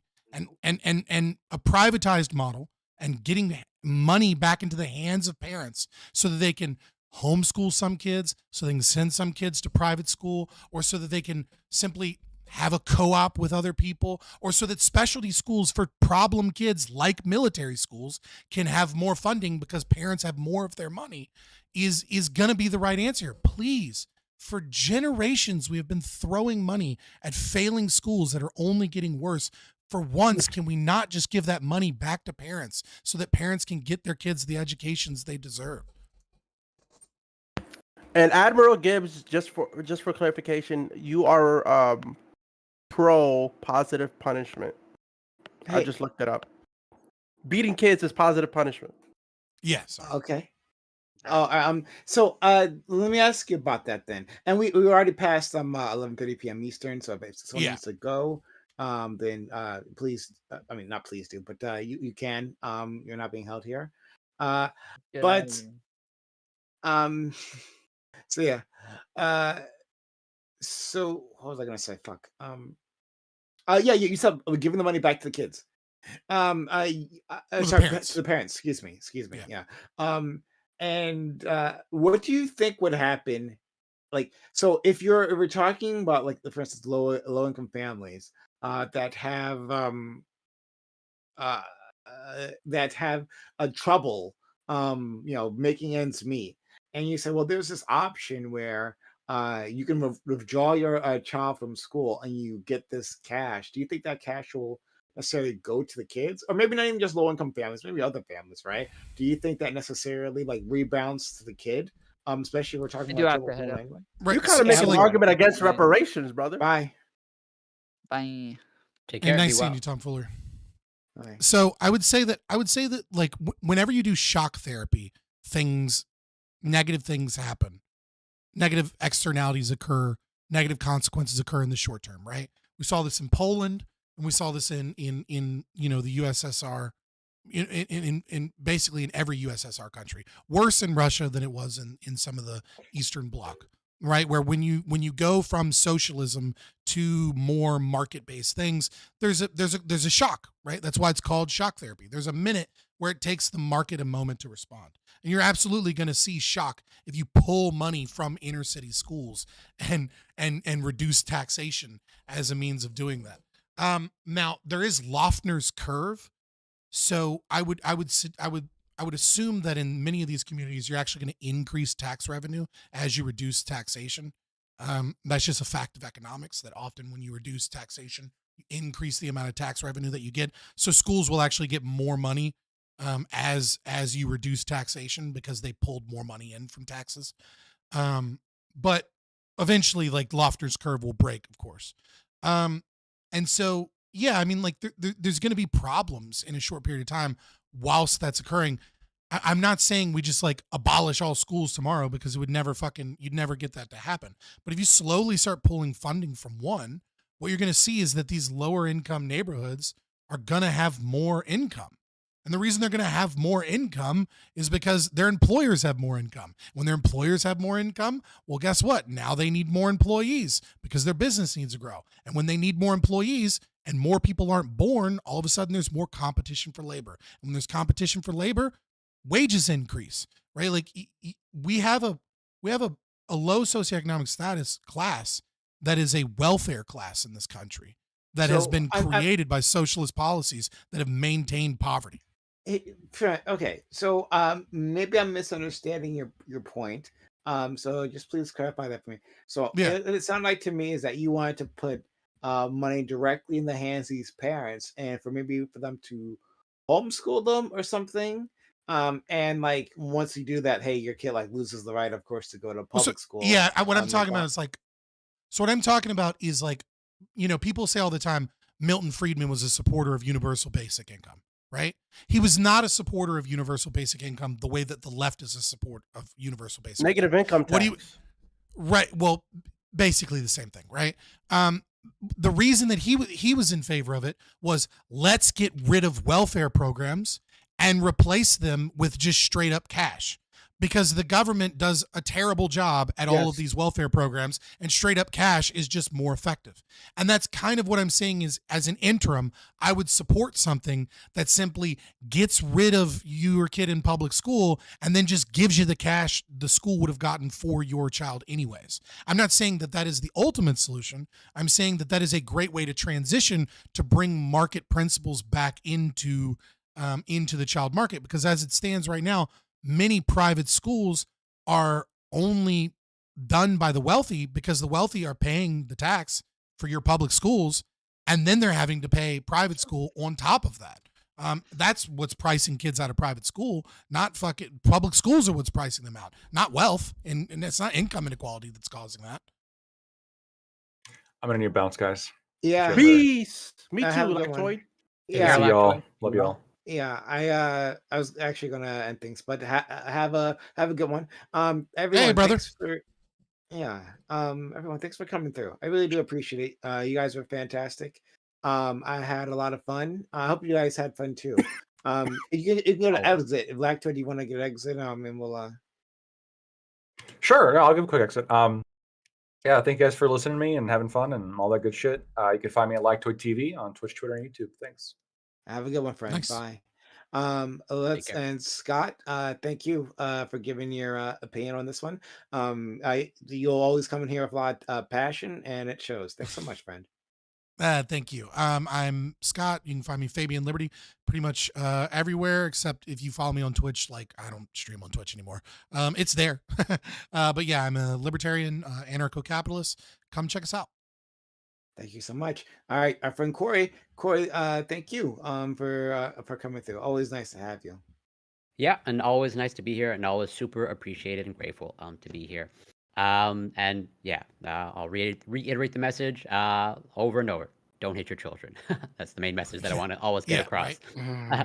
But yeah, you can find me on Twitch, twitch.tv, CoreyCampbell84, Twitter, Instagram, X, YouTube, it's Corey Campbell, and Doobie, Sociologic, Gibbs, and Scott. Always a pleasure, and love you, Brian. I love you too. Gibbs, thank you so much. And thank you for, unlike Corey, not being so goddamn soft. So we we need people to take hard stances. And I think Gibbs, honestly, and I mean this very literally, like I think you speak for a lot of people like who feel like these are like practical solutions that we've lost, right? And so maybe it sounds like memeing on your end, but I think what you're actually speaking to is something that people really felt like if you poll people, I think a lot of them would agree with what you're saying. Yeah, so I was actually kind of Googling, with my fantastic research debate skills here. On Bing? Yeah, on Bing, on Bing. No, it was Google this time. But I was Yandex. looking up, I was Go checking out, duck. yeah, go duck. What's a polyhop? Anyway, Duck, long go. story. Yeah, long story short, I was trying to see what the stats were, and it showed like one of the studies I found. It said like it's down from 86% of people in the 80s to like something like 52% by one thing, and 48% of people think spanking is good, right? And like. Just generally, I feel like there's a lot of times I'll say things here on Twitch and or like really any of these platforms in this sphere, and I feel like people are like, haha, look at this guy, meme lord. But I'm really not memey. There's like a very large segment of society that I definitely feel that like feels very similar. And then like they just get discounted. People like they don't know what I'm talking about. And it just to a lot of people, like it seems like common sense solutions. But people, don't like these things. So it's okay. But it's always good to be here. I always enjoy coming on these things. Thank you for having me. And Admiral Gibbs and Absolutely. everything. And just one other thing is that like you say the word whooping with such passion. I can't replicate it, right? Like with like a fervent love. It's incredible, and I'll never get tired of it. So thank you so much, friend. Next we have Ali. Ali, you're really good. You're a really good participant. I really like having you around. I really mean that. You're fantastic. Thank you, man. Honestly, I love being around. This is joining this space in these panels has been an outlet I did not know I fucking needed. So I honestly love coming and arguing with you guys. It's a really good fucking time, man. Whooping kids. I don't think you should beat kids. I don't think you should beat kids. However, anecdotally, right? When I was younger, I went to my next door neighbor, and she told me, "Hey, it's time." She was the mother next door, my aunt. She said, "Hey, you have to go inside." I said, "Fuck you, bitch. I'm not going inside." She didn't do anything. She called my mom. Told my mom what I said. My mom grabbed me by the ear. Grabbed. We make like a pepper concoction, which is hot as all fuck. Put it all over my lips and mouth, and said, "Go ahead, say fuck you, bitch, as much as you want." And I'm dying with the burn, and then covered it with the olive oil, and it didn't burn so much more afterwards. Like, am I gonna say that I was like traumatized? I was like, it was hot sauce. It was hot sauce. Maybe that's a bit extreme, right? So that's what I'm saying. But like a spanking, it's not the worst, right? But truly, I do think that you don't shame kids. You shame the parents, and the parents are usually the cause of the neglect. And if the kid's acting out, it's the parents' fault. So I'm a big favor of charging the parents with negligence before whooping the kids. However, I do understand why people So yeah, this one's lost on people. But guys, really, thanks for having me on Prime. I truly appreciate it. Fabian, Corey, Gibbs, and Doobie, always a pleasure speaking to you guys. This is perfect. Ali and his mother thinking outside the box. I absolutely agree. You shouldn't lay your hands on kids. Instead, use chemical weapons on them. Hey, even That better. seems to be the plan. But thank you so much. And shout out to your mom. Shout out to your mom. Shout out to moms. Yeah, exactly. Finally, I have a friend Doobie. Doobie, I really appreciate your interjection, especially in the first topic there. I wanted to hear more from you, friend, because your involvement, like, or your perspective on this is like from lived experience, right? So one with the school, but also with fuck, what's the first topic we talked about? I don't even remember. Oh yeah, exactly. Being kids. being of a larger size. So like I learned just like a little something just from you, hearing your experiences. I hadn't really thought of the stress on a young person's body from that weight, and that like would actually really cause physical pain, and it'd be like not just like tiring, but like painful for a person to exercise. And I actually really wanted to hear more from that. Maybe we can talk more in private or something. But still, one way or the other, I do thank you, DB, for coming through. AFK the whole time. Probably. Okay. All right. That's fine. Wow. Yeah. I'm actually, yeah. That's what I get for being heartfelt. Yeah. There's no positive reinforcement going on, so it's like There's no incentive to do with that. Well, I'll let him know later on. I actually would like to hear from my friend. Okay, so who's streaming? Is it our friend Admiral? I heard everything. I was helping my fiance with the groceries, okay, but I heard everything. I love you too, Mr. Prime. Me too, friend. I'm going to send you off. Oh, and let's send you off to Riverboat Jack. I think she just got started. I haven't rated her in a long time. Off to Riverboat Jack. We'll be back in the future. It'll be fun, like probably Thursday, right? We'll do all black everything, and you'll love it, or you'll hate it, or you'll ignore it. That's probably what you'll do. Bye. Yeah, guys, this was fantastic. I'd like to, again, I thank every single one of you. This is good. Yeah, before I get out of here, because a bunch of people wanted to talk about whoopings, right? I do think two things can be true at the same time. And it's kind of the situation when it comes to, that famous quote from Mark Twain, there are lies, damn lies, and then there are statistics. Basically, all of the relevant research shows that ass whoopings are not good, that they, the corporal punishment causes problems through and through. I've seen very, very, very limited research on trying to because it's very difficult to do, nigh impossible to do, honestly, trying to separate people that beat their kids out of frustration and people that beat their kids in a regimented disciplinary fashion without losing control of their emotions in any way, shape, or form. And it seems to be, from the limited research that there is, and again, not staking any major claims here because it's very difficult to study, that most of the negative outcomes disappear when you're dealing with someone that is using corporal punishment in a very controlled, non-aggressive way. Now, when I say that, this is not carte blanche to hit kids and be like, I'm not angry, right? But I think sociologic, the example that you gave is probably a prime example of a corporal punishment that is structured and regimented and may have even come with some level of anger, right? But the creativity in that, to connect the concept of what you're speaking and the pain in your mouth, and to connect those two things is almost certainly an act of like, oh, you want to do these things? Well, I'm going to connect that with a specific punishment that deals with that specific thing that may be corporal in nature, right? That's very different than like, a mom losing her shit and like can't even wait to get home before she starts smacking the Yeah. kid around. Yeah, Right? Like these Like are two that's very happened. different Like, things. my dad's come home once and he was angry and I did the slightest bullshit and I'll never forget this fucking because he beat me, right? He did not That shit he did is not punish legit me. traumatizing. Yeah. He didn't punish me, but he beat me. And I won't forget that. And that's why I'm never okay with that.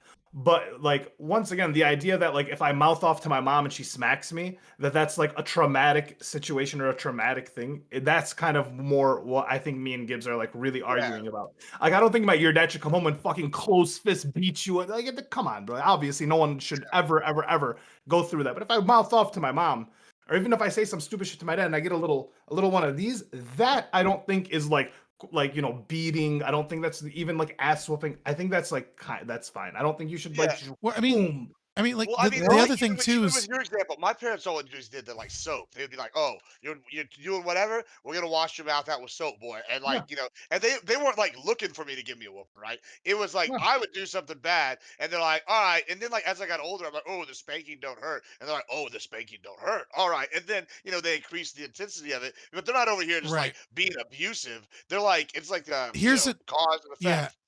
effect. I think there's another problem with corporal punishment too. If the data that I suggested is correct, right? If that is the trend, the other problem, and I is one of the things that I remember that really struck me was the first time. I don't remember how old I was. your dad's hand. Sorry. No. When I was like maybe like apologize. I know I was in middle school, but when I read a narrative of the life of Frederick Douglass, right?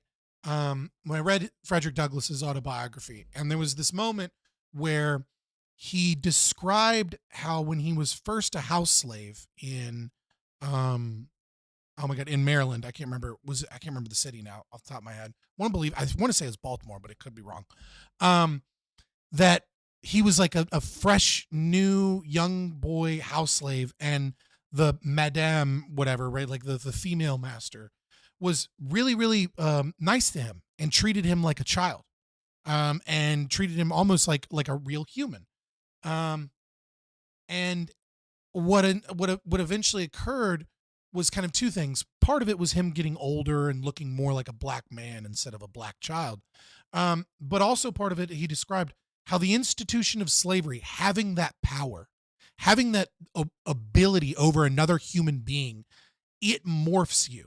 Right, like the fact that you're ordering another human being as a slave, you become numb to the concept of ordering another human being as a slave. And I think the same thing is true of corporal punishment. That if it can make monsters of us. If we accept the fact that it's okay to hit our child because we're not angry and because it's structured, I think it becomes all the more easier to hit our child in anger the next time. It becomes all the more easy to justify violence and anger and damage and traumatizing things to our children, especially once you have kids and you realize that they're frustrating little fuckers sometimes.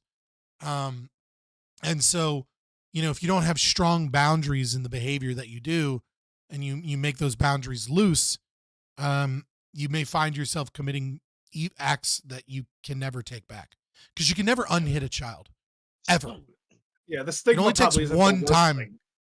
Yeah, it only takes one time to go too far, even if that is the way that it is, where you do end up hitting your kid out of anger, to form a memory, to form a trauma, to form a fear, to break a bond that you might not ever be able to repair ever again. Lose respect, right? It wasn't a fear for me. I was like, okay, well now there's a respect thing gone.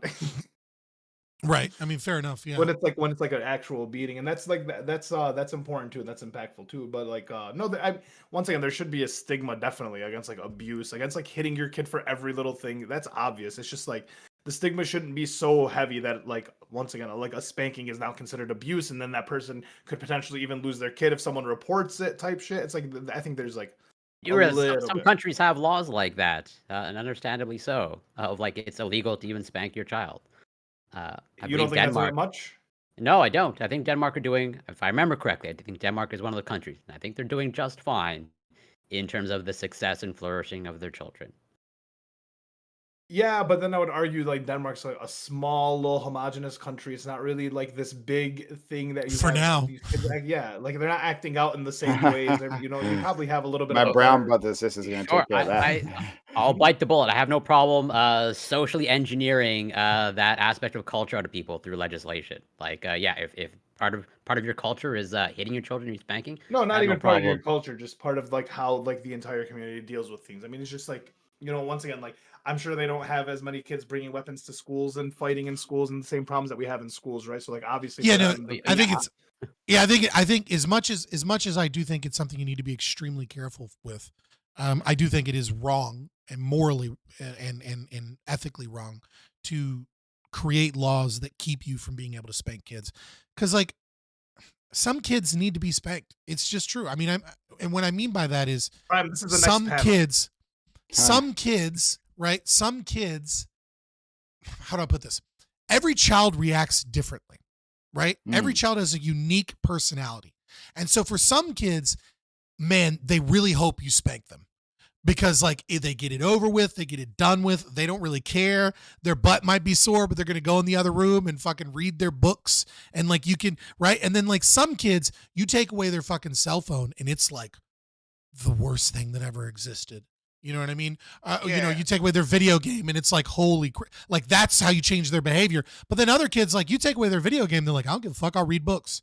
Oh, you take away their books, they're like, what are you going to take away their books? You're going to be a parent that doesn't want your kid to read? You know what I mean? It's like some kids, like, there are different forms of punishment that are going to work. And I do think that corporal punishment, as far as I've seen, as far as the data is concerned, can be done in a regimented way that is healthy. But I do think that it is a path fraught with danger. It is a path that many people think they can easily walk and they can't.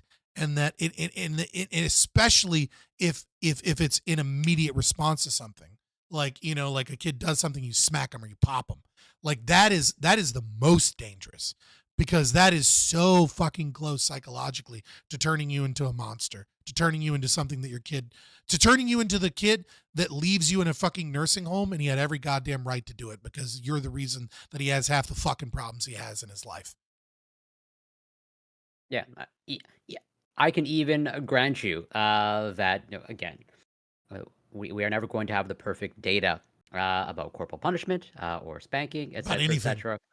Yeah, especially when it comes to human behavior and how to deal with humans. Not unless we put Gibbs in charge, which we absolutely should do. But go ahead. No, he needs the whooping. That I'll reserve that if that happens. But like, yeah, pretty much. I don't know why you would ever like want to risk it. Like, even if I grant you, like, okay, yeah, maybe if I squint hard enough at the data, you know, regimented spanking that has hard boundaries, you know, maybe not that detrimental. I just don't know why you as a parent would ever want to risk that, or even just like. So you're talking about like a country in the legal system, or why you as an individual parent, yeah, would you as an ever individual risk parent. corporal punishment? I think it's pretty fucking simple, right? Like if you have a child and your child engages in behavior and you have tried grounding them and it doesn't work. Well, let's say you've tried timeout with your kid and, you know, and the timeout doesn't do shit. They don't care. And you've tried all of these things to try and get rid of the negative behavior. And lo and behold, you go, okay, come here.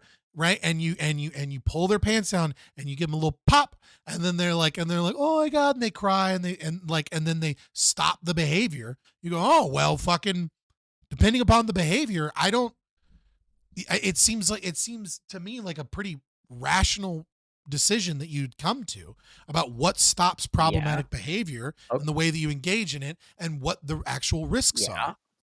Then I'm curious. Like what would be your approach be in terms of like, okay, that scenario that just outlined, just like whatever behavior committed and then whatever a pop. What if that's not enough force? Or what if once they get old enough, let's say 2, 3, and requires like more force, like you know, I think you're getting into really gray territory. I think you would agree that there's a threshold of like, yeah, this is way too much force.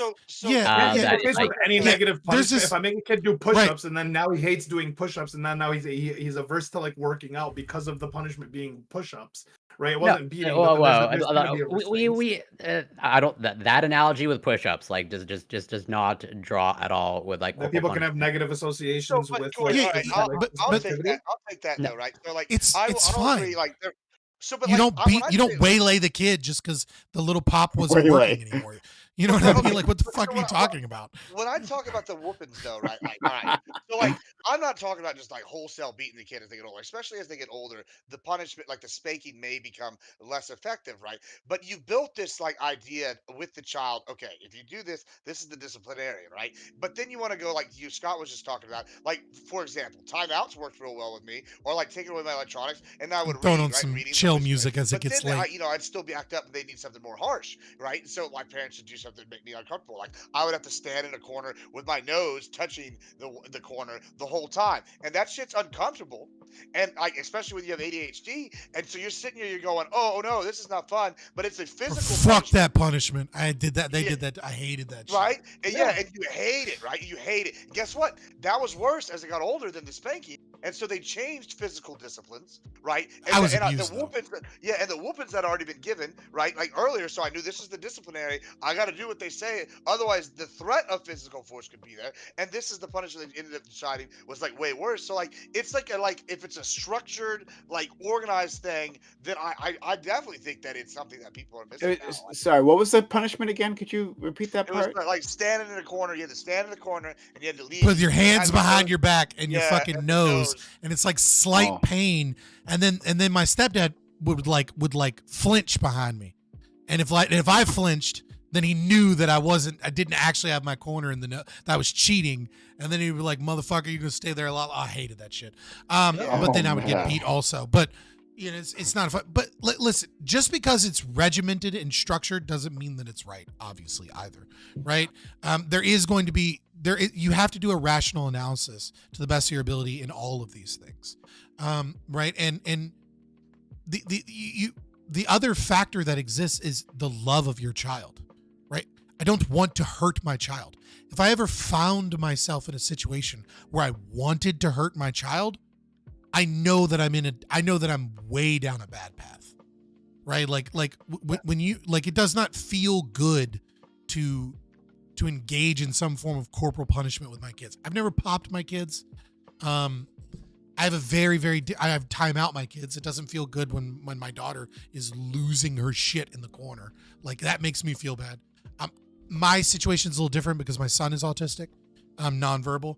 So like the way that punishments and things are done with it, I don't have to do shit for him, to be honest. He's like just the sweetest, most perfect fucking kid. If only he could talk. But even if I had to, like, you know, things would be different.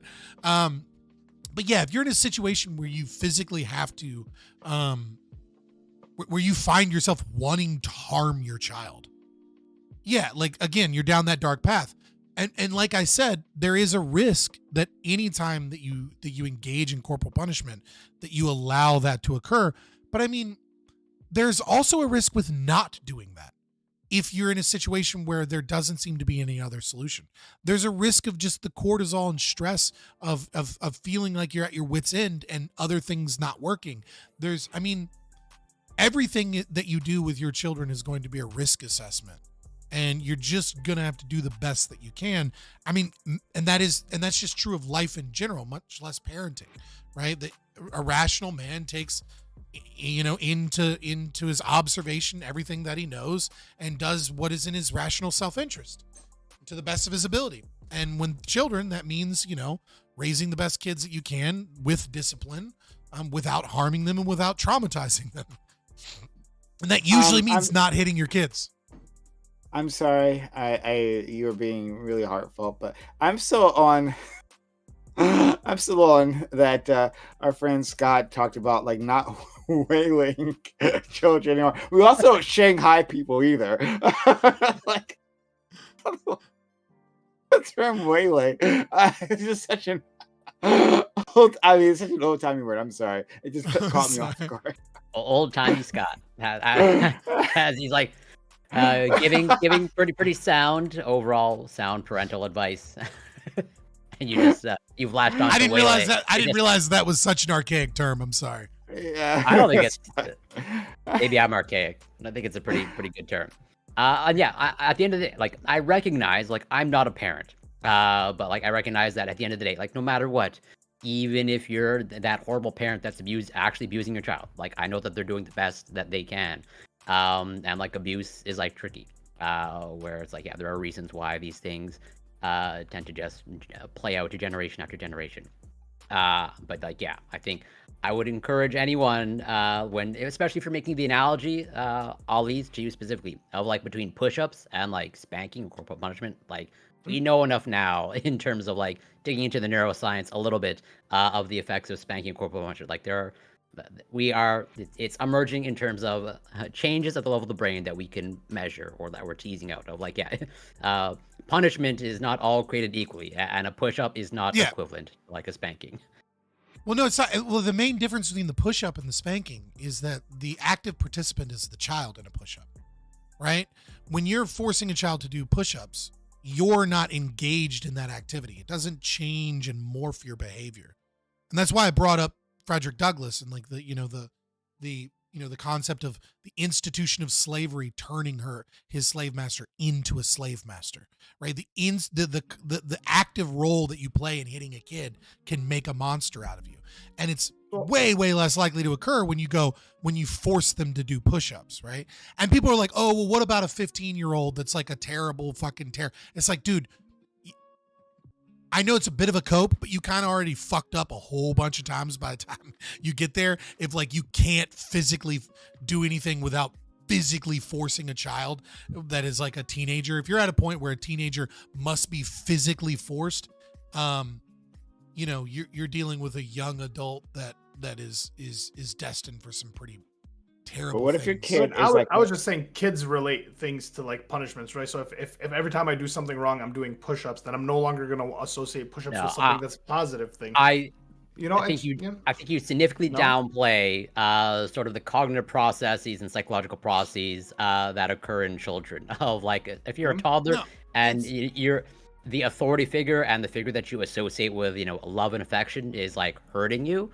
Like that can really mess up. Well, I can give you a perfect example. I can actually talk about how push-ups psychologically traumatized me, right? I can tell you about that, right? My actual father, not my stepfather, who's also, Jesus Christ, everyone abused me, yay. There was a period of time where my parents had joint custody. So it was like a month with him, a month with my mom, a month with him, a month with didn't work out. When I was with him, he used physical exercise as a means of punishment for whatever I did the slightest thing wrong, and would tell me all the time, well, I'm doing this because you're fat. And this was like,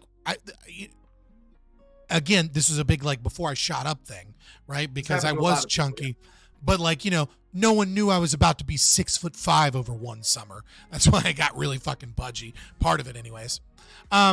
And he would make me run laps, and he would make me do push-ups, and he would throw things at me without ever hitting me, but just as a means of like doing it. And he would laugh and say things like laugh about piggy's trying to do some push-ups. Isn't that funny? And he would make me do push-ups in front of his friends that were all sitting around, and they'd all comment about how fat I was and about how I couldn't do enough push-ups and how bad kids, if I can't learn to behave, at least I'll get in shape and stop being a fat fuck, like in front of like his friends and shit. Right. So like even push-ups, right?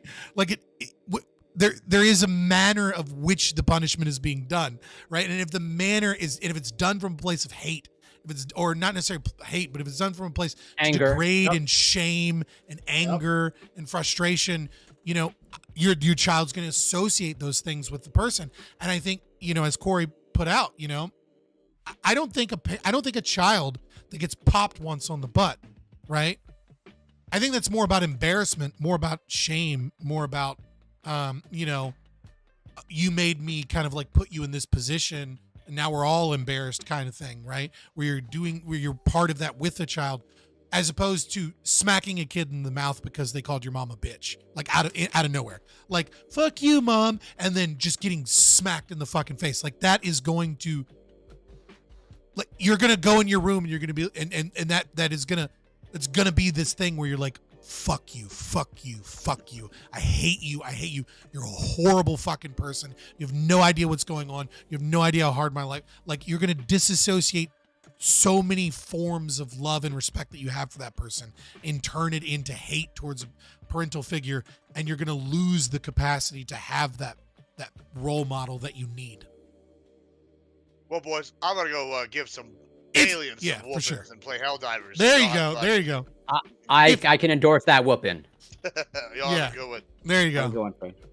If you don't just get a cluster B disorder because you're all fucked up anyways. Yeah. Well, yeah. And this shit happens a lot with spanking too, by the way. Oh, so wait, Corey, how do you feel about the peppers? Yeah, my intuition, obviously there's zero data, as far as I know, there's zero data on that type of punishment, but let's say to put in the category. Rinsing your mouth out with soap, that type of situation where it's just like, it's not like you're hitting the kid. However, there is like a severe discomfort. It is something that you're like forcing upon the kid. And once, in my situation, it was like a hot sauce. Yeah, my intuition based off what I know in terms of, let's say, trying to categorize it sort of in the vein of other similar punishments, I don't see that as overly like, do I see it as harmful or potentially harmful as spanking? No, I wouldn't consider it personally like effective parenting. I think there are much better strategies to use to correct behavior. Yeah. But like, let's just say, I wouldn't necessarily demonize. That's a good punishment. So to be fair, that's a good punishment. He called someone a bitch. Mom found out, and then he fucking that's a pretty good one. I think it's good. But to be fair, I do credit like myself to be a little bit of self-awareness where I'm like, when I was maybe 12, 11, I quickly realized, oh, my parents are foreign. My parents are not of this land. They don't know they don't necessarily do the rules and the things to exactly. So they're doing things the way they know how to, right? And I do think a lot of that is missed on a lot of kids where they just don't understand that, hey, your parents are idiots too.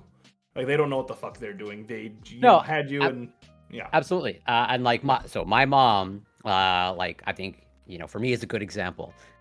In terms of like, I don't speak to my mom. I don't speak to both my parents for a variety of reasons. But this is not to say that like I think my mom is a bad parent. Right? My mom had me. Well, both had me and my sister at a really young age. Like she had my sister when she was like 19, and then me 2 years later. And whatever. No surprise, my grandfather or her father at the time. At that time, teen pregnancy. Today, not looked upon. That's barely fucking teen pregnancy. 19. That's barely teen pregnancy. Well, okay, this is like in the 60s, and my grandfather was born in like 1925. Wait, what? So, wait, hold on. You said your sister. You're talking about your sister. No, you're talking about I'm talking about my mom. My mom was a teen, had me as a teenager, or rather, no, my sister's a teenager, and me at like 20, 21. Right, that wasn't in the 60s. How old is your sister? My sister is 41. Will be 41, 42. Okay. So she was born in like the 80s? Yeah, let's say 80s. Yeah. And so she was born in the 80s, but like I'm talking about my grandfather. Grandfather, having raised her in the 60s. Yes, exactly. Wouldn't we be approving of the teen? Just as no surprise, my grandfather was a bigot and pretty racist. Okay. Unfortunately. And yeah, just as I said before, grandfather. Are you black? Are you half black? Asian. Yeah, I'm half Chinese. Oh, I forgot that there's racism to other people sometimes. Fair enough. But like, that's funny. Understandably, just like I can totally let's say intellectualize like my mother's treatment of me, which is not horrible. Like my mother actually never hit me, and like I said, my mother was very progressive in very many ways. But let's say she also lacked like certain tools, and I can totally understand that. At least for me, like given how my grandfather treated her and like basically kicked her out of the house, and just overall like my mother was the youngest of 5 children, but she was the first to have children. Put it that way. Maybe that contextualizes a little bit better. of like, And yeah, with an Asian. yeah, exactly. And that's after, and also this is out of wedlock, as in that nobody, presumably nobody but my mother, without revealing Well, the anything- revealing Chinese anything. don't marry. They're not good Christians. But yeah, she had my sister out of wedlock, okay, at 19, and then had me out of wedlock, as in my parents wed afterwards. And so, like, yeah, obviously, Bro, for my why? grandfather. Hold on. Why did they wait until after you were born? After they had already had a 2-year-old? You think I can We got answer a these son questions? Like, I don't have any answers to these. Like, I'm not going to pretend like I know what was going on back then. I was in the womb at the time. Well, she had a boy, so obviously now she's worth marriage. Yeah. Yeah. But like, yeah, given her experiences and like, like I think my mother had like a pretty challenging like upbringing. And so like, I can totally see how, she was doing the best that she can. And she didn't really have like the best parent, or like, she was, I think, trying to break the cycle that she was subjected to, and like tried to do better. I think she did better than my grandfather and did better than my grandmother. But still, like, I would say deeply flawed in many ways. But still, at the end of the day, I give a lot of credit to my mother for not hitting me, and for like actually being pretty creative in her sort of like punishment and discipline aspect. And I think that has paid dividends, because yeah, I'm pretty satisfied personally with my achievements. Fair enough. I mean, it's But anecdotal yeah. evidence. You know what I No, mean? no, it is. It It is is what it totally. is. And yeah, I just have the end. Like, I just go by my own personal experience, and then like trying to back it up like with data. Like my mom was like literally staunchly- everybody else. Yeah, fair enough. My mom was staunchly opposed to any sort of like corporal punishment or spanking. And I think that was largely driven by her experience of like, yeah, she didn't like being hit. And like, no surprise, at least not to me, that my mother had a huge weight issue. My mother was morbidly obese. She had bariatric surgery to lose weight. And no surprise to me that she unfortunately suffered from depression as well. And so it's like, yeah, like it's really interesting to me, not to speak behind certain people's backs, but like all the people that like seem to advocate for like corporal punishment and spanking and like hitting of children, they seem to provide the evidence themselves in their cases of like why it doesn't work, but they just don't see it. You don't see the $10,000 less on your paycheck that you're not making as a result of, let's say, your academic achievements. You don't see all the other stuff that didn't occur in your life that maybe there might be some associations with how you were raised. I think this specific thing that you're saying right now, I think you and I both know that's bullshit logic. Like that's not a very logical way to look at it. When you say that you see the consequences of that in their lives, you don't have a magic ball, right? You don't know what their lives would have been you're right. like I do if not they have hadn't the experienced those things. Yeah, I think. But it seems to I think track with. I think it's a pretty shitty heuristic, to be honest. Well, I mean, yeah.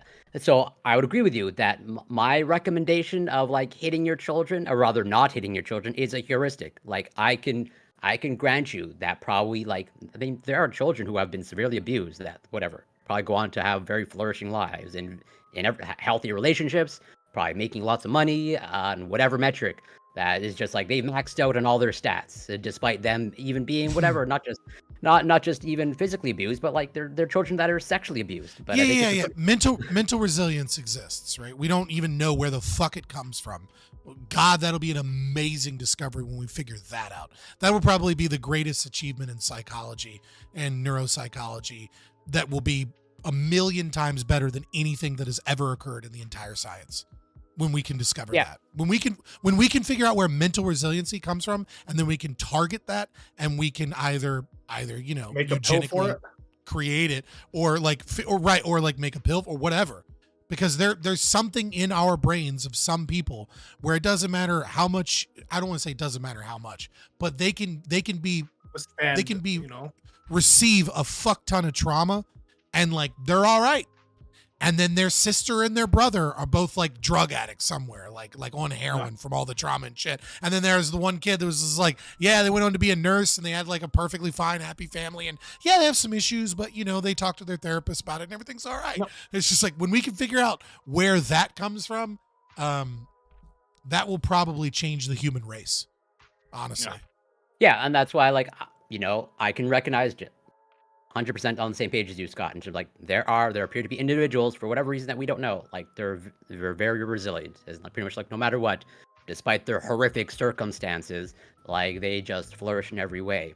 But then like that's why I say like I don't know why you would ever risk it. Like unless you figured it out, we tested your child. Like yeah, your child's the resilient one. So like go to town, go to Pound Town. People just do things anecdotally, right? So it's again, like everyone keeps as I said before, don't waylay your children. Yeah, so it's going to be all anecdote, right? So everyone keeps talking about like you know the statistics, the cities, the people there. Some are obese, blah blah blah. But then it's like I can just look in my city, and I can honestly say a lot of kids grew up getting spankings and whoopings, and like obviously we have our problems, like we have a huge like a pill, we're part of the pill epidemic, right? But we also don't have like a large number of teen pregnancies. A lot of the kids that grow up in this community do end up going to college, becoming successful business owners. Like they have decent relationships with the community and their family, and so it's like not to say that that's like the shining star and we should just be beating and spanking kids because my city seems to be doing all right.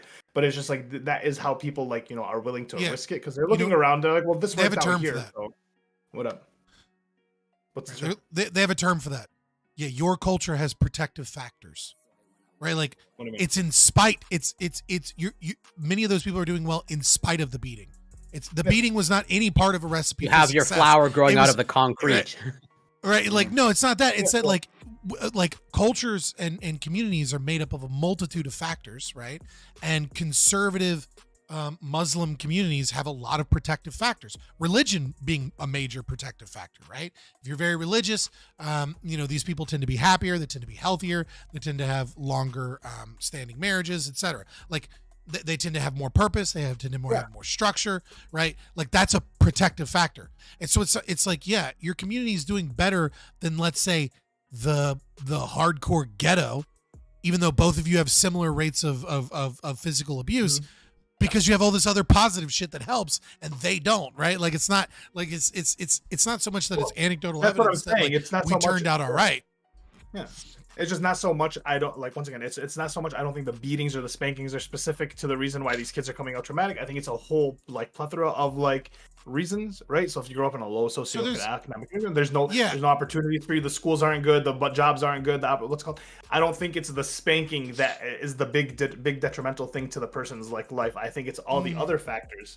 Because if they're confounding variables, right? So one things that doctors just started looking for in like the last 10 years is these things called ACEs, right? Adverse childhood events, right? And so when you have one adverse childhood event, it doesn't seem to really do anything for the most part. I mean, it can for some kids, but it doesn't, right? So an adverse childhood event, for example, would be like a parent went to prison, a parent died, divorce, you saw a dead body, you grew up in a neighborhood with a lot of violence, you knew someone with drug addiction, someone committed suicide.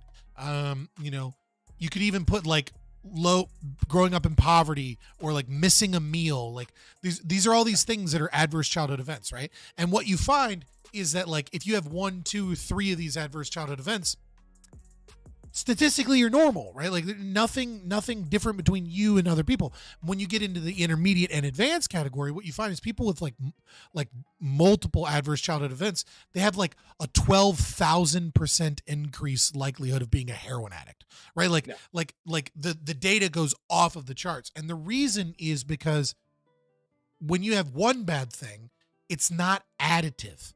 It's not 1 + 1, right? Like one bad thing and one bad thing doesn't become 2 bad things. One bad thing and one bad thing becomes 2 bad things.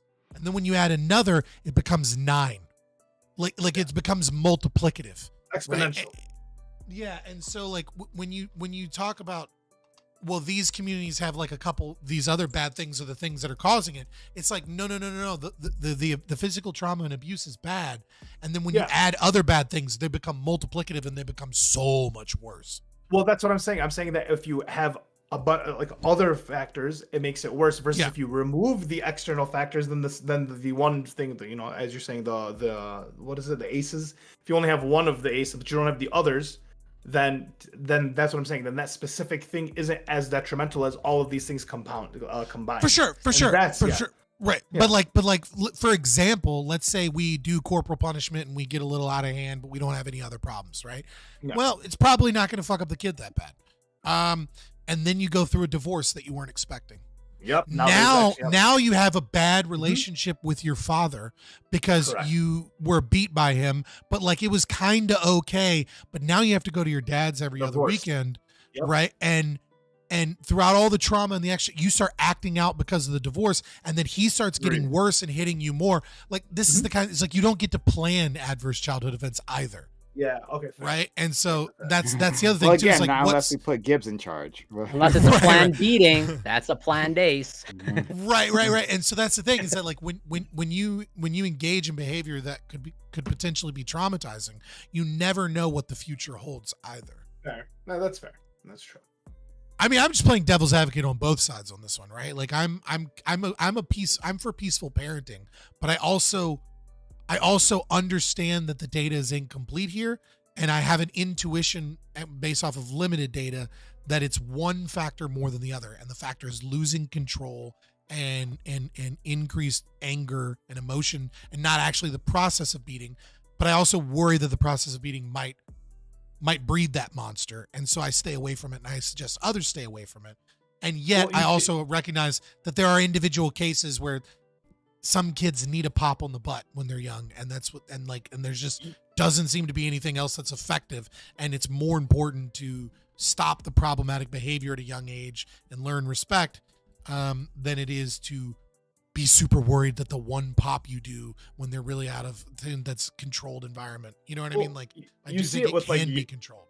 You see with like really younger kids, so like kids that are like 1 to 2 years old, if you give them the little slap on the wrist, like in Arabic we say diddi, right?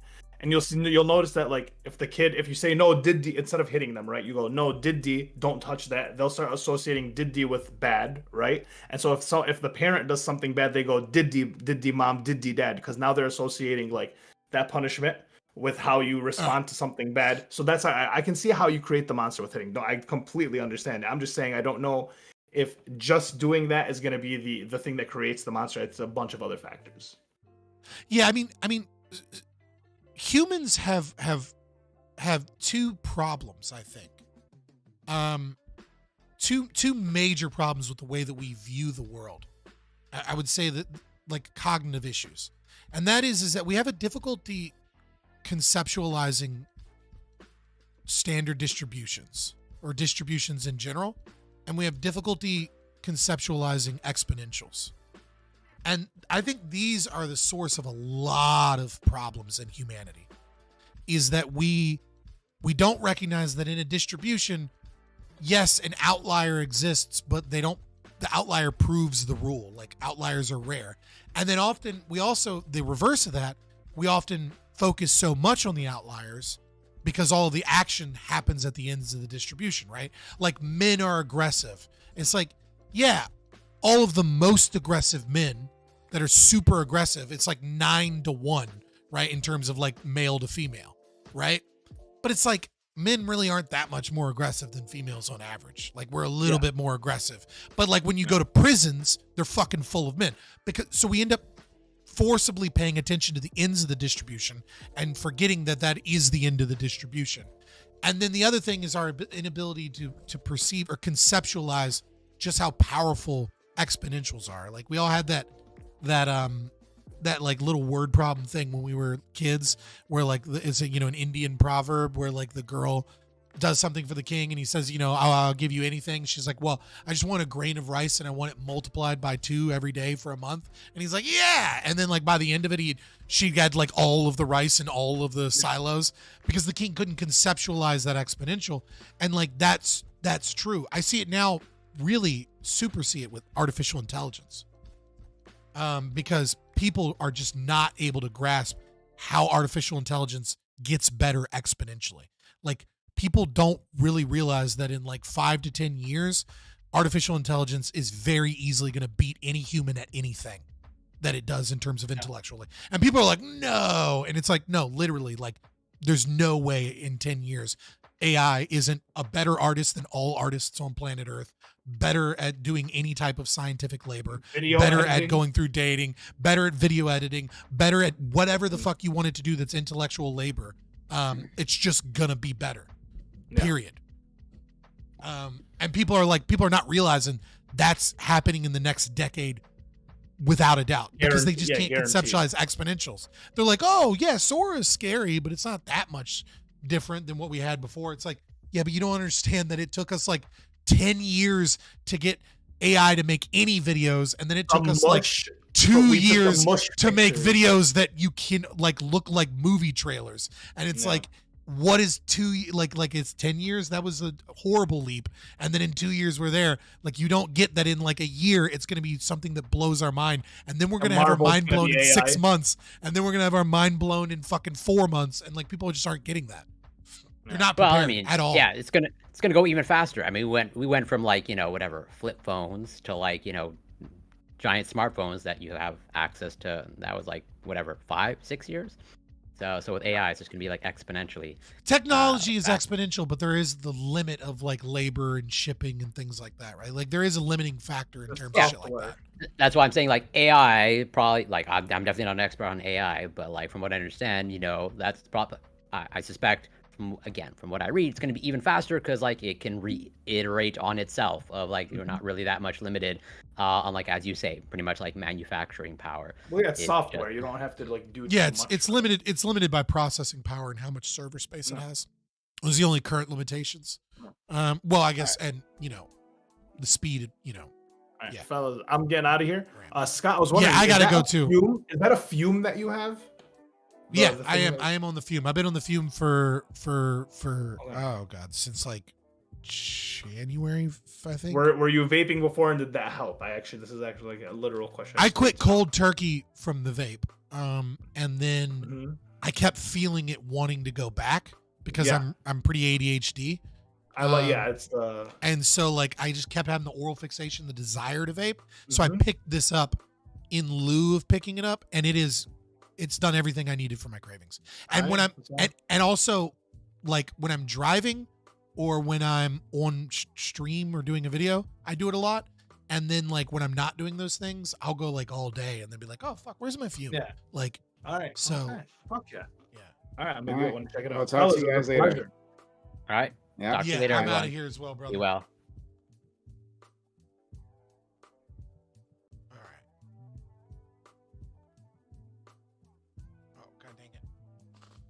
Oh no. I accidentally closed out the thing. There we go. Here we go. Guys, I am zonked. I had the kids this weekend. I think all of you guys are asleep too. I think we're all just kind of, we're in the void right now. I think it's just me and like 7 people that are asleep with the computer just on. I'm East Coast. It's 12:30. I need to get some sleep. I appreciate you guys. I appreciate you coming. I don't know. I mean, I have a schedule written out. I have a bunch of shit I need to do. I want to work on a video. I may or may not see me, guys. Stay tuned. Give a like, subscribe, share the video, etc. I'm working on something this week, along with other stuff I have to do for my life. I'm gonna try and schedule some type of live stream for Saturday though, and see how you guys are doing on Saturday. Even if it's just a fuck around react to some few things, strategy. Jesus Christ, I need to get some sleep. I didn't get any sleep this weekend. Plus, I'm still recovering from my injury. Oh God. All right. I will see you guys later though. But stay tuned. Hop in the Discord if you're not already in the Discord. Does this work now? It doesn't. Okay, I got to get the chat bot fixed so that. Oh no, it does work. All right. So actually, I don't even know if that link is still valid. But join the Discord. It should be in the link tree. It should still work. I see people joining from that one, so that one I know that one works. Come hang out, and stay tuned because I'll be working on a scripted video, hopefully to go out soon, as well as I'm gonna try and do something on Saturday. I'm not 100% sure, but if I can manage it, we can do something fun. Just hang out, maybe. Maybe do some reactions or something. If I can get an interview or something scheduled, that'd be dope, but we'll see. But I love you guys and appreciate you, and I'll see you soon.